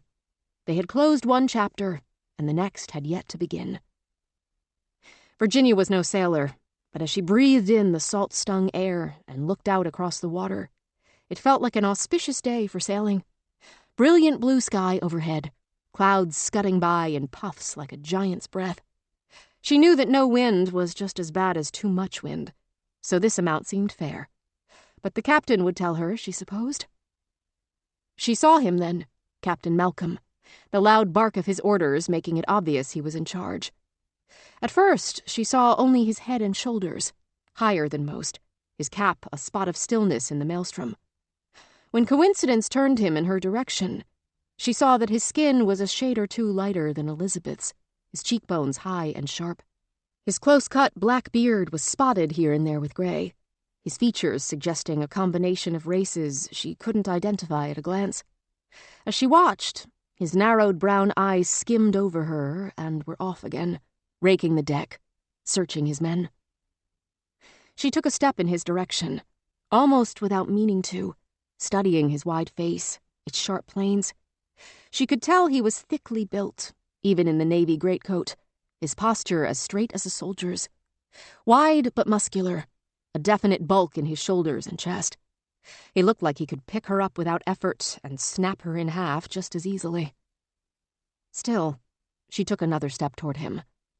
They should speak. His eyes met hers for a longer moment this time. He looked at her when he barked the order. She understood it was not meant for her ears, and yet he called so loudly, the force of his voice made her flinch. "Fit up," he shouted. "We're underway." Then he turned away again, pointing and shouting, tending and calling, going about the ship's business as if she and her women weren't there at all.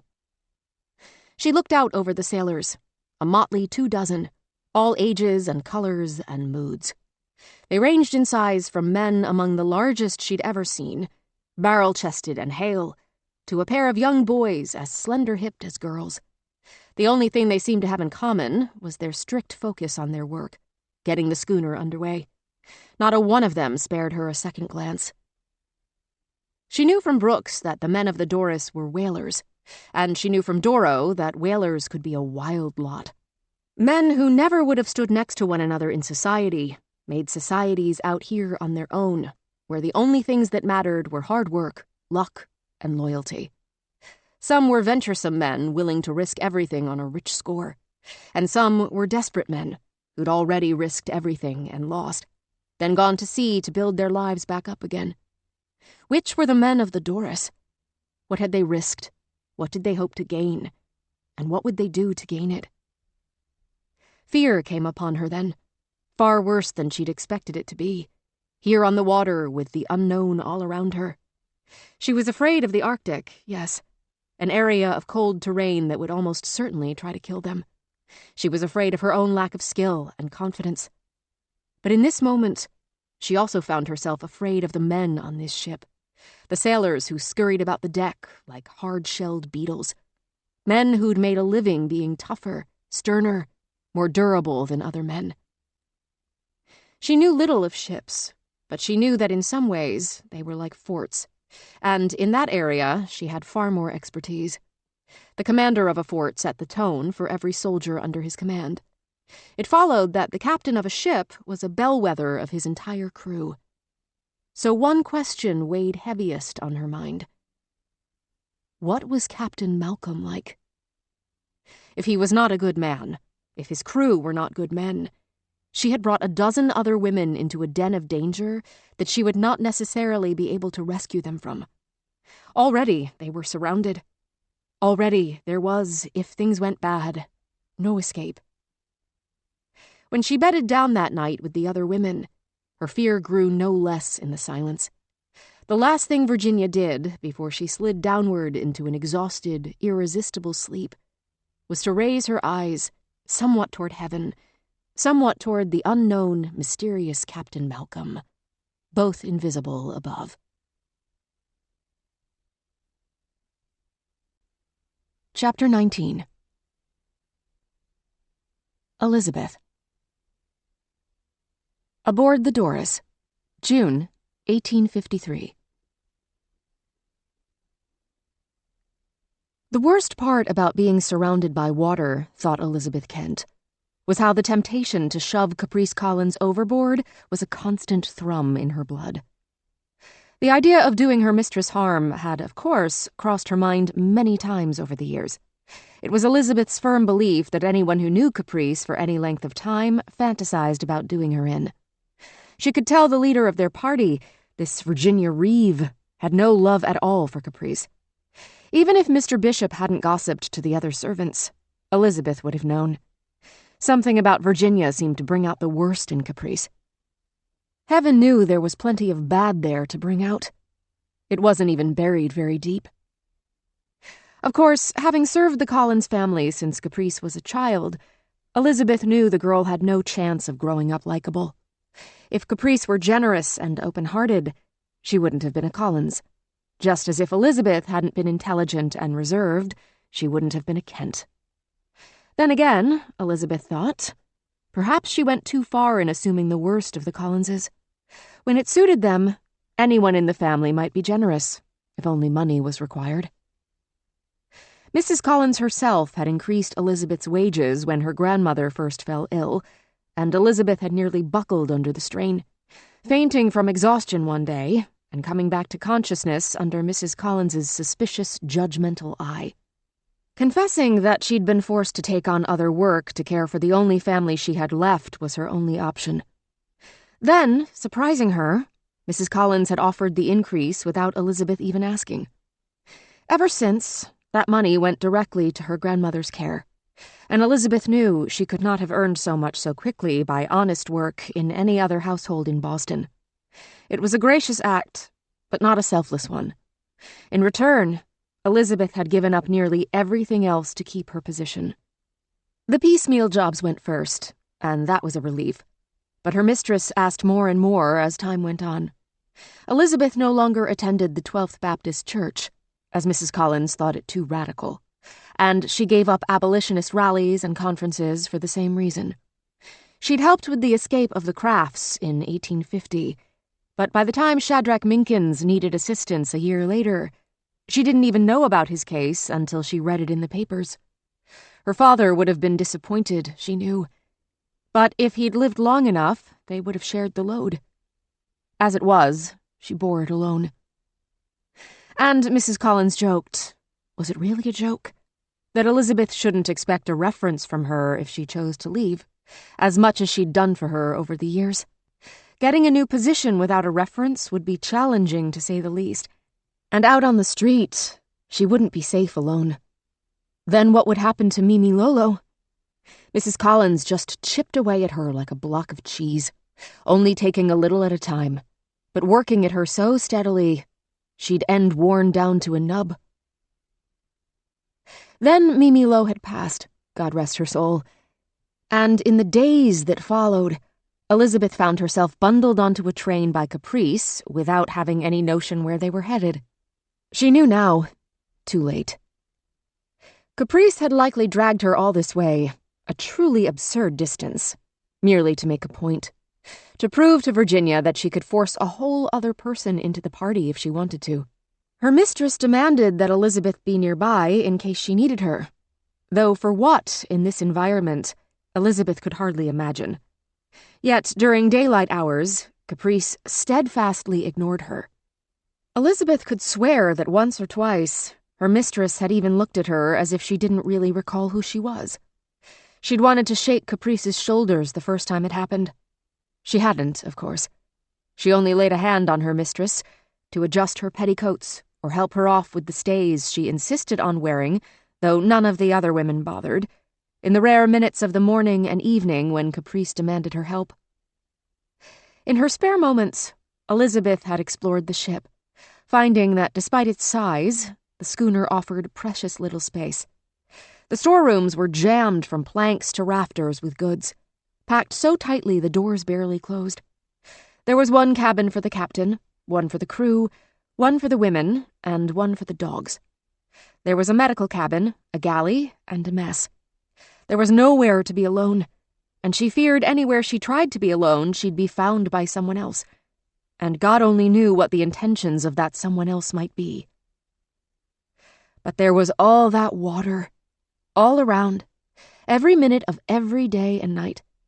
And while the railing wasn't particularly low, neither was it particularly high. Certainly not high enough to keep someone from tumbling over the edge, not if the push were strong enough, especially if the wind blew in the right direction.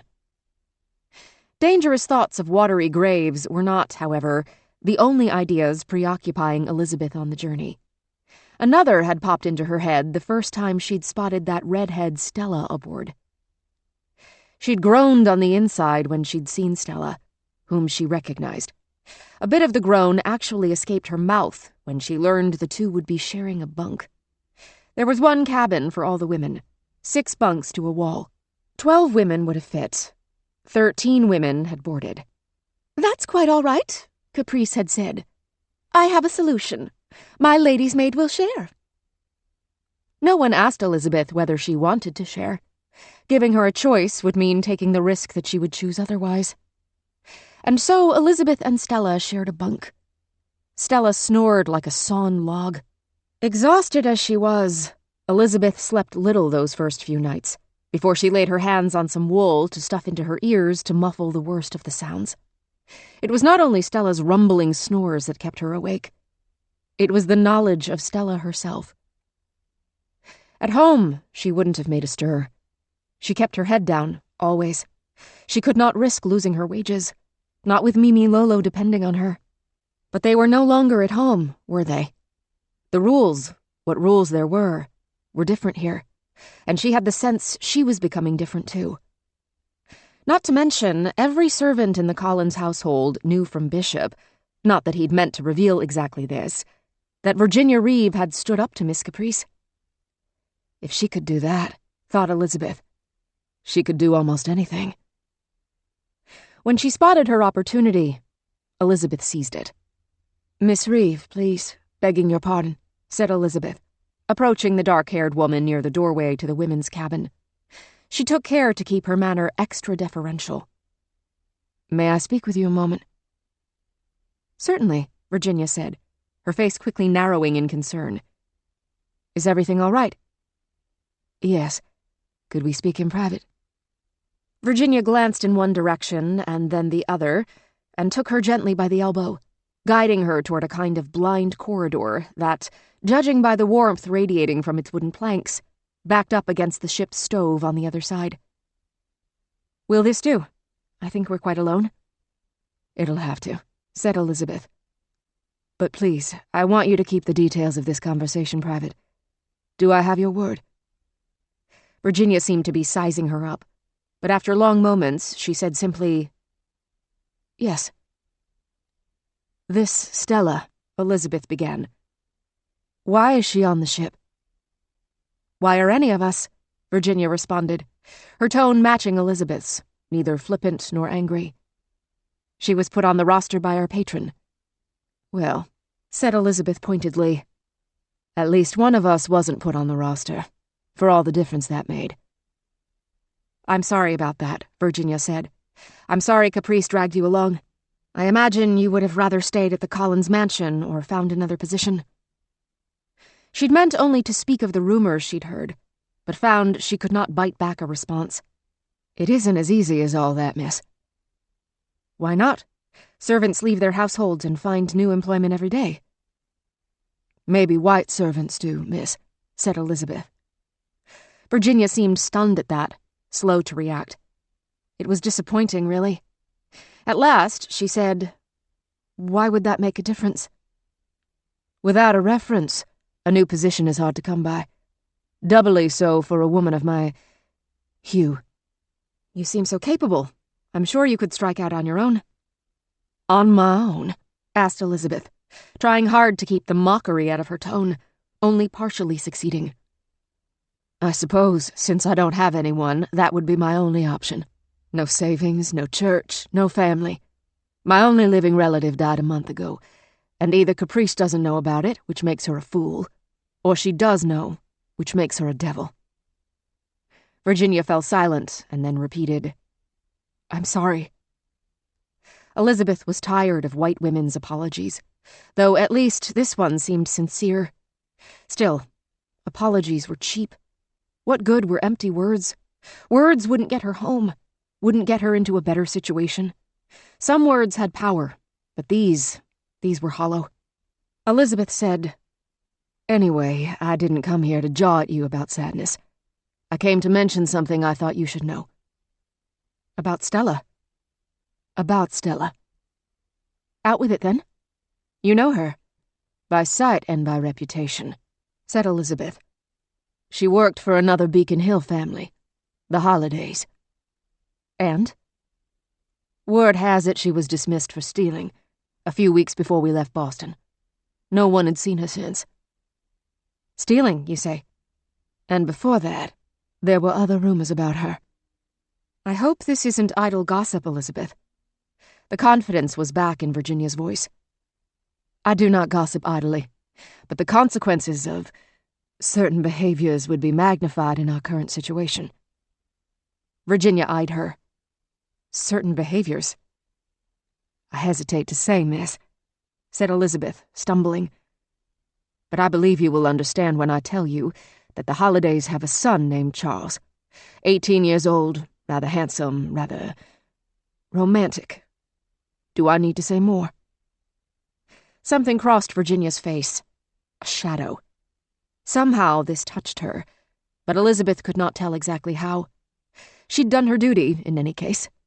Now it was all in Virginia's hands. "Thank you," said Virginia. "You do not. I am in your debt, Miss Kent." She seemed to hesitate and then drew closer to Elizabeth, her voice dropping low. "I'm sorry Caprice dragged you along on this mission. I understand you had no choice." "We all have choices, miss," said Elizabeth, thinking of the ones she'd made that got her into this situation. Maybe she would have made all the same ones over again. She could never have abandoned Mimi Lolo. But could there have been another way? Some path that took her anywhere but here? Virginia said, "When we get back, I'll help you. I don't know how, but I'm sure there's something. If we succeed on this expedition, there'll be a share of the money for you, I promise." "Do you really think we'll succeed?" There was just a moment of hesitation before Virginia said, "Yes, I think we very well might." Elizabeth said, "You are an optimist, Miss Reeve. It suits you well to lead this expedition. But please do not make promises to me that you have no way to keep." Virginia, head bowed, put her hand atop Elizabeth's. Elizabeth froze. The woman meant well, but what could she really do? Here or elsewhere? Finally, Virginia whispered, "I'll try. That is what I can promise." Elizabeth did not bother to reply. She'd flattered the woman, but her eyes were open. They were up here in the frozen north, miles from civilization, unprepared and overmatched. The men on this ship watched them with suspicion and barely concealed disdain. Once the women went out on the ice to search for Franklin, even if they managed to survive the cold, starvation would stalk their steps. Virginia might be an optimist, but Elizabeth herself was a realist. She did not believe she would ever see Boston again. Chapter 20. Virginia. Massachusetts Superior Court, Boston, October 1854. Another day of uncertainty, another hollow ache of worry, wondering who will testify against her next. Virginia finds herself wishing they'd just get on with it. Then she reminds herself that it might be the noose she's speeding toward, and she tells herself to let the days unfold as they will. As if she has a choice. Today, the attorney for the prosecution is flustered, which is a novelty. This Virginia will savor. She can barely look at her own counsel anymore, as deeply as the man's inaction affronts her. It will gladden her heart to watch this one stumble for a while, given the opportunity. "The prosecution calls." A shuffle, a rustle.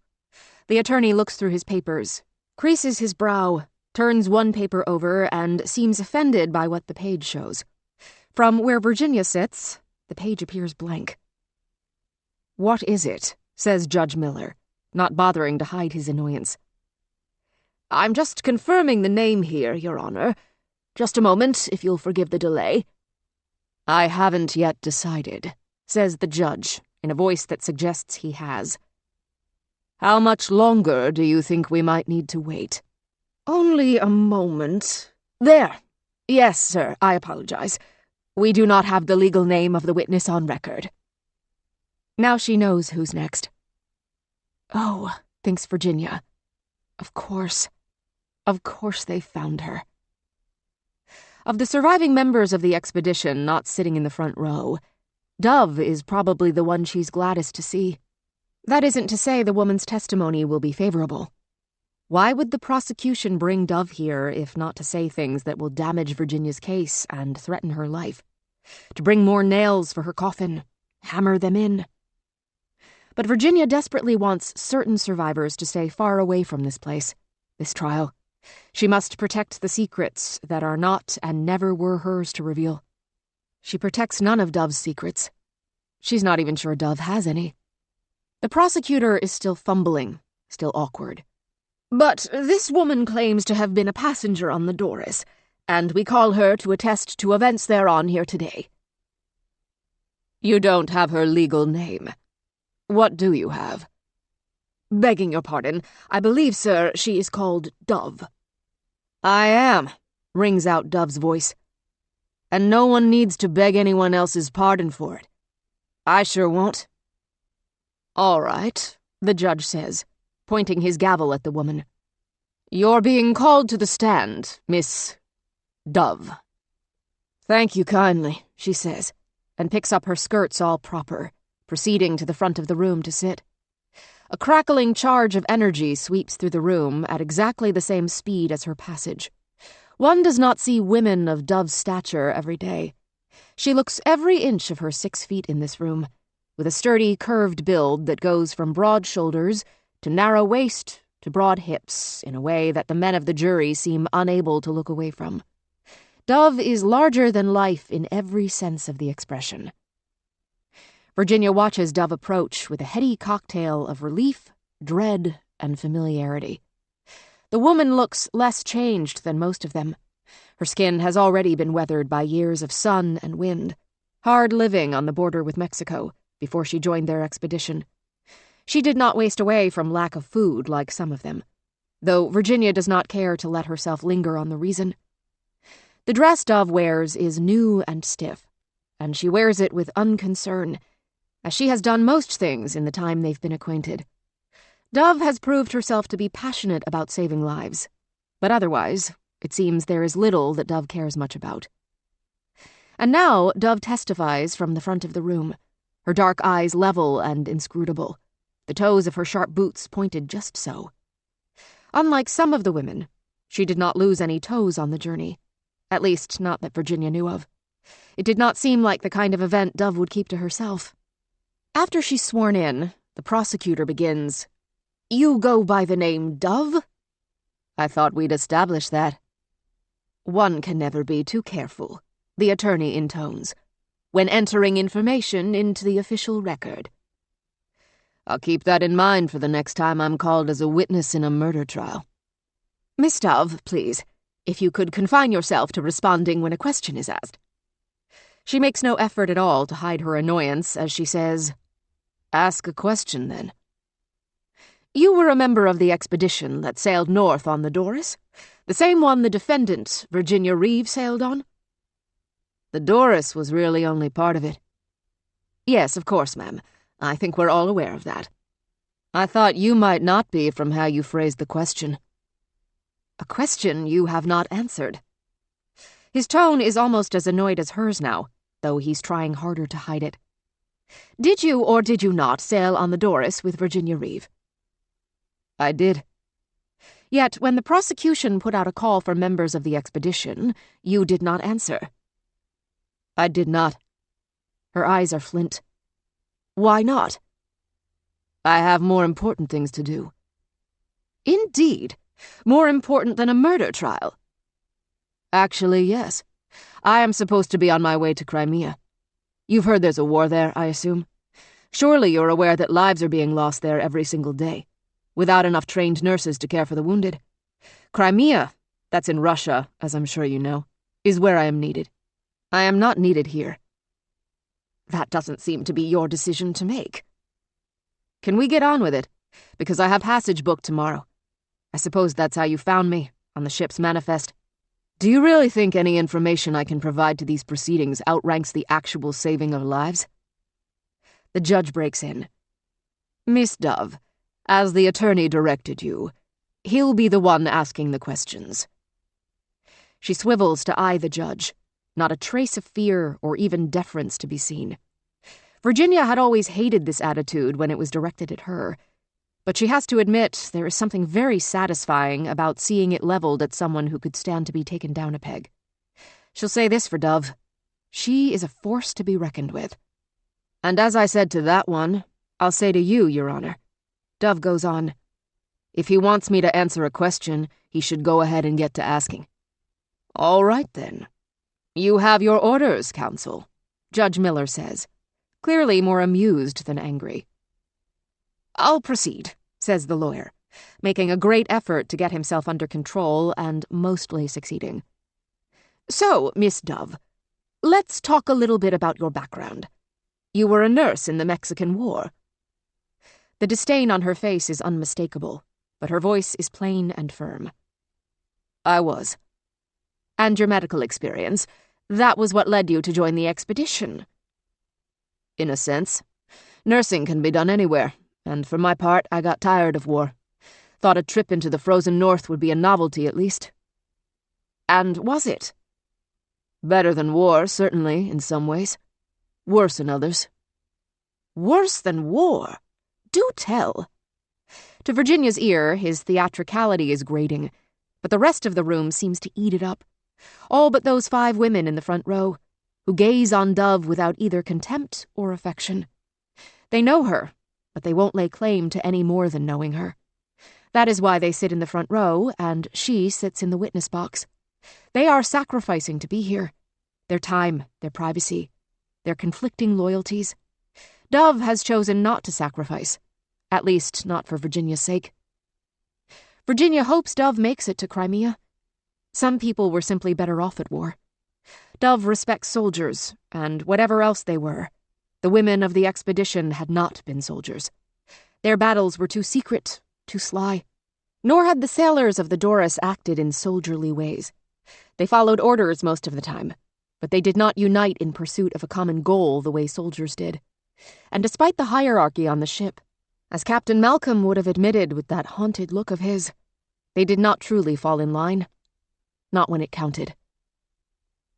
In war, we were on the move, says Dove, looking out over the faces of the jury to make sure they're listening. She must like what she sees, because she goes on. On a ship, there's nowhere to go, especially a ship in the north. Too cold to breathe the air, even. And inside, you go a little stir-crazy. Crazy? That's quite an allegation. Not alleging anything, sir, she says, as primly as a parson's wife, a parallel that had never come even close to occurring to Virginia before this moment. Explain what you mean, then. As I nursed fallen soldiers in the Republic of Texas, it wasn't pretty work, no mistaking. Blood in the dust, dirt in the wounds. Battles followed so hot and heavy on one another's heels. Stopping to save the wounded after one skirmish might mean getting caught by incoming fire from the next. That sounds terrible, miss. It was, she says, but her voice sounds more like pride than regret. But if I got tired of it, I could just up and leave. I think that was part of what kept me on the battlefield. The knowledge that I was choosing to be there. Every day I woke up and I chose. I chose to help those men. I chose to save lives. And the expedition was different. As a bee from a bunting, yes, sir. Tell us more. Instead of rising every morning and choosing to serve, I was stuck. Moving, but stuck. You get what I mean? Yes, he says, though Virginia doubts it. He just wants to get to the meat. The attorney goes on. And do you think your emotions clouded your opinion of your shipmates? Not at all. On the battlefield, I had to get good at sizing people up. Still am. Then tell us what you think of Virginia Reeve. Frankly, I think she's a danger to herself and others, says the nurse, her voice matter-of-fact. Instant clamor. After the judge manages to quiet the room, the prosecutor says, Sorry about that, miss. Please, continue. You were telling us your opinion of the defendant. Dove continues as if never disrupted. Same look on her face, hands folded in her lap like she's clutching needlework. I think she started off this voyage with a misplaced sense of self-confidence, and once that was shattered, there was no putting her back together. It hurts to hear Dove's assessment, but Virginia has to admit, she doesn't think the nurse's view is entirely wrong. But Dove goes on, and what she says next hurts more, wounds deeper. To be honest with you, she was a wreck from, well, not the beginning, but close to it. From when, then? When did she begin to fall apart? Dove looks out, seeming to savor the attention for just a beat before she speaks, an uncharacteristically coy moment. Then she says, I suppose it was just as soon as women started dying. Chapter 21. Virginia. Aboard the Doris, June 1853. What surprised Virginia as they sailed north into Hudson Bay was how the day could be every temperature at once. With the evidence of her eyes, she saw the mottled, jutting ice still cluttering much of the bay's surface, but her cheeks were warmed by sunlight. The cold would be unrelenting farther north. In the June gleam here in the bay's southern reaches, the air tasted of summer. When she had pictured this journey, she had seen herself and every other person swaddled in their winter slops up to the tips of their noses. But so far, some days, such precautions proved not just unnecessary, but unwelcome. Some days, if you wore your wool mittens, you'd roast in them. The third day after they launched from Moose Factory was such a day. The women had initially been reluctant to gain the deck, but the enforced closeness below decks had already started to breed resentments. Dove and Siobhan, for whatever reason, developed an instant antipathy for each other that rivaled Virginia and Caprice's. Anne spent every waking moment in the small cabin where the dogs were kept, and Virginia wouldn't have been surprised if she started sleeping there too, preferring the company of friendly canines to wary human women. Today, things were starting to change, and some of the women proved themselves venturesome. Ebba and Althea could be seen strolling arm in arm about the deck, steadying each other, heads bent together in conversation. Doro stared northward from the prow as steadily as a painted figurehead, scanning a horizon she'd read about 1,000 times but never seen. Her look of wonder never failed to pluck a string in Virginia's heart. Margaret, the journalist, was always observing with a weather eye. The translator, Irene, kept to herself. She was still largely a mystery. But she, too, stood on the deck with a look more joy than fear, and Virginia hoped that someday soon she'd begin to reveal something of herself. It would be good to know what she thought of this journey, what she thought of their chances once they disembarked at Repulse Bay. They would rely entirely on her to communicate with any natives they might meet on land, and if Doro's accounts of John Ray's overland explorations were accurate, successful trading with the natives could easily make the difference between life and death. But no one took to life on the ship with as much gusto as Christabel, the delicate, bird-like illustrator with the dark eyes. She hadn't told Virginia her story, but she'd read it in Brooks's files. One day at a church picnic, the rest of her family, parents, young brothers, had been trampled under the hooves of a runaway team of horses, and there were no other relations to take her in. She'd had to make her own way through skill and luck. A talented student under the tutelage of a local artist at the time of her parents' death, she immediately began hiring herself out for portraits and sketch work. She'd made enough of a name for herself to be profiled in the local newspaper, which must have been how Brooks found her for Lady Franklin. It was not so different from her own story in the main, thought Virginia, though highly divergent in the particulars. But while Virginia had expected Christabel to be shy, sticking to her pencils and paper and observing from afar, instead, the young woman had leapt into the action of the ship. The ship's boys had taken a shine to her, and she to them. All three dark-haired and bird-boned. They seemed to belong together somehow, the only people on the Doris so far to find the gap between the male crew and the female passengers surmountable. The three could be seen scampering together across the deck, leaping up whenever possible onto coils of rope, interior railings, the occasional crate. Their fleet feet took Virginia's breath away.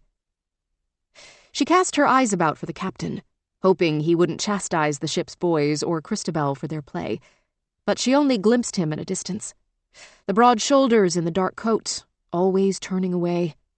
They still had not spoken. At this point, it had to be deliberate. But she would not chase him. They could ride all the way to Repulse Bay in silence if that was what he wanted, she thought in a fit of pique. She had other fish to fry. One of the boys had shimmied up the mast, and, to Virginia's astonishment, Christabel followed. Even in her divided skirt, heavier than the boy's fitted breeches, she somehow managed to cling tightly against the post with her knees as well as her arms. The boy below them shouted directions, directing her to footholds and handholds, and her cheeks were flushed with both excitement and exertion as she made upward progress. The other boys scuttled up after her, and then all three were in the rigging.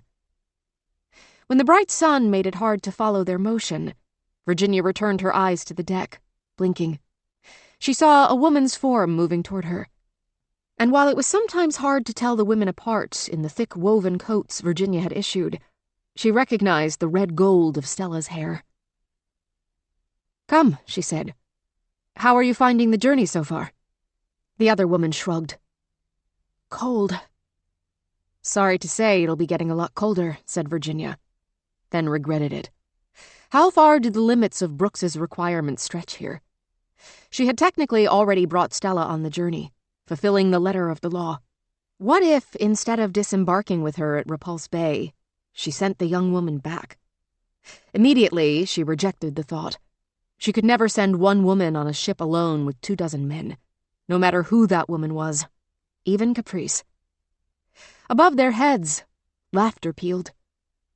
Stella tilted her head, looking up into the rigging, squinting against the sun. "Who's that?" asked Stella. "Christabel, the illustrator." They gazed up in united wonder, watching her antics. Christabel skipped as lightly as a bird along the mast, swinging her body up into the rigging and setting her small feet along the thin spars until it looked like she was flying. Virginia turned her gaze discreetly to Stella's face. The pretty woman bit her lip, closed her eyes, opened them again. She seemed to be wrestling with something. For her part, Virginia was still troubled by what Elizabeth had told her. Was there anything to the rumors about Stella? Was she a seductress or a thief? And if so, did it really matter out here on the water? It certainly wouldn't on the ice. But the fact that she was here at all meant that someone powerful must have wanted her far, far away, and Virginia was more than idly curious to know the reason. Stella said nothing. Neither did Virginia. The wind puffed and swirled around them, and Virginia heard the sail flap once, a remarkably loud sound in the vast empty air. She looked up. The white cloth snapped hard at the mast, and if she hadn't looked up to watch it ripple at that precise moment, she would not have seen what she saw. Christabel, falling.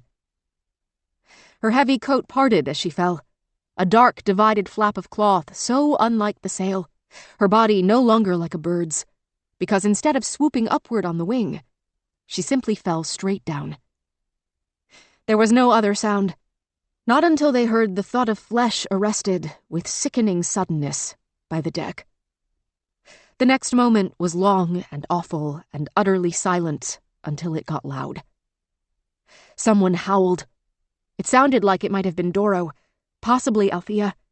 The howl was high, almost a scream, but deeper in the throat, darker. "Dear God!" shouted a man's voice. Virginia turned from Stella and ran straight to the fallen girl, arriving in unison with Dove, whose face was a stony mask. The two women got there faster than any of the sailors could muster. It was only hours later that Virginia realized the men had moved toward the illustrator's fallen form slowly on purpose.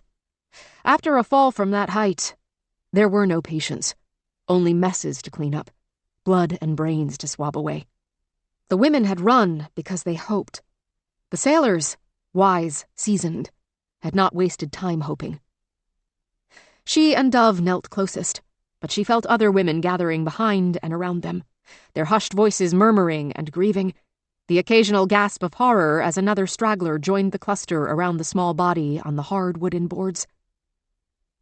Virginia did not let herself cry. Not then. She'd seen enough bodies on the trail to control her response to them. Death saddened her, of course it did, but it no longer shocked her. At that moment, she needed to manage the situation, and that meant moving the women away from the sailors to grieve in private. Up here on deck, tears would provide occasion for the sailors to shake their heads and say, "Yes, see, these women don't understand. They're weak, all emotion, fools to the last." So perhaps she shooed the women away too quickly. One by one, with a private whisper in each woman's ear, she ordered them downstairs to the women's quarters. She did not have to urge any of them twice. The pool of blood under Christabel's head was still spreading outward, and most had little enough experience with death that they still regarded it as somehow contagious. She herself didn't even want to stay. But in mere minutes, there were only 3 of them left, the 3 who'd stared death in the face enough times to know him well. Virginia, Dove, and Siobhan. While Dove and Siobhan had yet to exchange a civil word, Virginia was glad to see that in a situation like this, they could set their differences aside. They discussed in hushed tones what to do with the body. A low voice, several inches above Virginia's head, said, "Miss Reeve, I'm so sorry." Those were the first words Captain Malcolm ever spoke to her. Turning to face him, she caught sight of the ship's boys who had climbed down from the rigging, their faces pale and horrified, wet with tears. "We'll take good care of her," he said. "You may go." Dove and Siobhan melted away, heading toward the women's cabin. The men who had dared to approach parted for them without ever looking in their direction. Angling her head back to look the captain in the face, Virginia said stiffly, "You have my thanks, but I will not go until you tell me what arrangements you mean to make." She knew her anger was misplaced. What had happened was not his fault, not really, not more than anyone else's. It could only be laid at the feet of Christabel herself, and the cold, dispassionate wind. But she could not read him, and that fueled her worry. Was he treating her with kindness or pity? Did he think her incapable? His deep brown eyes, which she now saw turned down at the corners, gave nothing away. "I suppose, Miss Reeve, you are unfamiliar with death at sea." At sea, yes. "Our options are limited. Once we get farther north, it'll be cold enough in the hull to keep bodies on ice." "Bodies?" Virginia exclaimed, unable to help herself. "Today, let us only speak in the singular." Virginia cursed herself for that exclamation, so womanly. But the body of a person who had trusted her to stay safe now lay dead on the boards at her feet, and keeping the tears back was getting harder and harder. The anger helped. "As you wish," said Captain Malcolm. "The body will be wrapped and stored until I determine the proper time for a burial at sea." "I wish to help make the determination." "It is my ship," he said. She answered, "It is my expedition." His eyes hardened then, finally losing their sympathetic softness, and she felt a perverse pride in angering him. There. Now they were on a footing. Then she remembered the ship's boys still watching, the deck they stood on, the blood at their feet. She told him in a softer voice, "I would like to say a prayer." "At the service, or now?" She'd meant the service, but then she heard herself saying, "Both." He nodded and surprised her by reaching out to take her hands in his. His hands were cold, but the firm confidence of the motion was still reassuring. He bent his head. She bent hers and closed her eyes. "Our Father," he began, and she mouthed the familiar words along with him, her voice a hoarse whisper, only cracking when she reached, "Thy will be done," then settling back into the oft-repeated rhythm again. Once the prayer was done, she spoke quickly, feeling the tears almost upon her. "Excuse me. I have kept the rest of my party waiting too long. I trust you and your crew to make the arrangements." He inclined his head in agreement. Before the pity could return to his eyes, she turned away and hastened toward the women's cabin. The women would need comfort, only she was not sure she had any to provide. By the time she got to the cabin, all the women knew what had happened from the ones who were on deck, and she regretted having taken any time at all for her own grief. All she could offer them were platitudes. Terrible accident, no one to blame. Afterward, they clustered among themselves, speaking no louder than a whisper, and boxed her out. That night, as they bedded down, her heart nearly broke when she saw Elizabeth and Stella, who she knew did not care for each other, lying side by side on their shared bunk.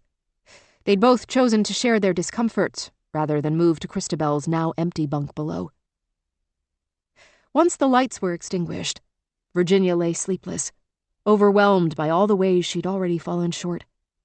Not only had she let Christabel die, no one had turned to her for guidance or succor. Not that she had any to give. She could not reach out to them. They did not reach out to her. A leader who could only take her flock through the good times was no leader at all. A hand reached up and squeezed her wrist. She looked down to see who the hand belonged to. Improbably, it was Caprice's. "We'll be all right," said Caprice, her voice disembodied in the darkness. Virginia had no good answer. She could not agree, because Caprice wasn't necessarily right, but she'd be a monster to disagree aloud. The other woman's confidence was born of naivete. Of course, all her adventures had turned out all right. She'd traveled in a carefully crafted bubble of money and power. Inside a bubble like that, there were no true adventures. In the end, she only answered, "Sleep well, Caprice." In the night's long darkness, she could not help but let the worst of her thoughts, the most cynical one, in. Losing Christabel was far from the worst that could happen on this journey. When they returned, there would be questions about any other woman. Christabel had neither family nor employer waiting for her return. Virginia lamented that Christabel had died, but perhaps some good could yet come of it. Perhaps, now that they had seen how easily danger could come for them, The women of the expedition would turn to one another, form stronger bonds of trust. She had seen death give life before. It was a paradox, to be sure, but contradictions did not make the truth less true. She knew by then, but let herself forget in the darkness, that Christabel might not be the only one they would lose. Chapter 22. Virginia. Aboard the Doris, June 1853. Christabel's burial at sea was a somber but brief occasion. Both the men and the women attended. The captain said a few words. Known but little, gone too soon, and the like. Along with 2 well-worn Bible verses he recited without opening the book, and the group muttered, Amen. Then 2 sailors chosen for the duty tipped the wrapped form over the side, and after a splash that was both louder and softer than Virginia expected, it was done. None of the women lingered. Virginia alone remained on the deck with the sailors, and in just minutes, the shift in their mood was a palpable thing. Quick and frightening, like a rainstorm filling the banks of a dry creek. Shedding their somber manner like a cloak, the men were already back to business as usual. She heard one deep guffaw, then another. Perhaps their laughter was just amusement or an attempt to lift the sad mood, but Virginia heard menace. To cover her fear, she turned to Captain Malcolm and forced out the right words. Thank you. Not much to thank me for, he said, but I'm sure you're welcome. You read well. The Bible, I mean. I preach to the men on Sundays if you'd like to attend. His hands on the railing were large, well-formed. His cap covered most of his close-cut hair, and, as it had been on the first day, his beard was still tightly trimmed. Its defined line ran black and sharp against his skin, which was very close in color to the planks of the ship's wooden deck. The connection seemed fitting. He was an extension of the ship, in a way, or the ship was an extension of him. She asked, Is that usual, for captains? It is, though I am more than usually qualified. I was studying for the ministry before I went to sea. Oh, why did you leave? Why does a man do anything? He said with a tight smile, directed out over the water, not toward her. There was no mirth in it. For a woman. Carefully, she ventured, You have a wife at home? No wife. And this ship is my home. His eyes returned to the inland sea. He seemed uncomfortable in her presence, his tone distant. We were whalers not so long ago, you may know. But this year, for the first time, we are a transport ship. Running south to north in the bay, north to south, west to east, and back again. Carrying supplies between the factories. Until the ice fences us in. When do you expect that to be? All too soon. I hope it will be long after we deliver on our contract and put you off at Repulse Bay. You should hope so too. But in any given year, no one knows exactly when the freeze-up's coming until it's already here. Please excuse me. I have duties to attend to. She watched him go and immediately caught the eye of the ship's mate, Keene, who was watching her with undisguised suspicion. He was a lean man, craggy and knobbed, as if carved from pale, weathered wood. His gaze unsettled her. Ever since the first day, when he stood at the top of the gangplank to block Anne and her dogs, he had made no secret of his antipathy. She could guess its cause well enough. Old salts who believed women had no place aboard ship were far more common than men like Captain Malcolm, who would transport them when it suited.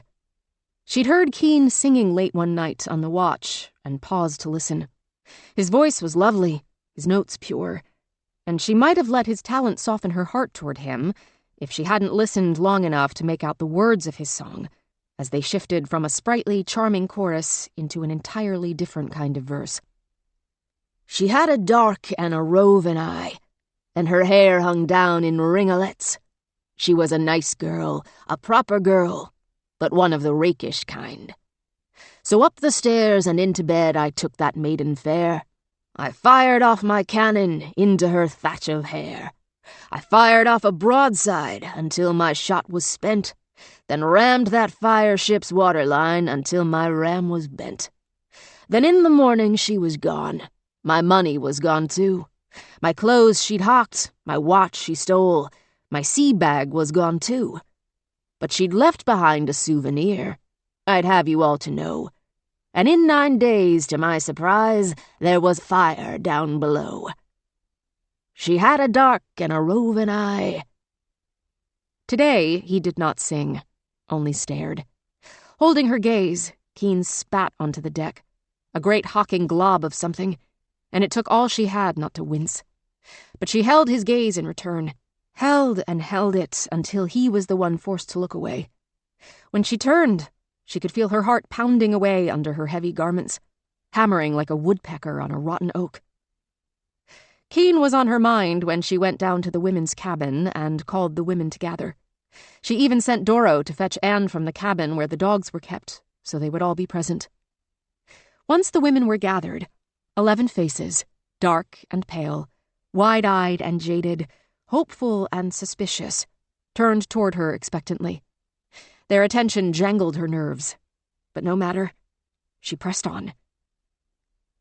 "We are very different women," Virginia told them.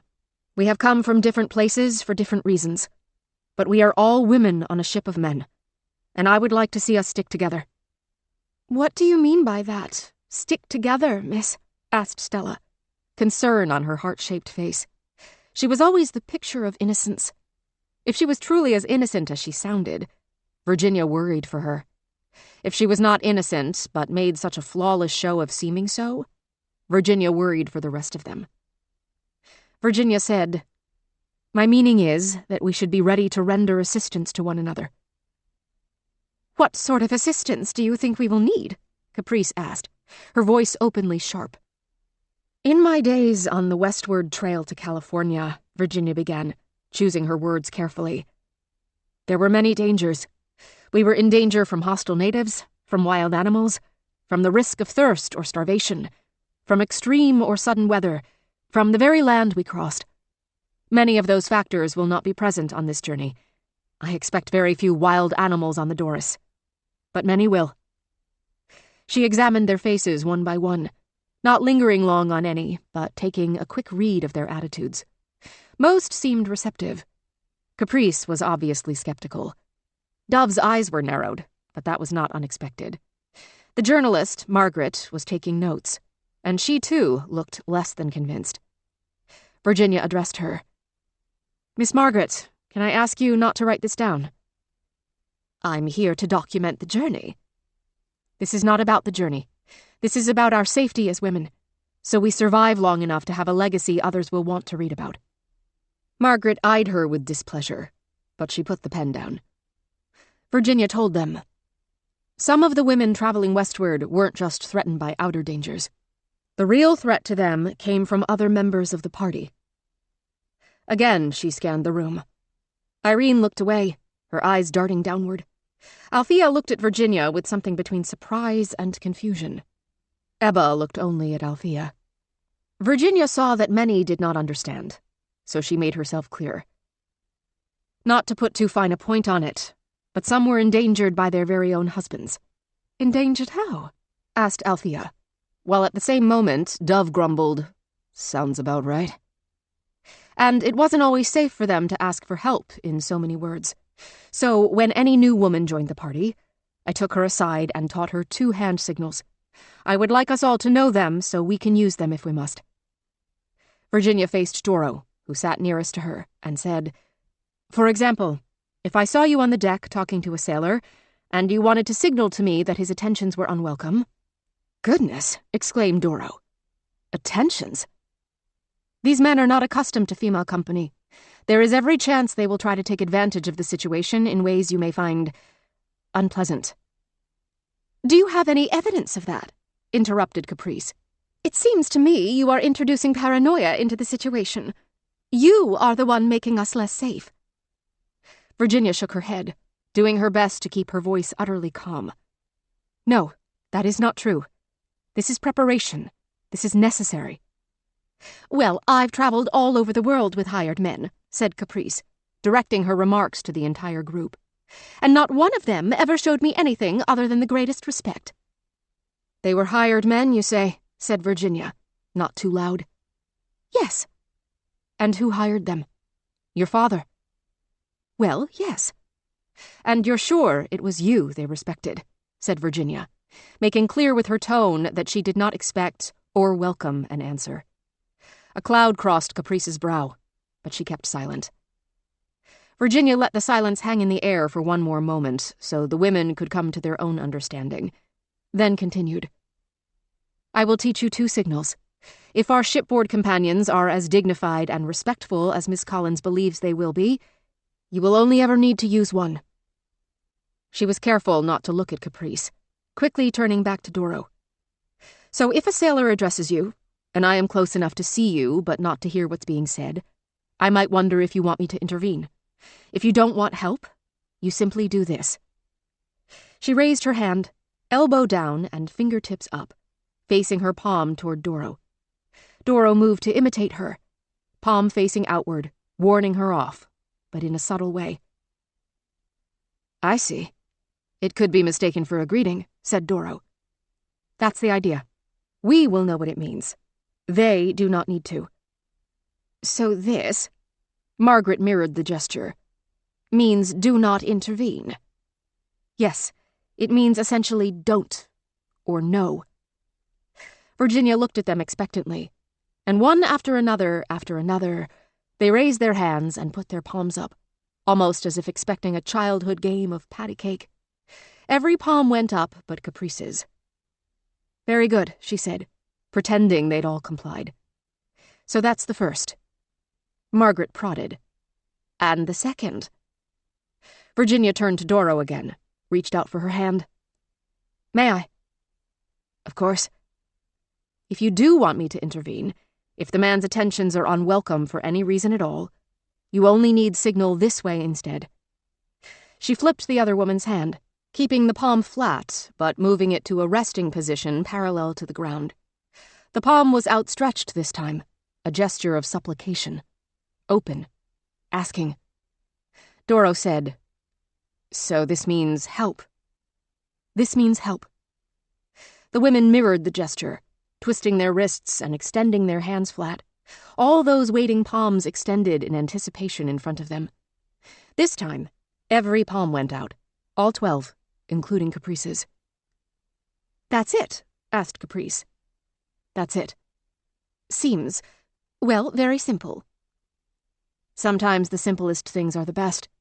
And as I said, nothing would make me happier than for you to never have need of a signal like this. But there is no harm in knowing it. The women turned to discuss, and she was pleased to see that a few even made the decision to go up on the deck right away, newly emboldened. She did not want them hiding for the entire journey. She was glad she'd done it, though she did have to admit there was a kernel of truth to Caprice's accusation.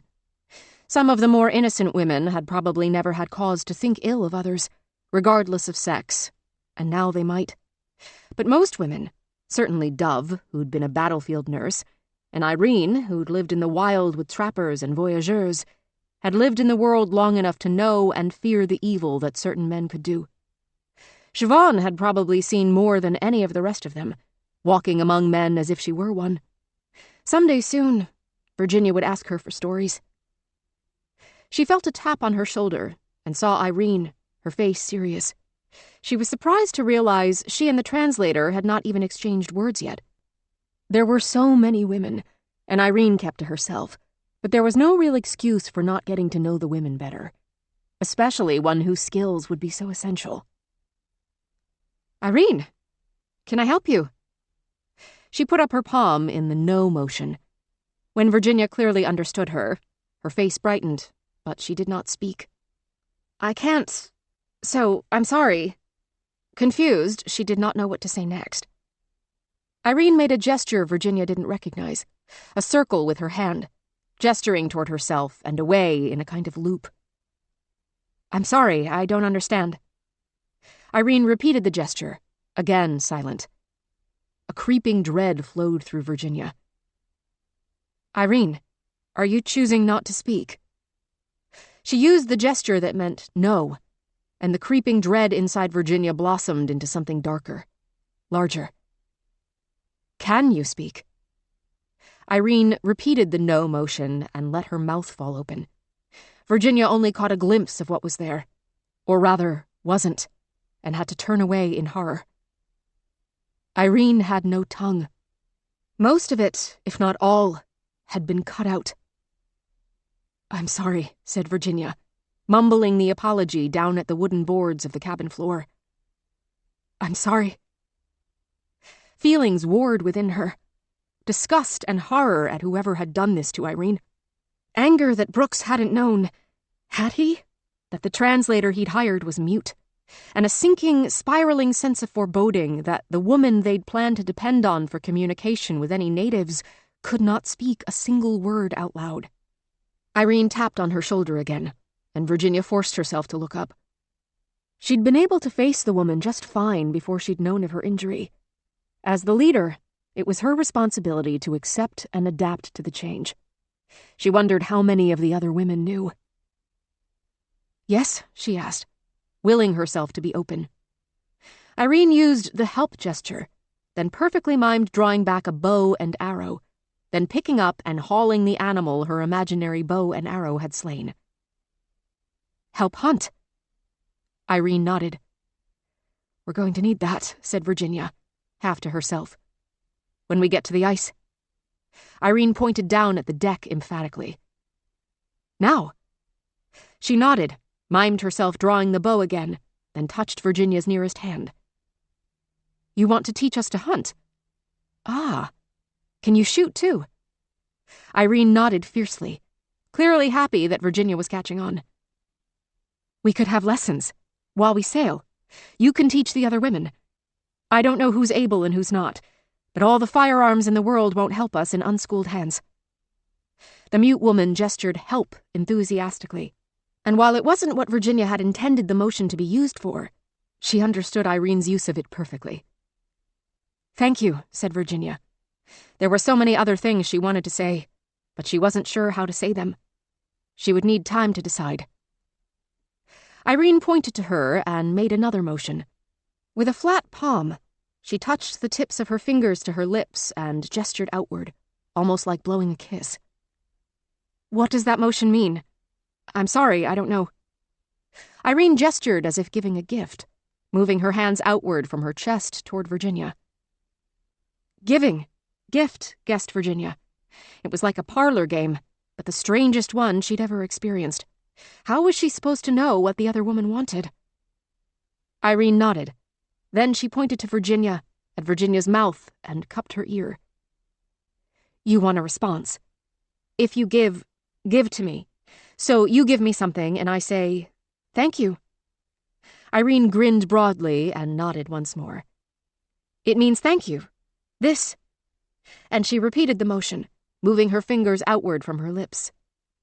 Irene's smile was all the answer she needed. The sooner they could learn how to communicate with Irene, the better. There was so much they had to learn, and not that long to learn it. Even with that small satisfaction, Virginia could feel the beginning of a panic welling within her. The reality of Christabel's death was settling in, and now this. There would be so many other surprises, so many other things she couldn't anticipate. Any one of them could spell disaster. She needed to get away, just for a moment. She nodded her farewell to Irene, who stepped back, head low. A kernel of an idea sparked in Virginia's head. She ducked back into the women's cabin to grab her pack, the precious few items she'd brought on the journey for her own use, and headed for the deck. There was nowhere aboard the ship she could enjoy true solitude, but in the inhospitably windy conditions of the prow, she was able to crouch against the rail. Working carefully with trembling fingers, she spread open the first of Lady Franklin's letters and read it eagerly to herself. "Dear Miss Reeve, so you have passed the first month of your excursion. I imagine it has not been easy. No, I do not have to imagine. I know it has been hell. Do not forget that I travelled a great deal, both with and without my husband's company, and I know the million awful sins that travel into the wilderness visits on a person. At least in the frozen north, you are less likely to have your provisions swarmed by rats. Once on the Nile, my flatboat was so overrun by rats, they ate away the greater part of my maid's quilt during the night. Filthy little beasts. Whatever the demons of your journey so far have been, I hope rats have not been among them. This first letter is to encourage you, Miss Reeve. Your travels have just begun. Though misery may be your constant companion, it is my fervent wish that hope rides just as close to you and your company. Whatever your personal feelings at this time, they are, in the main, irrelevant. You must keep them to yourself. Clutch them under your coat like you would a precious trinket or a spy's message, not to be thieved, especially if they are doubts. Let no one see. You alone are the leader of this expedition. At this moment, a man might be at the helm, but your mind, your sense of right, propels the ship forward. Soldiers and sailors, men and women, all aboard look to you. Do not disappoint them. Do not disappoint me. Sincerely, J. Virginia put the letter away, fighting the wind to fold it back into a rough square and slide it back into its envelope, then stood for a moment in the silence. It was not truly silent, of course. She could hear the low-pitched shouts of men elsewhere on deck, calling, responding. The ship had its own voice, too, creaking its many discomforts as its masts and sails captured the power of the wind, as its precious wooden hull fought its way north in the cold water. When she thought about it, how narrow the division was that protected them from disaster. A few feet of wood, that was all. Like the narrow wheels of the wagons that rode west, like the thin walls of a cabin in the dead cold of winter months, the barrier here between life and death was too fragile to bear thinking about. All you could do was thank God that there was a barrier, and do your best to stay on the right side. Chapter 23. Virginia. Sierra Nevada Mountains, 1846. Virginia fell a little bit in love with Emmanuel Ames the moment they met, when he lifted her thin, wasted body in his arms as if she were something precious. Only dimly aware of him in the beginning, as her legs swayed and dangled limply above the snowy ground, she came into full consciousness already held by him, his body warming hers everywhere they touched.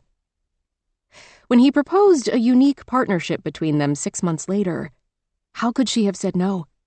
What she needed then, above all else, was escape. Ames offered it. In the months following the very bad thing, she refused to be a prop for her stepfather's misguided political ambitions.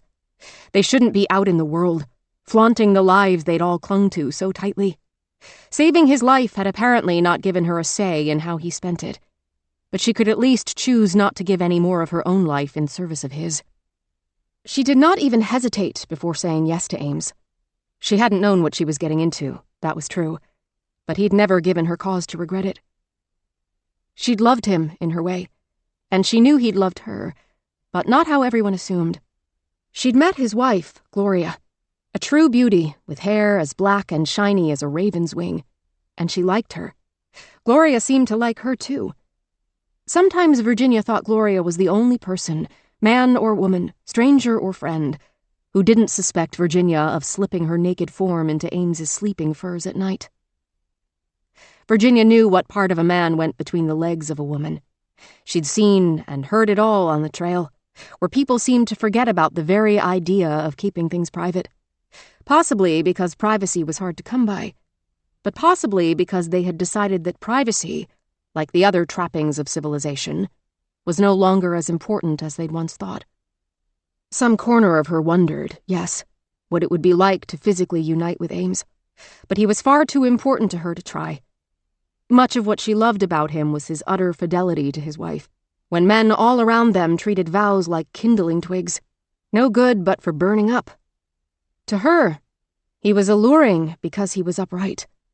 It was his very untouchability that made her want to touch him, and if he'd let her, she wouldn't have wanted to anymore. She had never told anyone this, partly because she was afraid she'd be judged for it. Was this how normal people felt, or was she an aberration? And partly because there was simply no one to tell. Later, she and Ames were partners, but that first time, he had been her rescuer. She still remembered that feeling, unmoored but still secure, aloft in his arms, free of the earth as if she were floating, as if nothing, no worldly concerns could touch her anymore. Until the first shivers of sensation began to tingle in her neglected limbs, for a long, not unwelcome moment, she thought it was just like being dead. Chapter 24. Virginia. Aboard the Doris, June 1853. After 2 weeks on the Doris, Virginia was torn. They were well underway now, settled into a routine, and the crew still viewed the women with disdain and ignorance. After Christabel's fall, some had even begun to cross themselves when a woman drew near. But perhaps that was safer, she thought, if it kept the two groups separate. She was otherwise satisfied with the progress they were making toward Repulse Bay. They were on course, so far, and with the women's preparations for launching onto the ice when the time came. Only the captain had exchanged more than a half-dozen words with her, but his goodwill was far and away the most important. When they could, she and Doro would take him aside to discuss what they all knew of the land and sea, comparing maps of Franklin's route to the route Lady Franklin had given them to search, the area where she was sure the entire party could still be found. Alive, she'd said she hoped, though Virginia wondered how long such a practical woman could truly sustain such an impractical hope. The more she got to know Captain Malcolm, the more he reminded her of Ames, which surprised her. They didn't look anything alike. Malcolm was tall, broad, and dark, while Ames had been wiry and pale as birch bark, surprisingly thin in his arms and legs despite his strength. But there was something about the captain's apparent calm that spoke to her. Ames had had that same quality. No matter what came to pass on the trail, Ames had been a reassuring presence. Virginia had seen dozens of men begin to turn on one another, seeking to blame and even punish others for their own foibles. But when Ames stepped in between the potential combatants, their anger drained away like so much water on the salt flats west of Bonneville.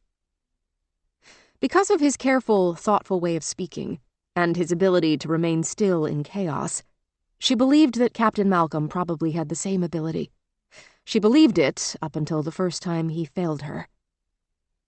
The captain was escorting Virginia and Doro back to the women's cabin after one of their discussions. He'd thawed toward her somewhat, but never sought her out, and only seemed comfortable talking with her when Doro was present. He was obviously trying to keep his distance. There were many reasons one might do so, thought Virginia, and she wondered which was his. She might or might not figure it out before they reached Repulse Bay, she decided. She had plenty more pressing matters on her mind. As they passed the mess, Doro said, "There's a question I've been meaning to ask you, Captain. Why do your men eat with plate?" Virginia had noticed it too. Every man on the Doris, from cabin boys to the captain himself, ate with sterling silver cutlery. She and the women ate with battered old forks, tossed into a heap for washing after they were done, and retrieved another fork from a similar heap when it was time to eat again. "Ah," the captain said. "That was a gift. From those who hired us to transport your party." "Some gift," laughed Doro. "You sound skeptical, but it truly is. No matter what does or doesn't happen on this journey. These men have been compensated more than they might have made from their lays in a whaling season." "Lays?" "On a whaler, the compensation depends on the haul. Everyone receives their portion, their lays, from the harpooner to the first mate." He gestured toward the men on the deck above them, unseen, bustling, and tending to keep the Doris moving northward. "Loyalty may not come cheap, but it can absolutely be bought." Doro frowned. "I still think it's an odd thing to pay with." "Here, yes, but not for the British. On a naval vessel, officers have silver, even in the Arctic." Virginia chimed in. Seems a waste to fancy up one's plates for tinned stew and a few morsels of seal liver to ward off scurvy. Meeting her gaze in the shadowed hallway, the captain cocked his head as he answered. Don't underestimate how much it matters to people to feel human. I know people, she said defensively. I've gotten hundreds of them safe where they needed to go. So I've heard, he replied. A sailor squeezed by them in the hall, and she fell silent for a moment. They stood at the open door of the women's cabin, the happy chatter of its inhabitants audible. She found herself highly conscious of how near she stood to the captain, though, of course, the choice was not hers. The tight space left nowhere else to stand. Instead of moving away, she forged ahead. I suppose if you'd stayed in the cemetery, become a preacher, you'd have done the same. The same. Guided people to where they needed to go. He gave a rare smile and nodded at that, an acknowledgement. But almost immediately after, she saw something else clouding his face. The smile faded. His eyes went to a spot some distance behind Virginia and Doro, and he said, What is it, mate? Captain, said Keen, his voice overly loud in the small space. I regret to tell you some men have reported belongings missing since these women boarded ship. The captain shifted uncomfortably, his eyes gliding from the mate to Virginia and back again. Doro was standing in the doorway of the women's cabin, but Virginia could hear that the hubbub in the room had subsided. The women were no longer talking, only listening. What kind of belongings? Asked Virginia. Small things, mostly, Keen said, still addressing the captain. Spare pair of socks, pouch of tobacco. But today, 2 men reported their cutlery missing. Heavens, Virginia said. That I'm sorry to hear. Keen did not look at her, but the captain did. Captain Malcolm asked her, Have you had any of that happen? I don't think so, Virginia said slowly. But when she looked through the door of the cabin at the gathering women, she saw she'd answered too soon. Several glanced at one another, their gazes veiled. She could not miss the import of those glances. Clearly, some of them were missing items, though they'd said nothing about it. She felt a heavy slug of worry in her stomach. If they hadn't told her about this, what else weren't they telling her? She also didn't like how Keen's eyes looked past her to rake the women's cabin, taking in every detail. We're quite crowded down here, she said, struggling to keep her voice pleasant. Could we take this discussion up on deck? No, said Keen, at the same moment as Captain Malcolm said, Of course. And Virginia watched the tension crackle between them for a moment before the captain spoke, saying, As you wish, Miss Reeve. When they got up on deck, where the weather spat and blustered under a dim grey sky, she immediately regretted her suggestion. It was more open, but there were other men milling about, and a few began to draw closer, curious. They were out of the frying pan and into the fire. You were saying, Keen prompted, his eyes glinting, about whether there's been things thieved from your party as well as our crew. Virginia bristled inwardly, looked at the women who'd followed her up on deck, most of them, and forced herself to speak in a calm tone. It seems there may have been a small item or two. It's a very serious accusation, thievery, especially when items might just be misplaced. Small things like tobacco pouches or earbobs, volunteered Althea. Well, the captain laughed. Haven't seen any of my men in new earbobs of late, have you? It seemed he was trying to lighten the mood, but unsuccessfully. Murmurings and stirrings passed through the clutches of sailors, and she did not know what they might do. A voice from a knot of men close by called, Sounds like one of the women's been thieving. Now, said the captain, putting his hands out. That's not what I meant at all. I merely thought it unlikely that a sailor would steal earbobs, though, of course, I know many of you have sweethearts at home or could sell. He trailed off. They were all in it now. A thief is a thief, broke in Caprice, whether he steals for love or money. He, fired back a sailor. I think it's a she. Oh, do you now? Who's got evidence either way? Caprice said loudly, tossing her head. Virginia flinched. Of course, another voice would not make the situation better. Particularly not this voice. The sailor murmured something under his breath. Something about, "Show you my evidence." And the men around him laughed in a way Virginia found unsettling. "Search the women!" shouted an unidentifiable voice from the crowd. She knew a few faces and names, but most of the sailors were still interchangeable to her. Usually, she was glad they kept their distance, but today, things were different. Either another voice joined the first, or the first one repeated. It was impossible for Virginia to tell.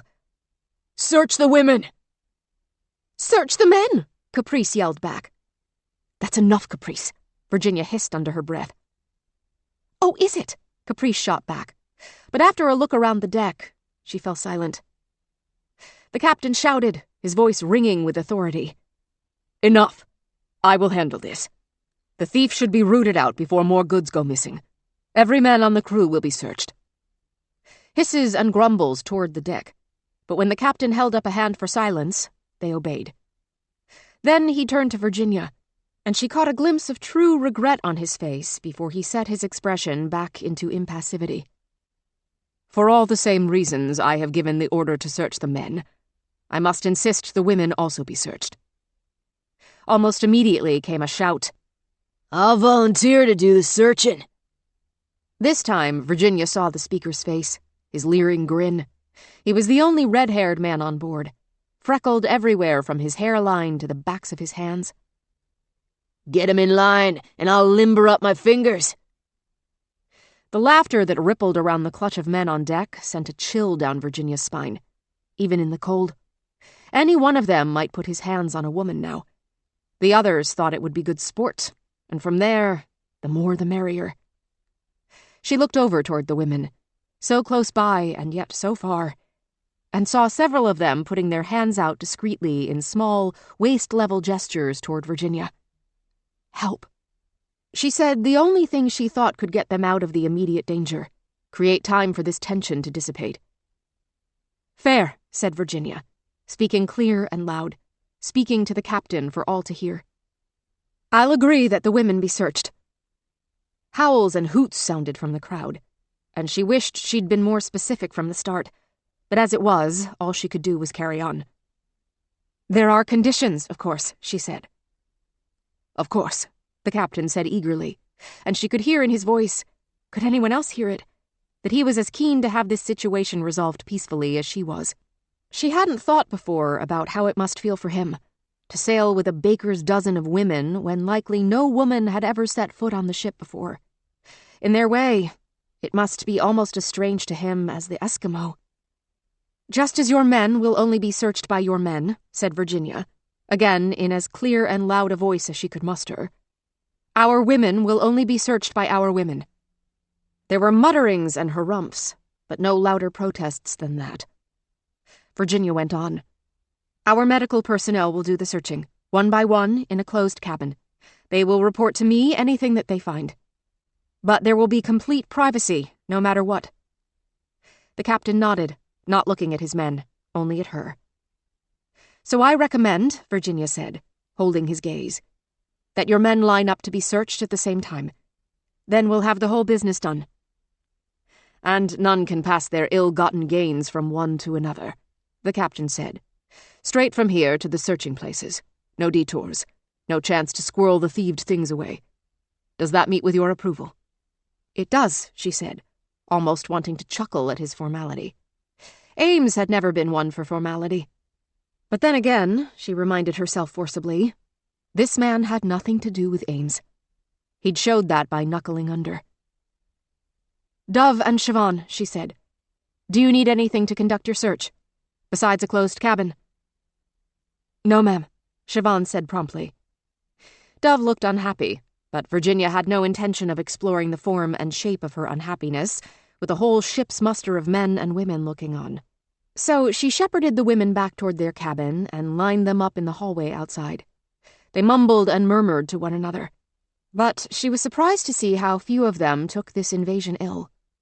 Althea and Ebba seemed the least disturbed by it. Likely they knew from their husbands how hard justice was at sea, and that the only way through was to keep one's head down, and hope to emerge on the other side. But Caprice.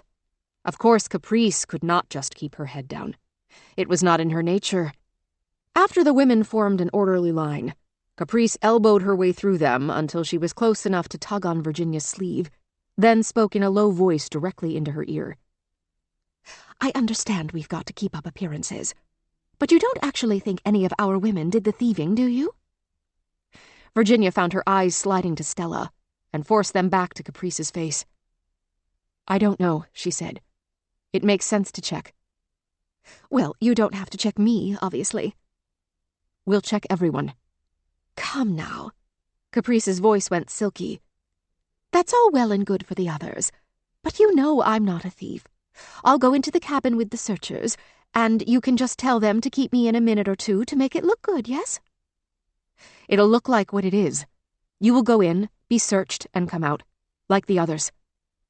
"But I'm not like the others," Caprice hissed. "Just for now, try thinking of yourself that way." The look Caprice gave Virginia could have done just as much as ice to freeze her solid. Virginia waited outside with the women in the hallway to keep order while the first few were searched. As she'd thought, Althea and Ebba were the first to volunteer, and both came out unruffled.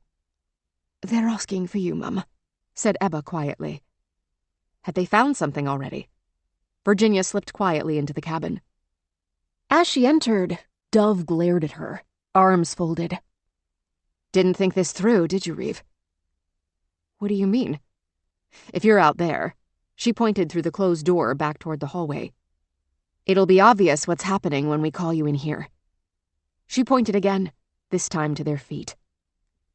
"Oh." Dove echoed her "oh" in a disgusted tone, and turned her back as Siobhan opened the door for Margaret to enter. So Virginia stood awkwardly to the side as the women briskly searched the journalist, then the next few women: Anne, Irene, Doro. Caprice grumbled through her entire search, but it took no longer than the others. She was pronounced innocent and sent on her way. Virginia did not even look up at her. Then there was Stella. She was joking quietly with Siobhan as the nurse and doctor worked. Virginia had her back turned, but heard them say something about the fit of her coat and how high the waist on her divided skirt had been shifted. Siobhan said something in a quiet, teasing tone, too soft for Virginia to make out the words. But then she sucked in her breath sharply. After a moment, Dove said, "Oh." "Virginia?" Siobhan's voice was more cautious than usual. As soon as the word thievery had been mentioned, Virginia had thought of Stella, but then she'd pushed the thought away. Now disappointment flooded through her. What would she do about it? What could she do? But perhaps she'd misunderstood.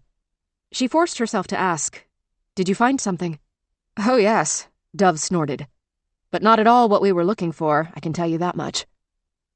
"What's happened? What did you find?" Virginia looked to Stella's face, which was streaked with tears. Silently, she was crying. Perhaps had been crying the whole time, but utterly without sound. "Tell her," said Siobhan harshly.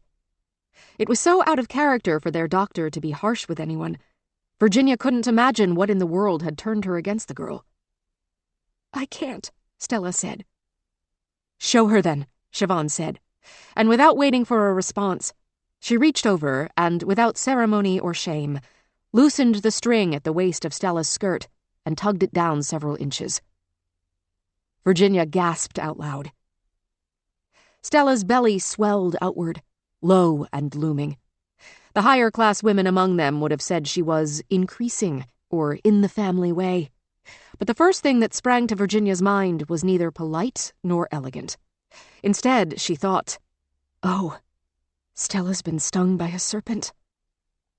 Siobhan said, 5 months along, I should think, give or take." "Could be as much as 7, said Dove. Virginia wanted to ask Stella if she'd known before they left Boston, all those weeks ago. Had Brooks? Lady Franklin? What was it Elizabeth had said? They wanted her out of the way. Her employers. Was this why? Not because of any suspected thievery, although perhaps, she thought grimly, that too. The affair with her employer's son that Elizabeth had told her about, that Stella hadn't mentioned. Oh, yes. The pieces fit together all too neatly. She didn't like the picture they made. And what was she supposed to tell the captain? His men were already surly at the presence of women on board. Not a one of them would tolerate a woman with child, let alone, if they were still on this ship when the time came, a baby. Virginia's stomach turned just thinking of what the crew might do. To Stella, even to Virginia, if they found out. "We're keeping this to ourselves, the four of us," she told them in a harsh whisper. "Not a word, you hear me? Not a word to anyone until I tell you." Every day, they were closer to their destination. Now every day, they were closer to something else. She had started this mission with 12 women. Christabel was dead, God rest her soul, leaving 11. But now Virginia realized she didn't have charge of 11 women. 10 women, yes. And one powder keg in a woman's shape. That shape would grow and change every day. And one day, like a powder keg, it would explode. Chapter 25. Virginia. Massachusetts Superior Court, Boston, October 1854. The next witness is no surprise. So far, the witnesses have painted a picture of Virginia that damns her completely. "She'd threatened Caprice Collins with death," said the butler. "She was a liar who couldn't be trusted," Thisbe had sneered. Caprice's father and the law expert made the case that the rich girl had been lured away and didn't come back, and that somehow that was enough to prosecute Virginia on. Women had started dying on her watch almost immediately, Dove had told the court. Where to go from there? So, this witness next. If he had something terrible to say, wouldn't they have called him sooner? The men of the jury will believe a man in a way they'd never believe a woman. Even men who think themselves enlightened. There had been men who'd attended the National Women's Rights Conventions in Worcester and Syracuse. Yes, those men existed. But she'd bet her shiniest nickel that none of them were currently present in this room. This man could speak with authority on a certain part of their ill-starred expedition. If there was damage to be done, he could absolutely do it. From the moment he enters the courtroom, rigid as a walking stick, Captain Malcolm doesn't meet her eyes. She doesn't really want him to. "The prosecution calls Captain Jacob Malcolm to the stand," the prosecutor intones. He looks even larger in this environment. She knows how much space he took up on a large ship under an open sky. And in this closer space, he verges on the comical. He seems too large for the chair, too large for the room. His hands, in particular, are awkward. He cannot make them settle. After he swears his oath, his dark, nimble hands still move. His constant motion would make her nervous, if she weren't already as nervous as she can be. His hair and beard are trimmed with precision, his suit an impeccable navy blue. She wonders if a woman is taking care of him. In some ways, she hopes so. Maybe he looks larger than she remembers because he is. Maybe he has put on weight with good cooking. They'd all lost pounds from their frames aboard ship, even before they set across the ice, those who made that trip. Though he had always been, in most but not every sense, solid. The prosecutor begins. "Your name again, for the record." "Jacob Malcolm," he answers, his gaze down, but his voice clear. It is impossible not to notice that Captain Malcolm has the darkest skin in the room. The judge, the jury, the bailiff, all are white men, as is the attorney peppering him with questions. "Captain?" "Yes." "And is that your military rank or an honorific?" "I am currently captain of the Doris, a whaling ship out of Provincetown Harbor." "And is that all the Doris does?" "I'm sorry." "Whaling. I ask whether that's the only purpose for which your ship sails." "For the most part. Occasionally, she's engaged for other purposes." "Such as?" "Sir," Captain Malcolm says with a sharp tone, "will you please just ask me the questions you want answers to? We're wasting the time of these good people with your song and dance." The prosecutor, theatrically offended, raises his eyes to the judge, who considers his silent appeal for a long moment, then shrugs. Judge Miller is not entirely a fair man, Virginia thinks, but neither is he as unfair as he could be. She doesn't waste a glance toward her own counsel, knowing for certain he has given up even pretending to have an interest in the proceedings. "Very well then, Captain. I'm going to ask you some questions about a voyage you undertook last year to transport certain passengers the length of Hudson Bay. Do you know the voyage I mean?" "Yes, sir." "And you did sail the Doris last year with a purpose other than whaling?" "I did." The prosecutor appears smug, as if this is some kind of meaningful admission, though Virginia can't see how it would be. He follows up quickly. "So who funded your voyage?" Malcolm shifts in his seat. "We earned what we made." "I don't doubt it. But you must have started with capital. Who provided that capital?" Without emotion, the captain says, "Our initial expenses were paid by a benefactor." "And what did that benefactor ask you to do?" "Transport a party of 12 women from Moose Factory to Repulse Bay. If there were any important decisions to be made along the way, I was instructed to follow the directives of Virginia Reeve." "And weren't you suspicious of this offer, Captain?" "I'm not sure how you mean that." "To agree, sight unseen, to transport strange women to the wilds of the outermost frontier. Well, they could have been unwilling, for example. It's a sad truth that there are men who wish to do vulnerable women wrong." "Unfortunately, yes, that is true," agrees Captain Malcolm, though his brow lowers in suspicion. Virginia shares his trepidation. Where is this going? "It seems one reads of these scandalous horrors every day," says the prosecutor, animated now, clearly playing to the men of the jury. "The terrors that men of a beastly nature might visit on poor, innocent ladies. Unspeakable. Sold off into, well, I wouldn't even use the word in a room like this, with fine people like yourselves present." He turns away from the jury at last to address Captain Malcolm in the witness's chair. "Suffice it to say, sir, I hope you had some way of knowing you weren't facilitating white slavery." There are no words for the expression that crosses Captain Malcolm's face. Virginia worries for a moment that he might throw caution to the wind and do something outrageous. Laugh out loud, leap forward to throttle the prosecutor, but he maintains complete control. He does not let himself be baited. The prosecutor goes on. "Oh, I apologize. I suppose I did not put that as a question. Did you, Captain Malcolm, have some way of knowing for sure you weren't furthering the cause of white slavery? You have not shared your country of origin, but men of your complexion have been known to involve themselves in those pursuits."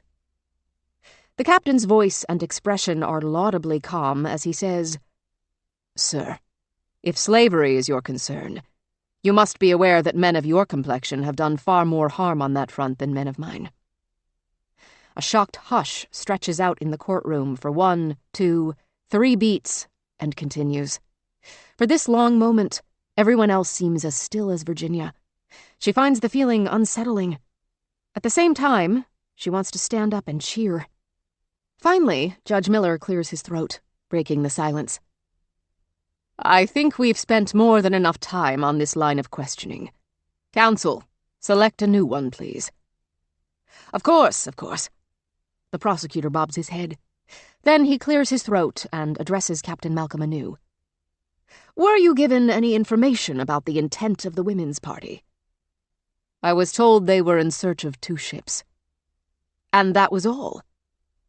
A flash of humor, inappropriate but certainly understandable, puts a new sparkle in the captain's brown eyes. "When someone says they're looking for 2 ships in the Arctic, sir, everyone knows what 2 ships they mean." "But your benefactor did not say they were looking for the Erebus and the Terror." "No." "And your benefactor did not speak with you directly?" "All work was done in writing, signed by a man named Brooks." "Was Brooks his first or last name?" Virginia feels sorry for Captain Malcolm having to answer as he does, even though she knows exactly what he will say. "I'm afraid I can't answer that." "Can't or won't?" "Can't. I only knew him as Brooks." "You didn't think to ask?" Captain Malcolm only glares silently at the prosecutor. He stares so long that the judge prompts him. Captain, will you please answer the prosecutor's question?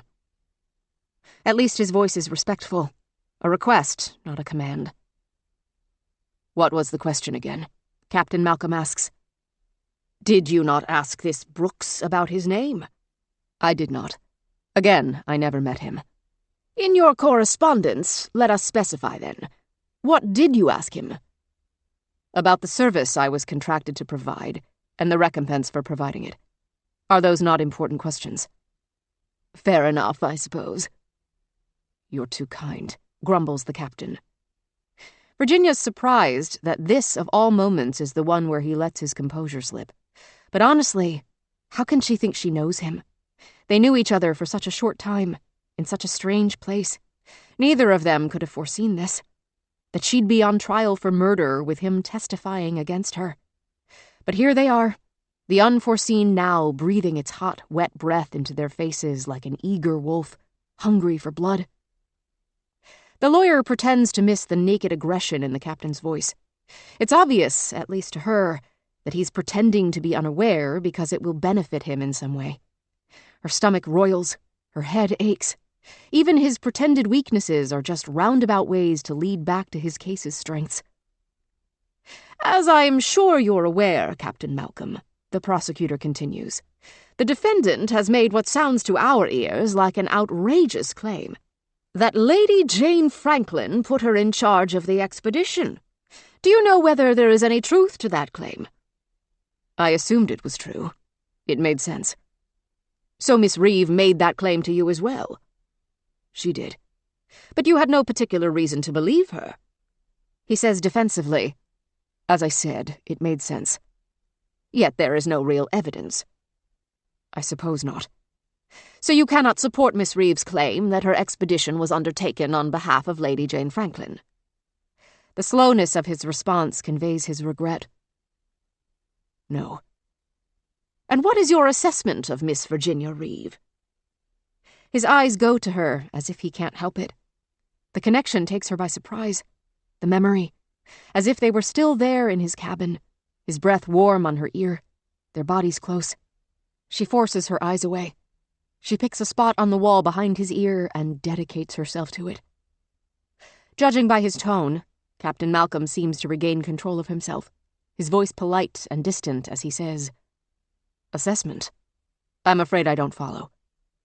Was she an experienced sailor, a pleasure to have on the ship, a thing of beauty and a joy forever?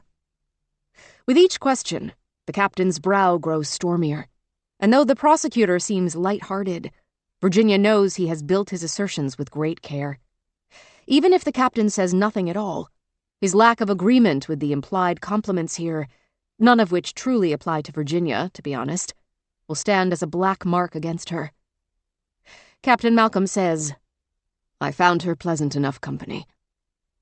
"Company?" repeats the prosecutor, and Virginia winces at the insinuating note in his voice. The captain should have anticipated that trap, and certainly it would have been better for them both if he had. But she feels a pang of tenderness toward him. This is not where he belongs. There's too much at risk. What might he lose if he puts a foot wrong? Everything, she supposes. And he is not even the one on trial. The prosecutor asks a few more questions, and the captain answers each reluctantly, with no great panache. He struggles forward, clearly out of his element. It's a shame, because the lawyer is so obviously deep in his. At least, after a particularly clumsy exchange on the topic of where and when exactly the women disembarked from the Doris, the prosecutor says with great satisfaction, "Thank you, Captain. That will be all." She is not sure whether Captain Malcolm tries to catch her eye as he rises to leave the courtroom. She has torn her gaze from the spot on the wall and allowed herself to look at the 5 survivors again, her human rosary beads, checking one and the next and the next. Doro, Althea, and so on. Looking over their sleek hair and their neat gowns. Each wears a dress that is delicate and modest, but to Virginia, what they wear looks like armor. They knew they would hear things here that would make them want to melt, cry, shrink away. Yet they're facing up to what happened. She must force herself to face up to. When she turns her head to look, Captain Malcolm has already left the courtroom. She has missed her chance. Not that it matters, she tells herself. Not that there ever was a chance to miss. Has he done her any great harm, the captain? Not here. He is a man of honor. He could not have dodged questions put to him in a court of law. He said what he needed to say, no more. A swirling mix of emotions swamps Virginia as they walk her back to her cell. Anger and fear, yes. Those have been her constant companions throughout the trial. But other feelings swim and surface alongside. Relief, surprise, even gratitude. If Captain Malcolm truly wished her ill, she thinks, there were so many things he could have told them.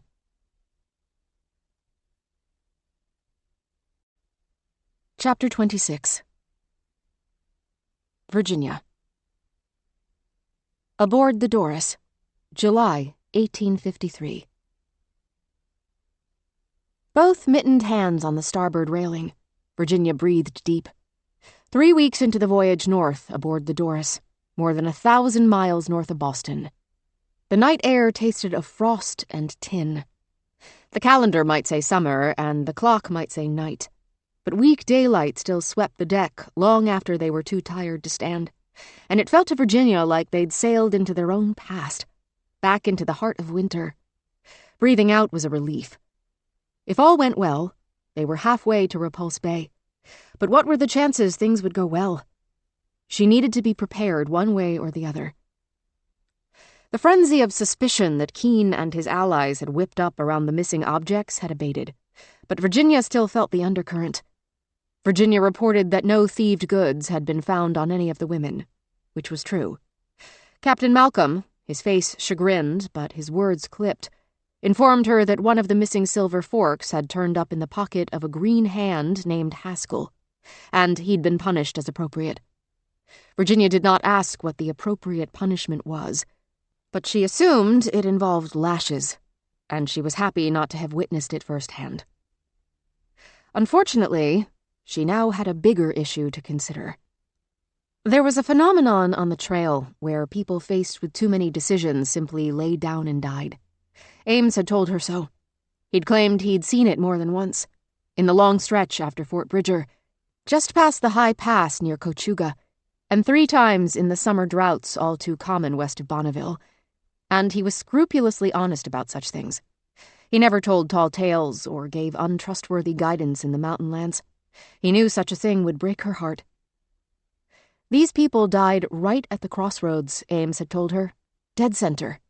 Not because they ran out of food and water, though that lack was a factor, and not because of weather rushing them into a decision that they were afraid to regret. No, this phenomenon was about the impossibility of the choice itself. Right or left, north or south, press on or double back toward home. And in these cases, with infinite time to decide, but too much riding on choosing right from 2 unknown options, that was when people simply collapsed under the decision's weight. Bodies stayed behind as souls wafted upward. They died rather than make a choice. That was why, when Ames sought her out and offered her a new life as a guide, Virginia had shed her past to say yes. She wanted to spare travelers those choices. Her first journey to California had been unusually hard, yes, but the greater part of it had been typical. Her party had been made up of desperate, inexperienced people, in well over their heads. Everything else, including the very bad thing, was part of the story, but not the whole. Now that she knew Stella was with child, Virginia was at her own crossroads. In some ways, of course, there was nothing she could do. The fact could be shared or withheld, but it could not be changed. She'd sworn Dove and Siobhan to secrecy, and though she trusted Siobhan to keep silent, she wasn't at all sure about Dove. If the news spread through the group of women, it was only a matter of time until it spread further. That was where the danger lay. Every day, like clockwork, she resolved to tell the captain. Every day, like clockwork, she failed. She simply could not form the words. She had given others bad news countless times, of course. On the trail, she'd broken news of deaths. Your husband isn't coming back from the hunt. Your child didn't survive the snake bite. and held strangers while they sobbed their grief out in her arms. She'd ordered people to leave behind their most precious possessions. One memorable winter, when there was no way to move forward through a pass, she had turned 36 people around and taken them all the way back to Fort Bridger. But this was different. A baby, for the love of heaven. To bring a small, helpless human into these frozen wilds. No good could come of it. She could not take a pregnant Stella with her onto the ice. She could not leave a pregnant Stella on the ship alone. She should tell the captain. It wasn't that she never had the opportunity. They spoke several times a day at least, and his manner toward her verged on friendly. Every time they spoke, she could feel the secret under her skin, knowing he'd want to know everything that went on under his command, the same way she did. But after a week, she'd let her silence harden. If she told someone, it had become an if. She would wait until they were closer to disembarking at Repulse Bay. Since there was nothing they could do anyway, she told herself, until then. A woman drew near to her, and though a scarf was drawn around this woman's face, Virginia recognized Doro instantly. Others might venture out on the deck, even at night, but who would willingly seek Virginia in the coldest, most barren place on the ship? Only Doro. Both of them looked out toward the north at the enormous boulders of ice rising from the harbor, bobbing and veering dangerously, pushing them toward shore. They had entered the exact situation Doro had warned Virginia about all the way back in Boston. If they continued to hug the shoreline, they'd be in constant danger of scraping the hull on the bay's bottom. They could not afford to run aground. "This ice," said Doro, and when she trailed off, Virginia felt it in the pit of her stomach immediately. Doro wasn't one to mince words. That she felt the need to do so now was a very, very bad sign. Virginia rose. "Let's go." "Where?" But Virginia did not bother answering. Doro was smart. She'd figure it out on the way. And indeed she did, once they'd turned down the corridor and approached the closed door of the captain's cabin. Doro straightened her cap over her hair as Virginia raised her knuckles, rapped once, then again, and waited. "Who's there?" shouted a voice, drowsy, annoyed. "I apologize, Captain, but we must speak with you." "Miss Reeve." The voice was definitely thick with sleep, but it didn't take long for the sound of footsteps to ring out. The door opened just enough for the captain's face, but not his body to appear. "Yes?" "We need to talk to you. About the ice." His eyes went back and forth between her face and Doro's, and whatever grim set he saw there convinced him. "Can we come in?" asked Virginia. "No, I'll come out." "It's no time to stand on ceremony." "Isn't ceremony," came his muffled voice through the door. "Common sense." She realized they'd likely come upon him in partial dress. Even in the cold, one must change into new clothes from time to time. Virginia found herself wondering whether the captain stripped all the way down before putting new clothes on, and assumed he probably didn't. She and the other women tended to slip their bodies out of one dress into another as quickly as possible, leaving only a bare minimum of skin exposed for the shortest possible amount of time. Then she realized how much thought she was giving to a bare man's skin, and she felt a hot blush creeping up into her cheeks, flaming against the cool air. Then he stepped into the hallway, fully clothed, and said with a level tone, "How can I be of assistance?" "The ice," Doro blurted. "Yes, I've noticed it," he said dryly. "I've read the maps over and over. As you know, all's been well till now. But we're coming up on a particularly shallow ridge," Doro said, her voice growing softer, less confident, even as she stated facts. "It'll rise up. If we stay this close to shore, we'll beach, and no mistake." He gave Doro a long look, a challenging one. "I know the southwest section of the bay thaws last, but didn't you yourself tell me that by this time of year it would likely be fine?" Doro shrank from him a little, not used to confrontation. Virginia had a momentary pang of regret. She'd brought this woman out of her native element into the true wilderness because of her knowledge, but a woman was not just what she knew. Perhaps Virginia should have thought of that before inviting her along. But goodness, it was far too late for that, wasn't it? Virginia stepped in.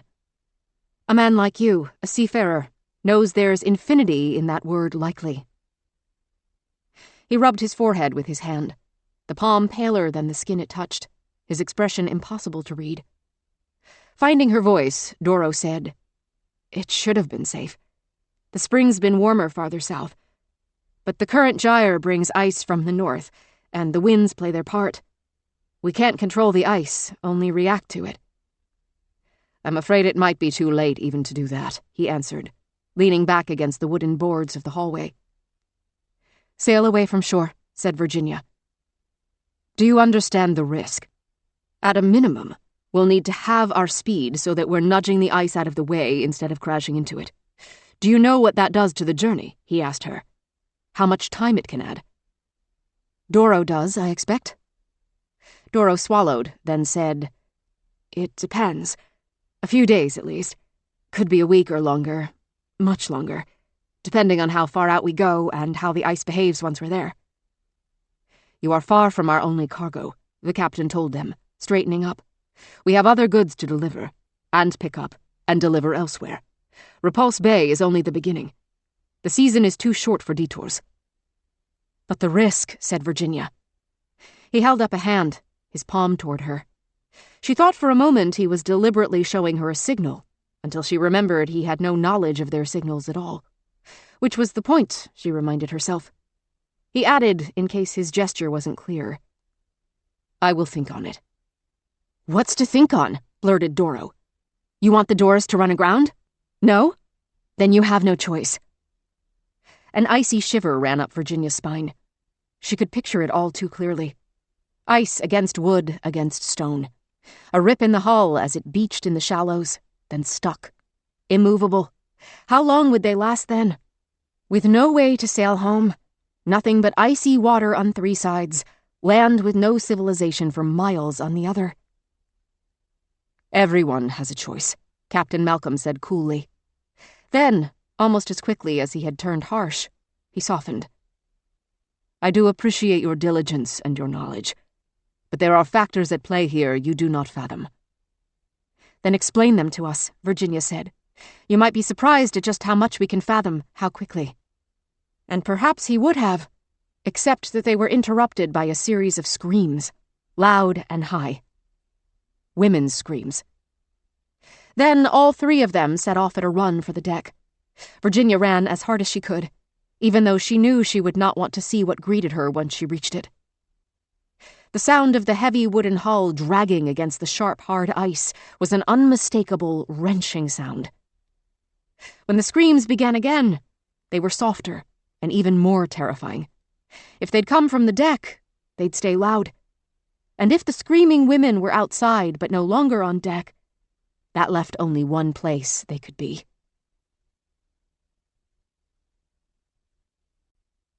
Chapter 27.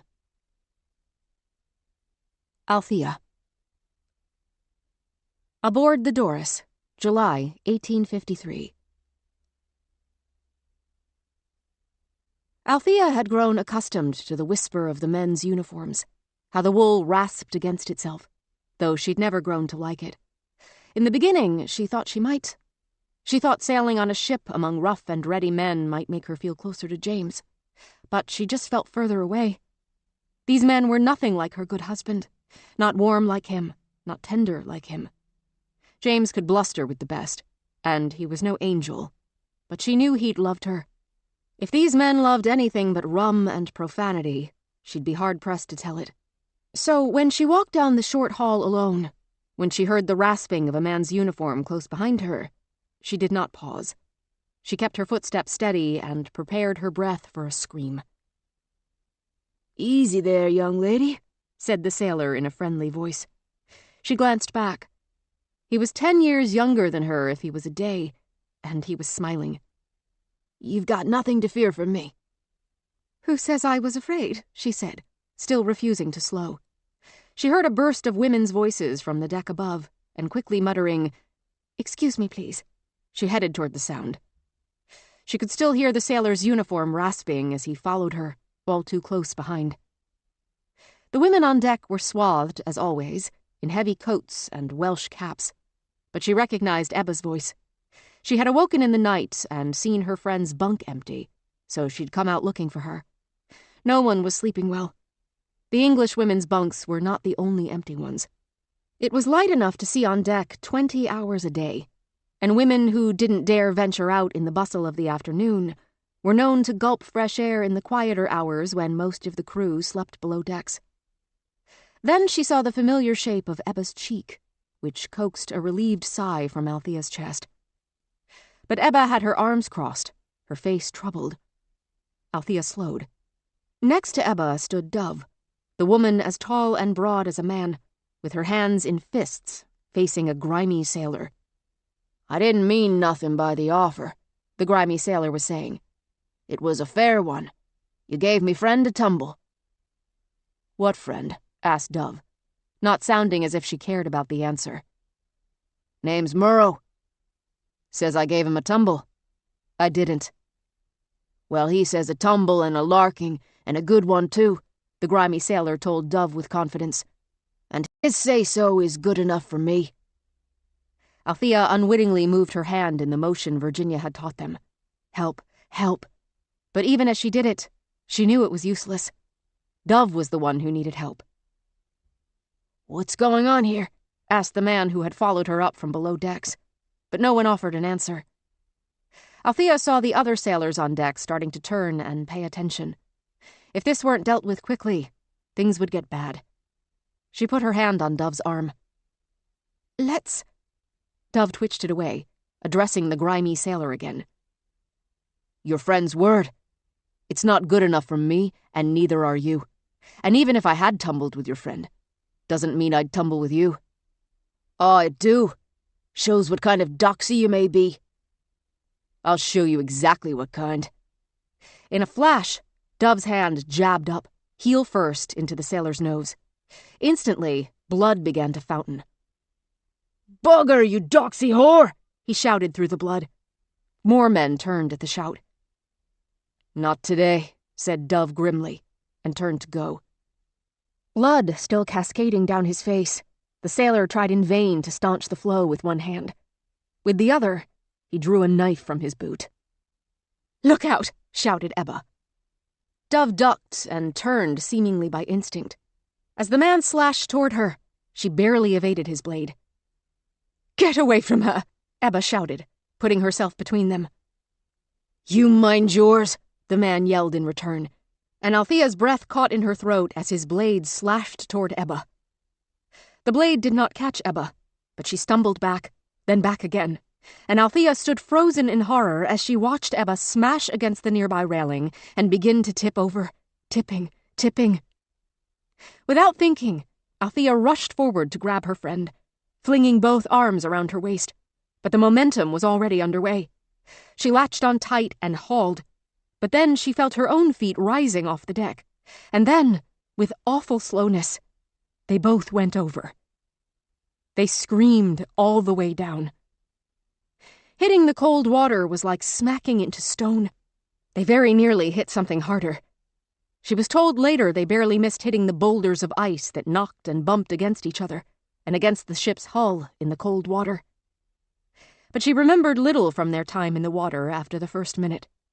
At first, they clutched and kicked. Then the ice-cold water swamped their split skirts and froze their legs.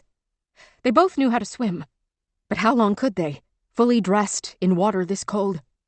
She managed to kick off one heavy boot. She and Ebba clutched each other, fell away, reached out again.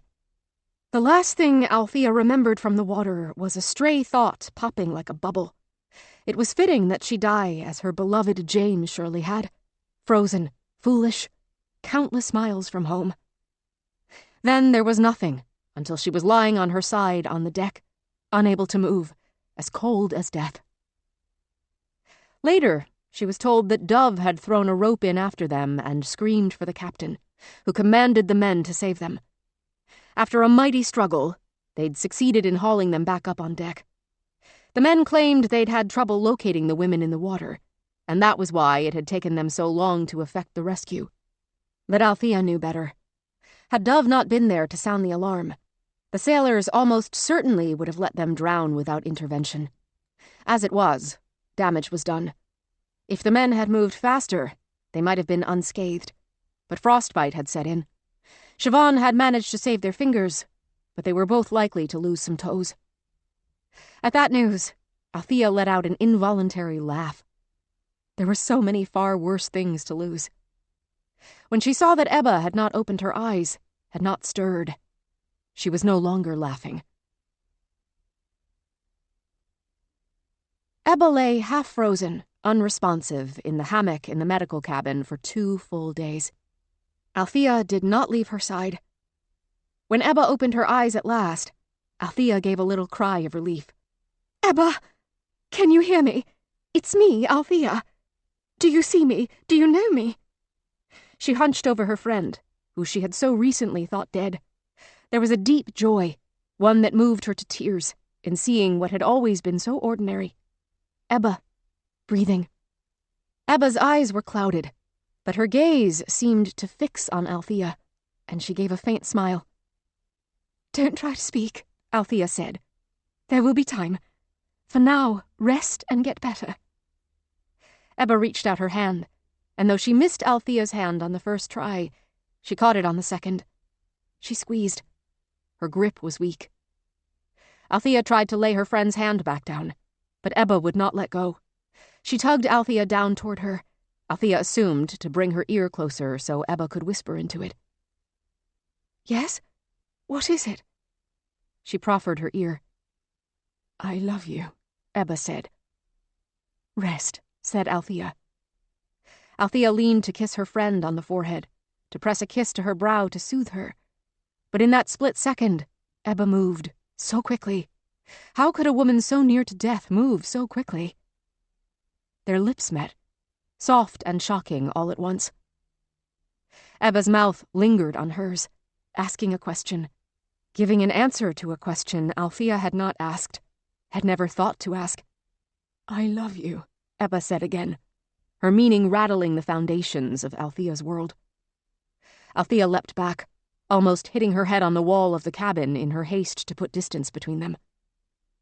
Ebba looked up at her, and Althea saw the truth, a truth she had never imagined in her friend's dark eyes. "No," said Althea, her voice quivering. "Apologize for your presumption." Ebba's voice was low and quiet, rasping with the effort, but it was firm. "No, I will not. I have loved you, and you know it." "I did not know it." "If you didn't," said Ebba softly, still skeptical, "you do now." Althea rose, smoothing down her divided skirt, still stiff with salt from her own descent into the freezing sea. Only moments ago, she had rejoiced that Ebba was alive. Now she was ashamed, confused, angry. For her dearest friend in the world to want... No, it was not possible. She was a Navy wife. They both were. She would act with the dignity and decorum she'd been rehearsing all these years. She did not have to be what Ebba was asking her to be. Someone she had never once considered. Ebba's voice, still weak, but with a fierce note of urgency, said, "You know now, Al. What will you do?" Scores of possible answers surged through Althea's mind. It wasn't even a choice, what she ended up saying. The words spilled from her lips, unbidden. "I can't," she cried huskily, and turned her back. Chapter 28. Virginia. Charles Street Jail, Boston, October 1854. "How'd you like seeing your sweetheart, then?" asks Benson, as he closes the door of her cell with a heavy clang, and it takes Virginia a painfully long, clumsy moment to realize that he means the question for her. His voice, for the first time, has an acid edge almost as unpleasant and sharp as Keeler's. "Pardon?" asks Virginia, her standard gambit for buying herself a moment to think. "That blackamoor captain of yours, the witness. Suppose you two were cozy for so long on that ship, up there in the chill. He must have missed you something fierce." "Sir." Virginia addresses him with the frostiest condescension she can muster. I'm appalled at your insinuation. I insist you stop making such false claims immediately. It is only after the words are out of her mouth, and she feels the position of her body, holding her elbows, her chin thrust high, that she realizes she is unconsciously aping caprice. The realization brings a prickle of oncoming tears to her eyes, and she hums them away. Benson folds his arms, glowers down at her. Say all the fancy words you like. I know how a man looks at a woman, and that's how the captain looks at you. I cannot help how I am looked at. The guard shrugs. It occurs to Virginia that he has only been kind to her because he had some romantic notion of what's between them. Some one-sided intimacy that he imagined. Has she led him on? She has been grateful to Benson, but only grateful. It sickens her a little to look back and see, so clearly now, his true, misguided intent. If you're concerned for my well-being, says Virginia, you could busy yourself finding me a thicker blanket to keep me warm at night, or rustle up something more than gruel for my meals. Better I should be keeping an eye on you, he says with a note in his voice that chills her. So different from how he was before. His jealousy of the captain has revealed him.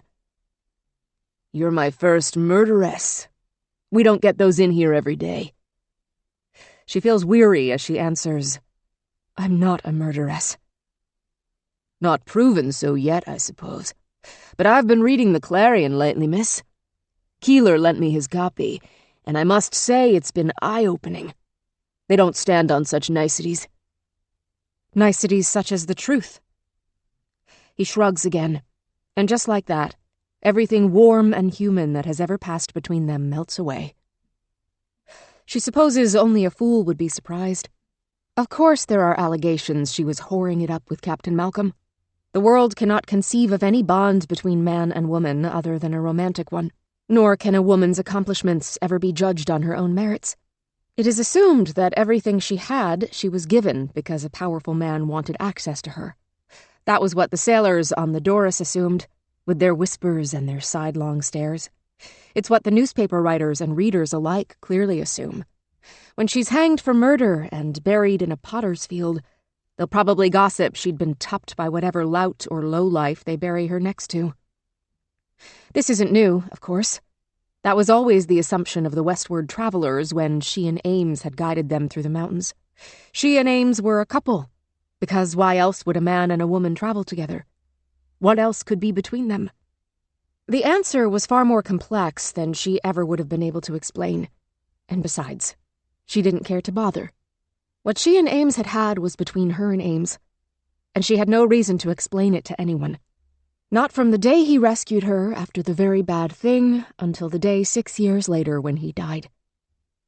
She only regretted that newspaper interview. The novelty of the girl reporter had thrown her off. When the woman had asked her about Ames, she'd grown emotional. She admitted, the world won't be the same without him. When the woman asked if she was going to find a new partner and go back to guiding settlers to California, she said, that part of my life is over. I'm waiting here for my next adventure to find me. And find her it had, in the form of Lady Jane Franklin, who had read that newspaper interview and offered her employment. She wondered what would have happened if she'd never said those words. Would Franklin have sent out exactly the same expedition, but with Caprice at the head? If she had, would Caprice be alive today? Would Christabel? Stella? Everything hinged on those words in that newspaper. The chain of events that had led some of them to this trial, and some of them to the grave, had started the moment Virginia dropped her guard, however briefly, and let herself be found. She'd always wondered if Jane Franklin knew her whole story. The newspaper had only described her career as a trail guide. That was the experience that Franklin and Brooks alike had referred to. Virginia Reeve was a leader of men and women. She'd proven she could work closely with a man for the good and health of a traveling party. And if that was all she knew, Jane Franklin had chosen well. But did she know the rest? The uncertainty had prickled at Virginia since the beginning. It prickled at her still today. And if it came up at trial, well, this whole charade would come to an abrupt halt. and not in a way that would benefit her. Perhaps things will turn out well after all this, but she can't see her way to that possibility. Right now, she sees no reason to hope. At least she wasn't counting on Benson to jailbreak her. The wisest course, as ever, has always been to count on no one for anything. Lost and found and lost. Like the truth. Like so many lives.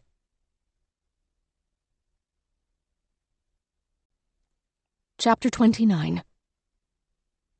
Virginia. Sierra Nevada Mountains, 1846. Virginia looked out on a bright white landscape that seared her eyes. Everything had been wiped away. Trees, rocks, the path that brought them here. Any path that might have led them out. Invisible, impassable. They'd been told it was a shortcut. They'd wanted to get through the mountains as fast as possible to beat the advance of winter. They'd failed. And now they would be here only God knew how long, trapped by the unforgiving, merciless snow. At home, she had never seen anything like this. Never seen snow this deep. Never felt cold all the way to the bone. California was supposed to be the promised land, but from here, it looked like hell. Were they even in California?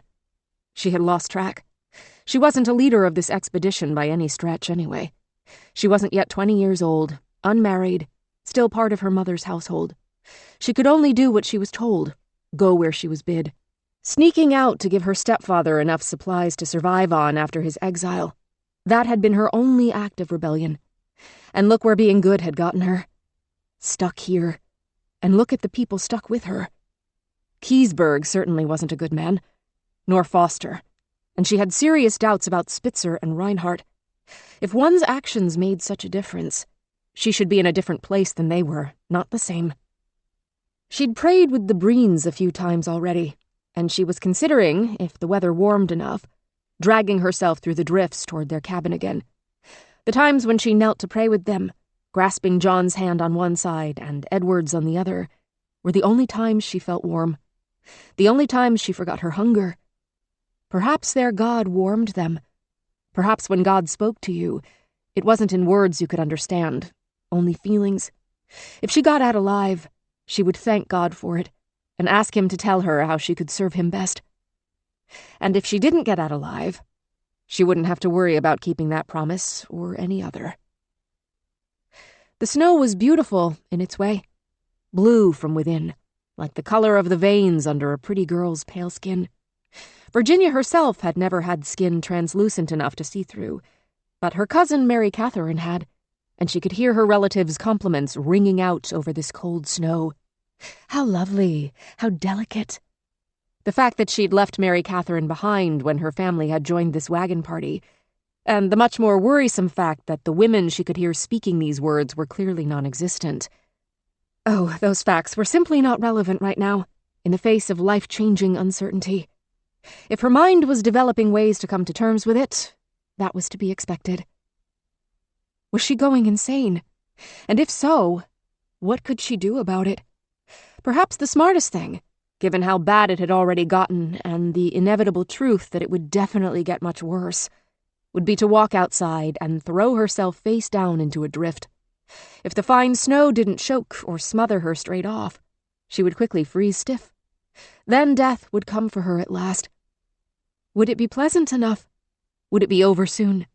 Would there be pain if she simply let the cold carry her away? As she watched, fresh flakes of snow began to fall. They added to the ocean of snow that had already wiped the world away. How tall must it be? 10 feet, 15, 20. And now more came down. The Breens' God must be a cruel one indeed if he allowed this to happen, and yet they never seemed to rail against him. Why was that? What was the peace they'd attained that Virginia herself did not seem able to find? She wanted to rail every moment of every day. Even in those moments before the snow began to fall, in the perfect solitary quiet, she'd wanted to scream. Her fury threatened to boil, to burn her up from the inside, though it could never keep her warm. Her tears froze on her cheeks. She wouldn't go inside, not yet. She would wait out here until she could get herself under control, even though the cold was already squeezing the breath out of her throat, and she'd started to lose feeling in her left hand, specifically the first 2 fingers. The cold was pressing the life out of her. But the way it looked from her vantage point, there were things more important than life, at least what seemed to pass for life here and now. She couldn't let the little ones see her cry. Chapter 30. Stella. Aboard the Doris, July 1853. As if it weren't lousy enough, being cooped up on this ship, Stella felt herself growing, expanding. Every day, she took up a little more room, when for all these years, she had been striving to take up as little room as possible. Back in Boston, the whole time she'd worked as a maid, she hated it when people remembered her, or even noticed her. Her mother had worked her whole life in a factory, worked there still, and Stella would have done better to follow that example, like her sisters. But once she found work as a live-in maid, it was hard to give up that comfort. In some households, she found she didn't even have to work that hard, which beat the ugly, dirty work of the mills hands down.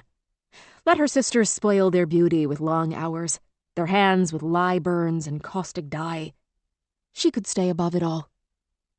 But no matter how quiet she kept, no matter how small she tried to make herself, the men of the house always ended up noticing her. She could often pinpoint the exact moment as it happened. A raised chin, a curious eye. Sometimes it was a glance that lingered too long. Just as often, it was a hand that roamed. The household's father, a son, a brother. It mattered little who took a fancy to her. Once he had his sights set on her, no matter what she did or didn't do in response, it was always the beginning of the end. So she had a habit of thieving just a little bit here and there, building up a stash of goods. Items that were valuable but ordinary were the best.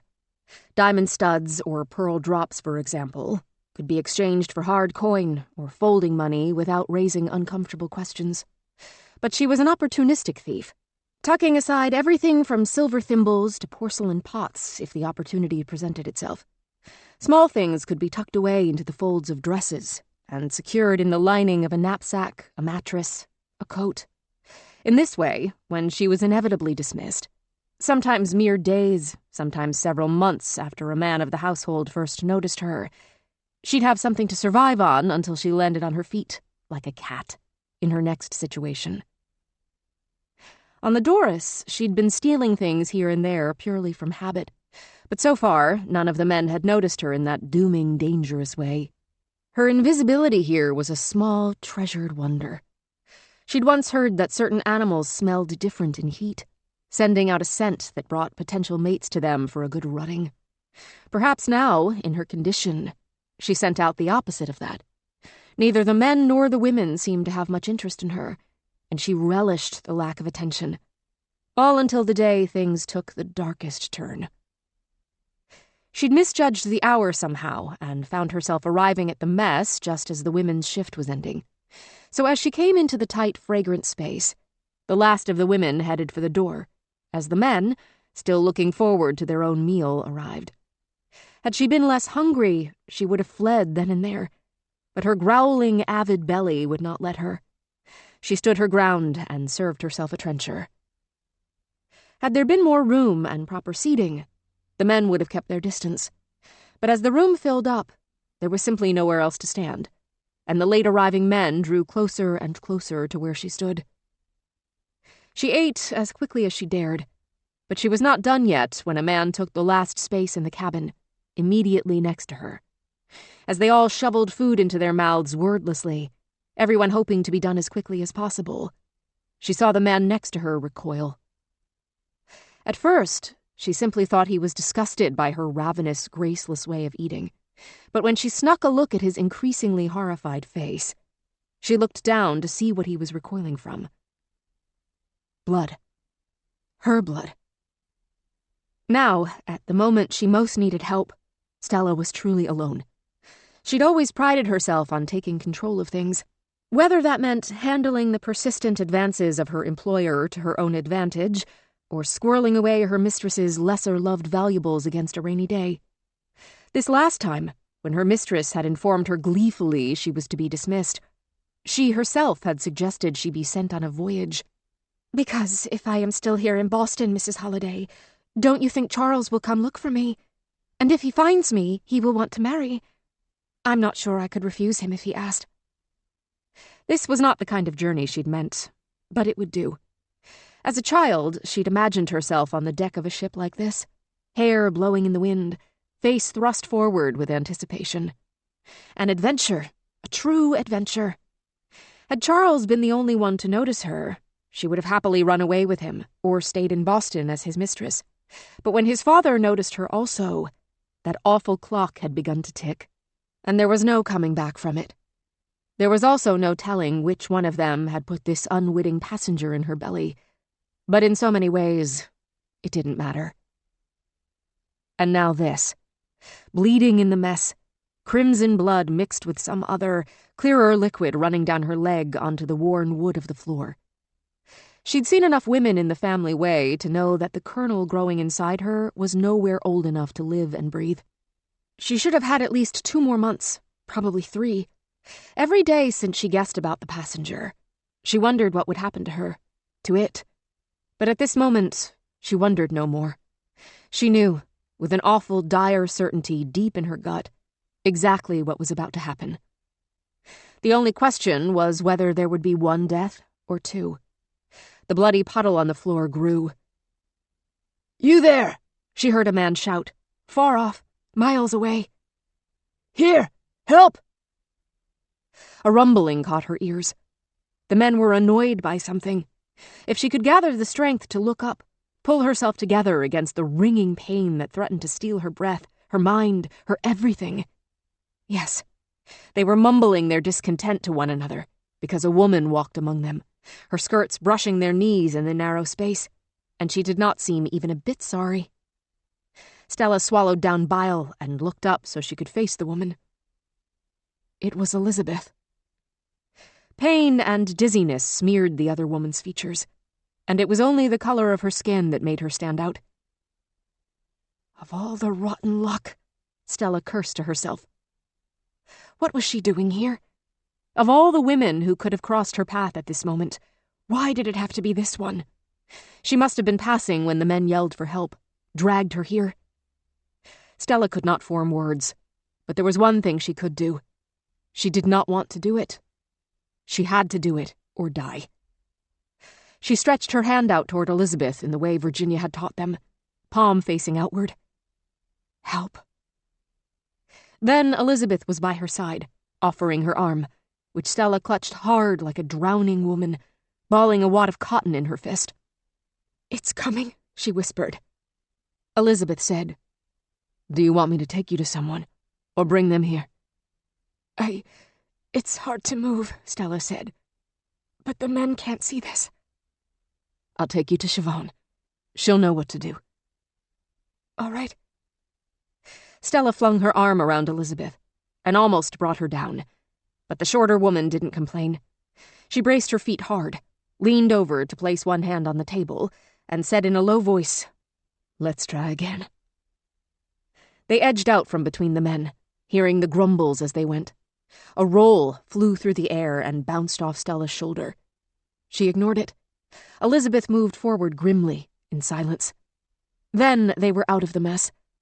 The door swung shut behind them, and she heard the dull roar of their celebration, laughing at the woman who'd had to be carried out, rejoicing that their precious room belonged solely to sailors again.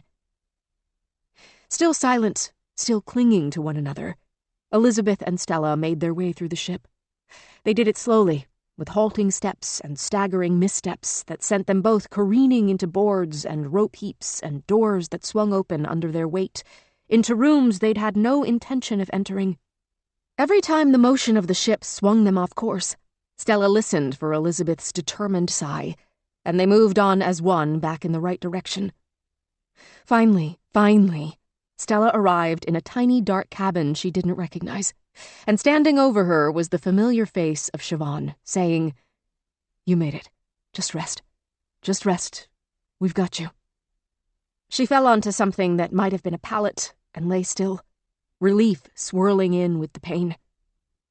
Stella barely had time to notice that Siobhan hadn't said anything at all about things turning out all right before she slipped out of consciousness, the dark curtain descending.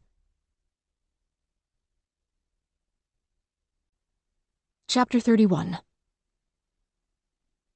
Virginia.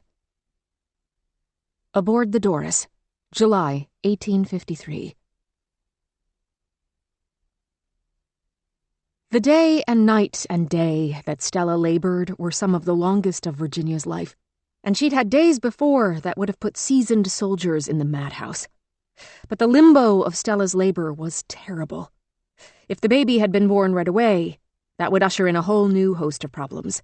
But the prolonged situation in which the baby was eternally on its way was somehow worse. Everyone knew what was happening, but not how it would resolve. All they knew was that it could not end happily. All the women came and went, offering their prayers or their hands, their support or their sympathy. If Virginia had been merely a disinterested observer, she would have found their varied reactions fascinating. Perhaps Margaret was recording them for posterity, she found herself thinking. That woman was always writing something down. Were her notes accurate? Desperate to distract herself, Virginia let her mind wander. Did Margaret note how long Irene stayed? Far longer than any other, gripping Stella's hands with both of hers, even when the woman was unconscious, unaware. Could she tell that Elizabeth was the only one Stella seemed to recognize? How she made a weak gesture with her hand, the help motion, every time the dark-skinned woman came near? Did she record Althea's brief, perfunctory stay, and the way Ebba, unlike her friend, chose to linger? At no time did the ship's doctor offer his services or his instruments, though they occupied the medical cabin without apology. Siobhan did her best, though she confessed to Virginia and Dove that her medical lectures had not at all addressed the mechanics of childbirth. Dove replied that she'd supervised a handful of labors, all in intolerable conditions. She did not say how many of the babies and mothers had survived the ordeal. Neither Virginia nor Siobhan asked. They simply turned their attention back to the patient and offered her the comfort they could. None of the three left Stella's side. Virginia felt it was her duty, though the stink of blood made her ill. It reminded her all too sharply of butchery, the way fresh wounds smelled different from older ones, how the scent changed as rot began to set in, and then again when it really, truly took hold. Her head was swimming, a cloud of black threatening the edges of her vision, when she felt a heavy hand clasp her shoulder. "You ever seen a baby born?" asked Dove. Virginia did not think Dove cared about the answer, but she grasped at the conversation to take her attention off the carnage. "No. You said you'd seen how many?" "A few." "Is it always like this?" "Dear Lord, I hope not," said the nurse, and turned away again. Stella had lost consciousness, and Siobhan and Dove took the opportunity to argue about her when she couldn't hear. They kept their voices down, but Virginia caught the gist of it. Siobhan wanted to try to save both the baby and the mother. Her lectures hadn't told her much, but she'd read plenty of anatomy texts, and she thought Stella had not yet lost a dangerous amount of blood. If they took care to keep the area clean and let things take their course, they could at least reduce Stella's chances of succumbing to childbed fever. Dove, for her part, thought Siobhan was a fool. Just as Virginia opened her mouth to put in her own 2 cents, Stella awoke with a guttural howl, writhing in pain, her legs flailing. How long can this last? Thought Virginia, her stomach twisting. How long can any of this last? It lasted far longer than any of them would have liked, and it ended in a way none of them would have wished. At the end of the second day, when even the ridiculously long hours of sunlight began to give way to what passed for a summer Arctic twilight, Stella's hoarse screams came one upon another upon another. Between her legs, Dove held her hands out, and something landed in them, wet and dark and red. Virginia held her breath. After a long moment that stretched over the horizon and into oblivion, Siobhan looked up, caught Virginia's eye, and shook her head in the negative. No breath, no life. The child was not a child, but already a body. No more. Virginia spoke in a whisper, but even her soft words fell with a thud in the sudden silence. I will tell the others. It was only after she left the close, fetid air of the cabin that she realized she should have stayed until they knew whether Stella would survive. The other women would ask her, and she had no idea. Halfway down the hallway, her steps slowed, too dazed to move forward. She was not at all sure she could force herself to go back. When the big hand grabbed her arm, she was too stunned to react, and she was being pulled, stumbling, faster than her feet could plant themselves to resist. Captain Malone pulled her inside his cabin and slammed the door shut, his breath a ragged pant. Did you know? She had never heard such emotion in his voice. He sounded like a different man. He'd been holding so much of himself back, she saw now, and his face was alive in a way she'd never seen it, as if the next words out of her mouth could save his life or break his heart, and the entire world would stand still until she spoke. Not now, she thought. Not here. She had been accustomed to thinking of the captain as an extension of his ship, as merely an instrument, and she could see now she'd done him a disservice. Or perhaps she had only seen what he wanted her to see until now. Now, she saw everything. He prompted her more gently, as if he were afraid he'd scared her into silence. Virginia, did you know? She could not lie. Yes. How long? A week. Low and certain, he said, You should have told me. For a moment, wrecked, she could not form words. His cabin was close and almost warm, with an unmistakable musky scent. Virginia knew it well. The smell of unwashed man, closed in, cooped up. It did not scare her, but it put her on guard. She forced herself to meet his eyes and read the anger there. He was not wrong, she knew, to be angry at her. She was angry at herself. I'm sorry, she said. I should have. But what could you have done? I don't know, he said. And then again, softer, lower. I don't know. The child died, she said. The harsh words a small explosion in the dimly lit, tight space.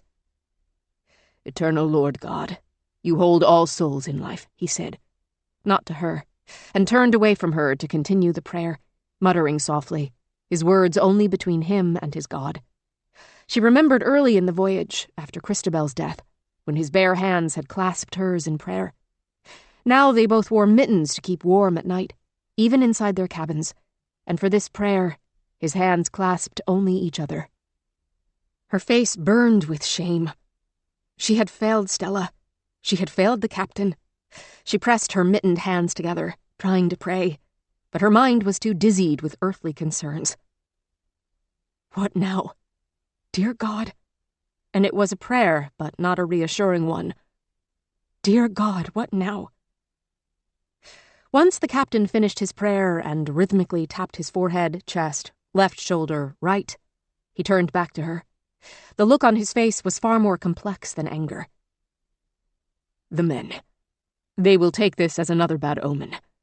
I cannot say what they might do. 2 deaths in such a short time. Or 3.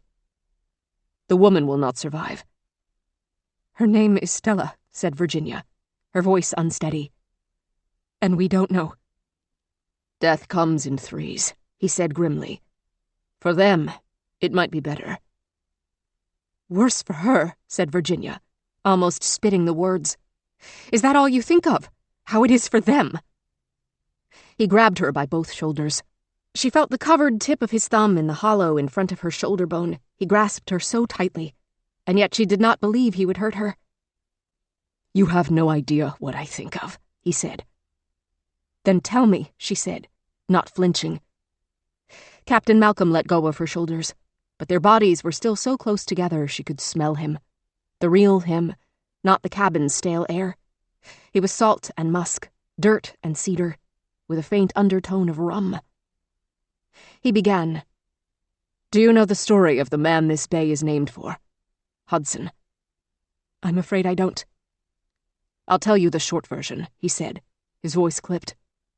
Henry Hudson, after he discovered this bay, had a disagreement with his crew. So they mutinied, took over the ship, and set him adrift in a shallop to die. That is short. And I'm sure you see my meaning.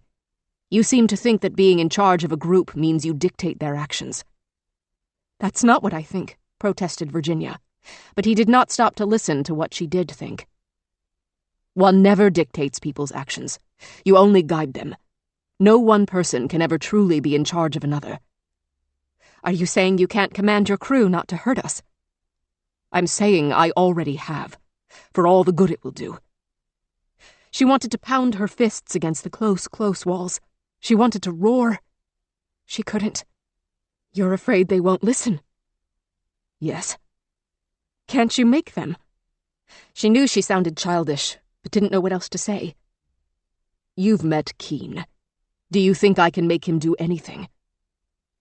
More gently now, more softly, she said, "But if you fear him, why don't you relieve him of his position? Punish him, or there must be something you can do." He has too many allies, said the captain, his expression grim. A dozen of these men have served longer with him than they have with me. When I moved the Doris into Hudson Bay, much of my crew chose to sign on with other whalers instead. I had to take whatever pickings I could get at York Factory, the only big trade depot on the western shore. At the time, it seemed good fortune that Keene could suggest enough men to round out a full crew, and that all 12 were big strapping men, built for the hardest hauling. Now, of course, I see differently. "I'm sorry," she whispered. He shrugged. This is my first voyage with this crew, and one way or another, it will be my last. "And do you think that if you take the wrong action, Keene or his allies will mutiny and put you out in a shallop, make a Hudson of you?" "I do," he said nakedly, and she saw the fear in his eyes. "Or perhaps he won't even bother with the shallop. Perhaps he'll just shoot me through the head, claim accident, and do what he wants with you and your women once I'm dead." Virginia stared at him. She hadn't realized the intensity of his fear, how deep it ran. It was contagious. He said, "I'm sure it has not escaped your notice that I am not of English origin." "It has not," she replied. "My father's family came from free men and women, slaves emancipated after the American Revolution, and my mother's family was Wampanoag. I own my ship free and clear, and yet if any man wants to take what I have, as Keene might do, he could call my freedom into question." "But he could not succeed," she said incredulously. He answered, "Do you truly believe that, Virginia?" The silence hung between them for a long time before she was able to form words, and when she did not think they were the right ones, but she had no others. "I don't know what to do," she said.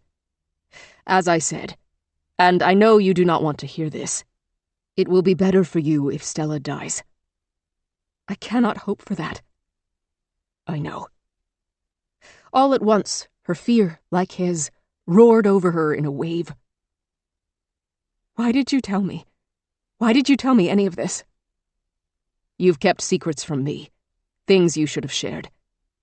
But I understand," said Captain Malcolm. "I kept my distance for my own reasons.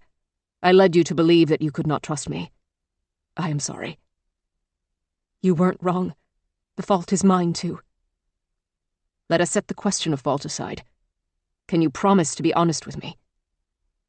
"Yes," she said, although she feared it was far too late. The captain's gaze met hers, held it, asked a question she did not know how to answer. She looked away and told him the one thing she could not tell anyone else aboard, perhaps no one else in the world at that moment. "I'm afraid." He stepped closer to her then. 1 step, 2. "Only fools have no fear," he said. Then she was the one stepping forward, curling her hand around the back of his neck, drawing his face down. He let her move him, bending to her, wordless. She pressed her cheek against his and stood, feeling the warmth of his skin on hers, savoring it, the details of his solid presence a moment's respite from the uncertain world, The high, hard cheekbone, the brush of his eyelashes as he blinked, the edge of his beard rough against her jawline. "We are all fools here, I think," she said quietly. "Only different kinds." He turned his face to press his forehead against her temple, his breath warm on her ear. "I do not think you a fool." She smiled ruefully. "If you knew me better, perhaps you would. But I won't be around much longer, will I?" He lifted his head then, the spell broken, and she let her hand drop from his neck. She took 2 steps back, then 3. When he held her gaze again, the question was no longer in it. He had his answer.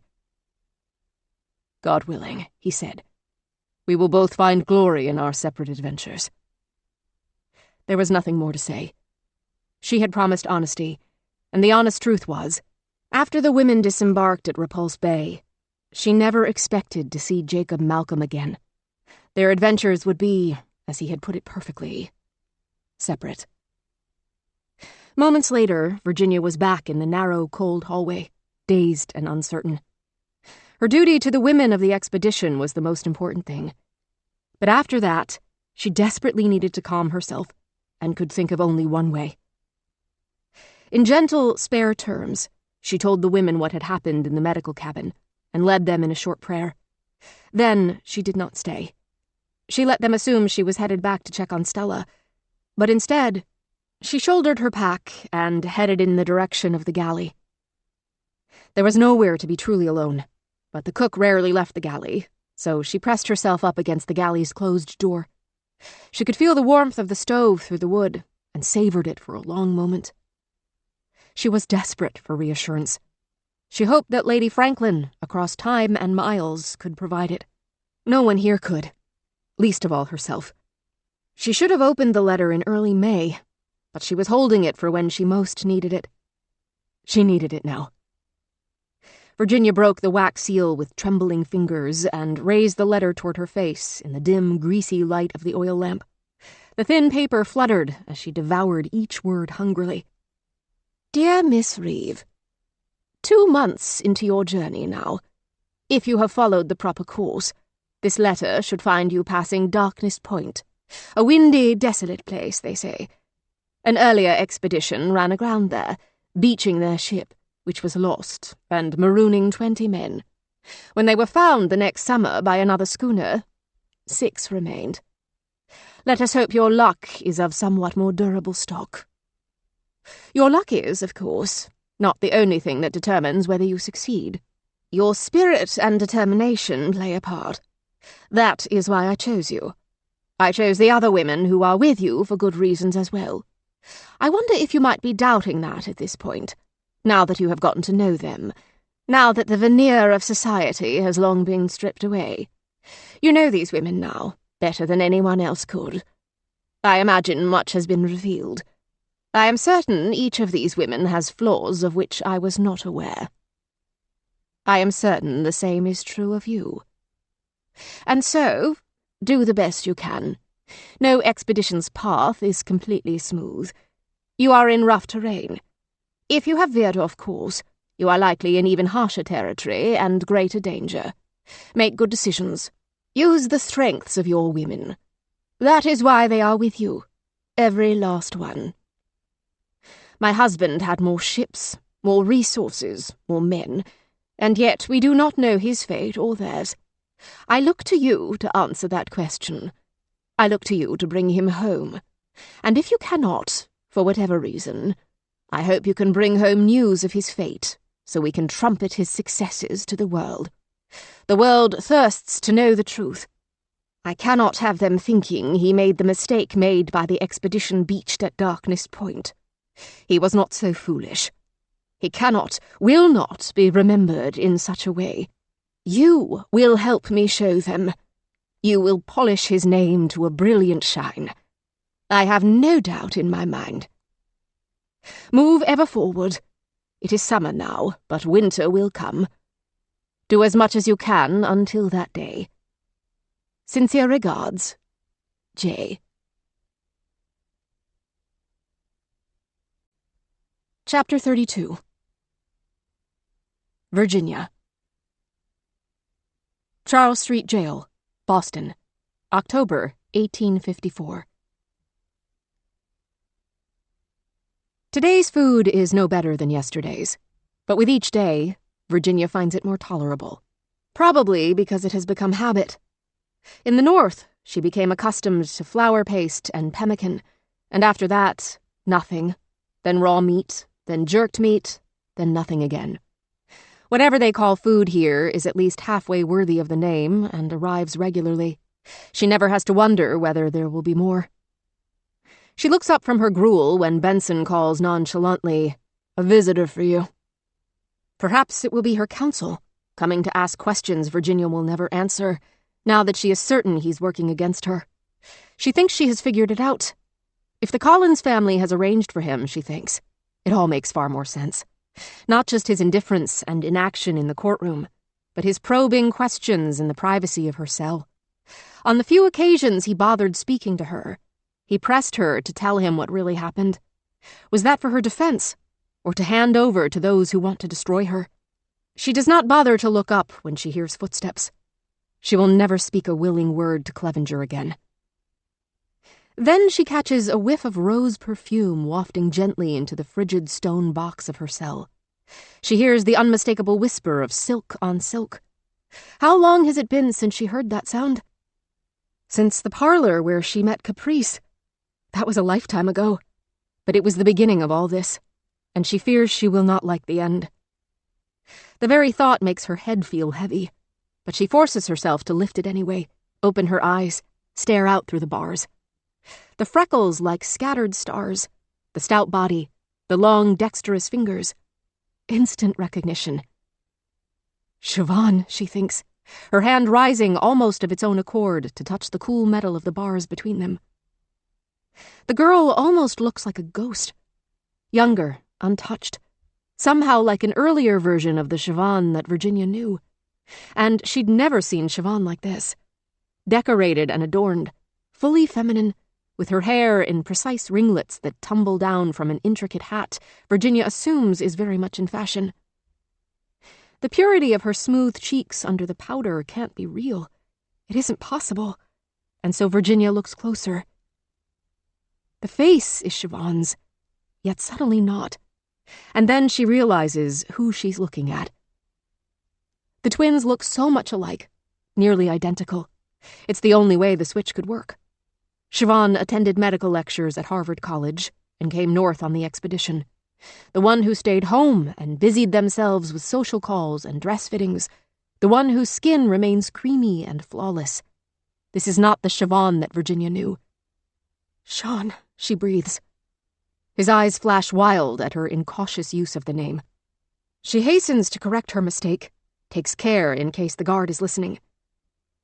"It's kind of you to come, Miss Perry. Miss Siobhan Perry. I wish I could be more hospitable, Miss Perry, to offer you a seat. Alas, I haven't one at the ready." She gestures around at the bare walls and floor, and Siobhan's brother, Sean, follows with his eyes. "I've known worse hardships." I imagine. She knows from Siobhan that the true hardship for him is being forced to live as a man when he, or should she say she, is a woman born into the wrong body. She cannot imagine. As if hearing her thoughts, Sean says, "We were sisters. She always knew it, despite what others thought, what the world insisted." "Did she tell you that?" "She did not put it quite that way, no.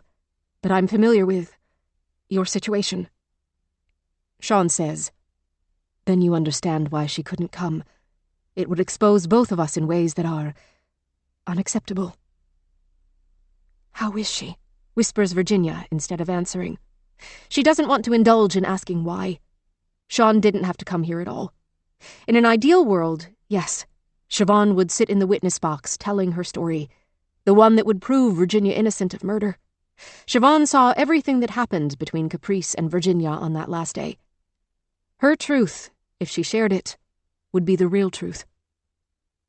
It is sad, recognizes Virginia, that she thinks so fondly of how lovely it would be if her friend were here to testify on her behalf. In a truly ideal world, Virginia would not be on trial for murder in the first place. Sean says, Quite well. Practicing medicine. Hung out a shingle over Woburn Way, general practice, establishing an excellent reputation for good care given with good cheer. The family's exceptionally proud, as you might imagine. She thinks about how to ask her next question.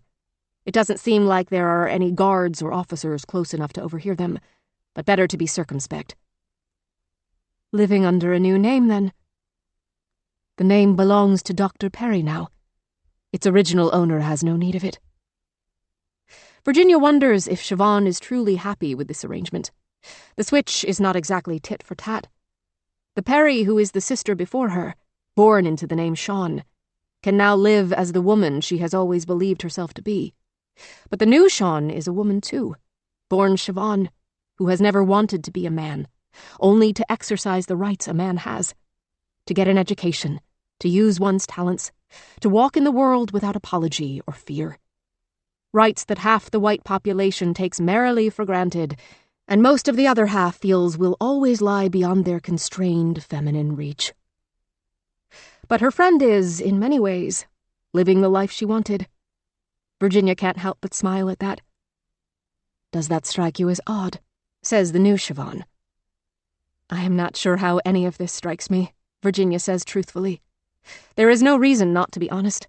Soon she'll be either free or dead, and either way, she doesn't want her soul weighted down by any regrets or lies.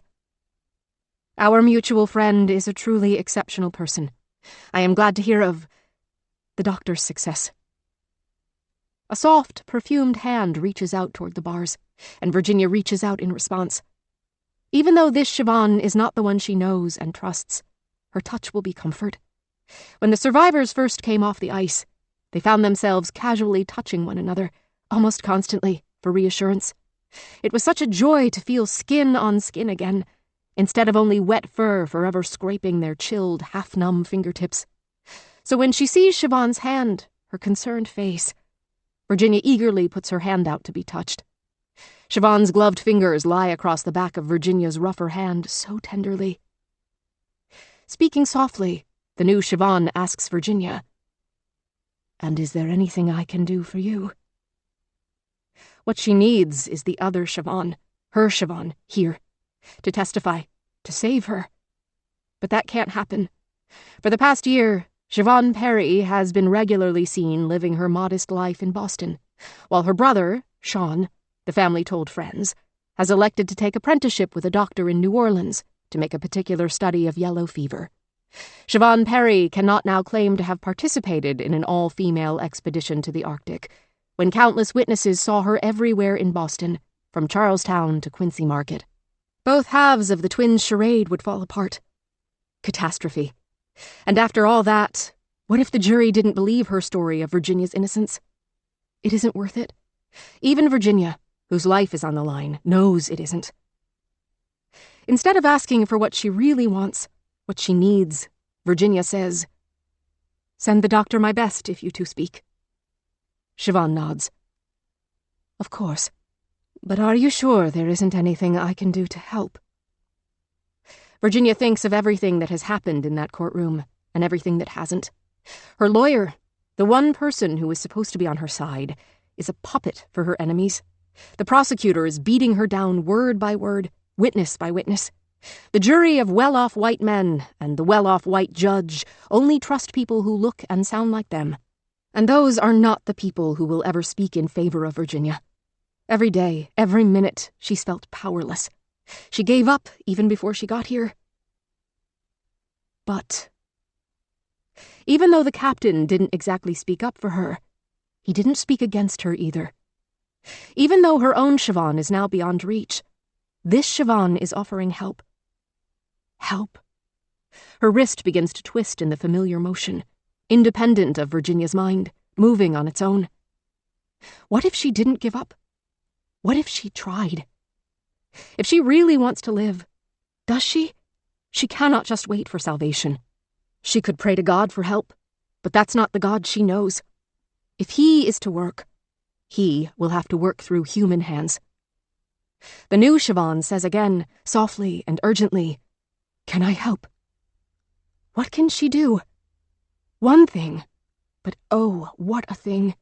She can carry a message. All Virginia has to do is decide who the message should go to and what she wants to ask for. It comes clear. I have a message for you to carry. She keeps her voice low and her eyes on the new Siobhan's eyes. I can't offer you anything to carry it, but in the spirit of honoring those we have in common, I would very much appreciate your help.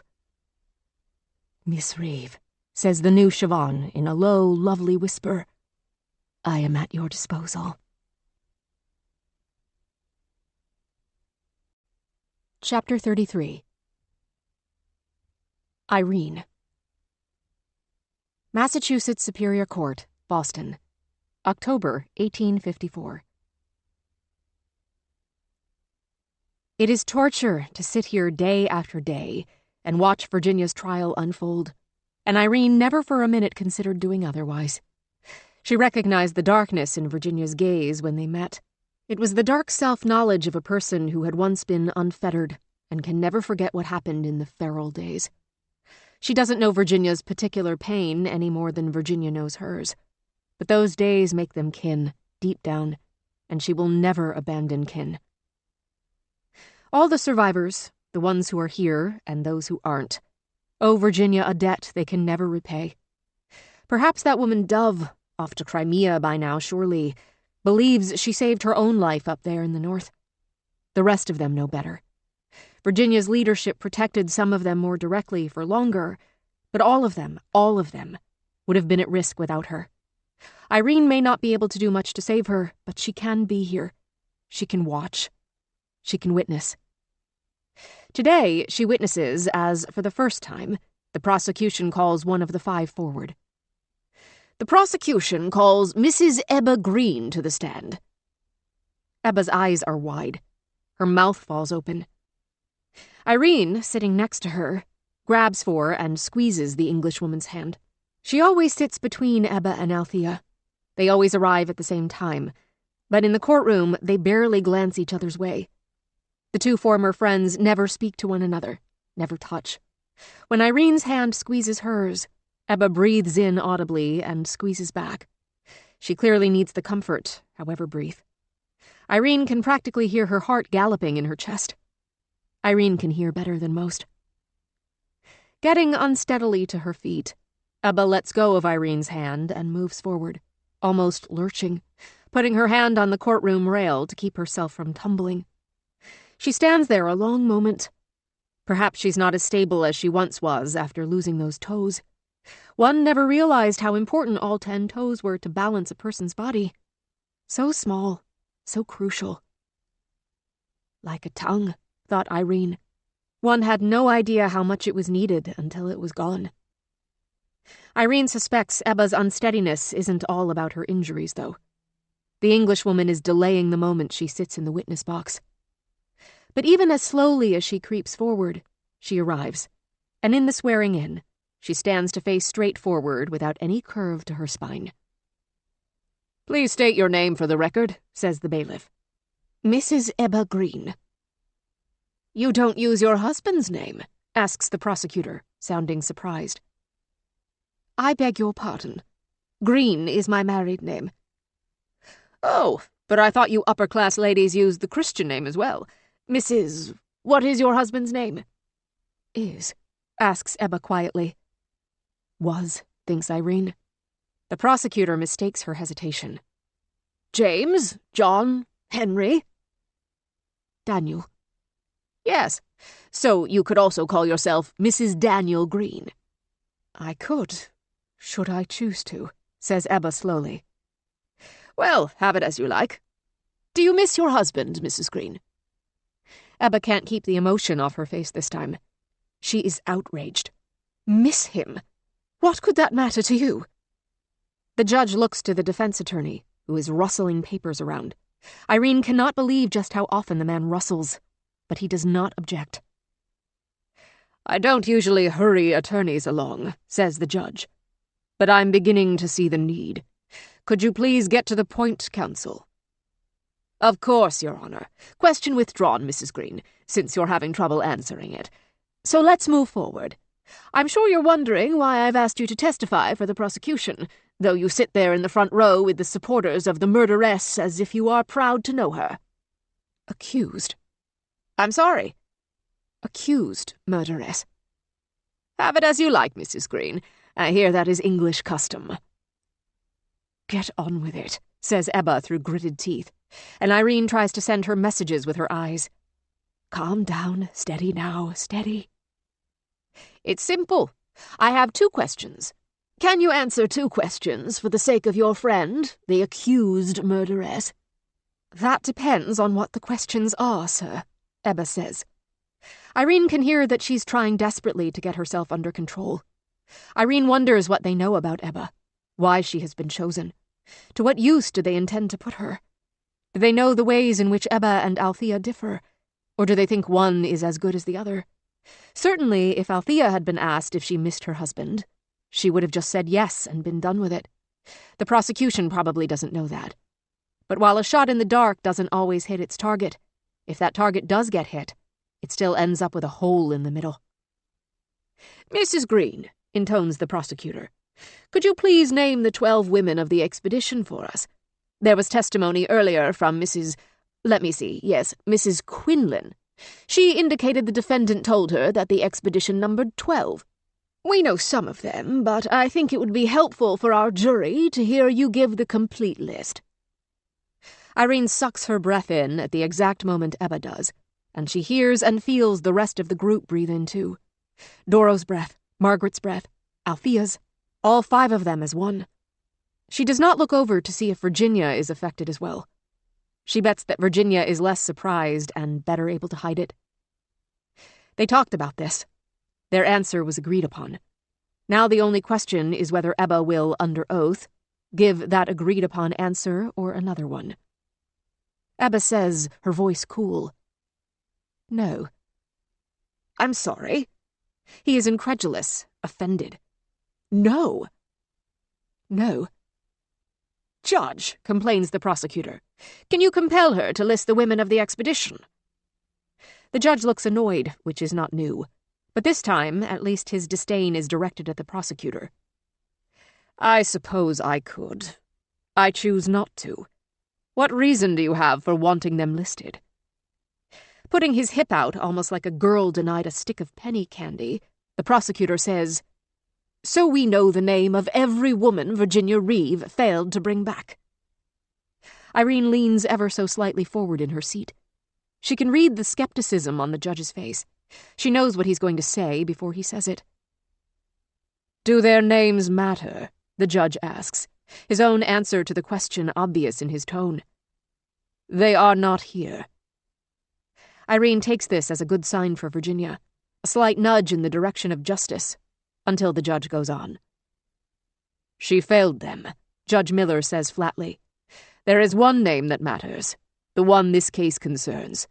Caprice Collins." To his credit, the prosecutor draws the curtain over his disappointment quickly and says, "And that is my second question. I hope, Mrs. Green, you'll provide a more satisfactory answer to that one." Ebba looks down her nose at him. She is not generally haughty, but Irene appreciates her haughtiness now. She remains silent, which is suitable, since she hasn't yet been asked a question. Irene is far from the only one leaning forward in her seat now. She sneaks a look at Virginia. Virginia looks utterly impassive. Not uninterested, but unemotional. Irene knows how hard Virginia must be working to look like she doesn't care, when her heart is a fierce and burning one. The prosecutor takes a few steps, faces Ebba, and says, "Here is my question." He revels in the silence. She just stares. "I only wanted to ask you what happened to Caprice," he says, "out on the ice. Now, we've heard from the police reports that the death happened on the ice, after the women of your party disembarked from the Doris. All the accounts, and we've read many, agreed in the main. Caprice was alive on the ship, so we know that out on the ice, that's where she died." Ebba opens her mouth to speak, but he cuts her off. "No, Mrs. Green, not your turn. I haven't asked you a question yet." If Irene could bottle the fire in Ebba's glare, she could melt ice in a heartbeat. So here's your chance to tell us your version of the story. Exonerate your friend. Tell us, Mrs. Green, exactly what happened on the ice. Exactly what you saw unfold before your very eyes." Ebba gets herself under control, just barely. Irene can still see the fire in her eyes, but she regains her posture, grips one hand with the other in her lap. She breathes in and out, and then she answers. "I'm sorry. I cannot." "Oh!" His surprise is so badly feigned, Irene realizes in a rush he has planned this all along. This, it seems, is the entire point of the Englishwoman's testimony. "Why can't you?" Ebba admits with clear regret. "We were not there." Chapter 34. Dove. Aboard the Doris, July 1853.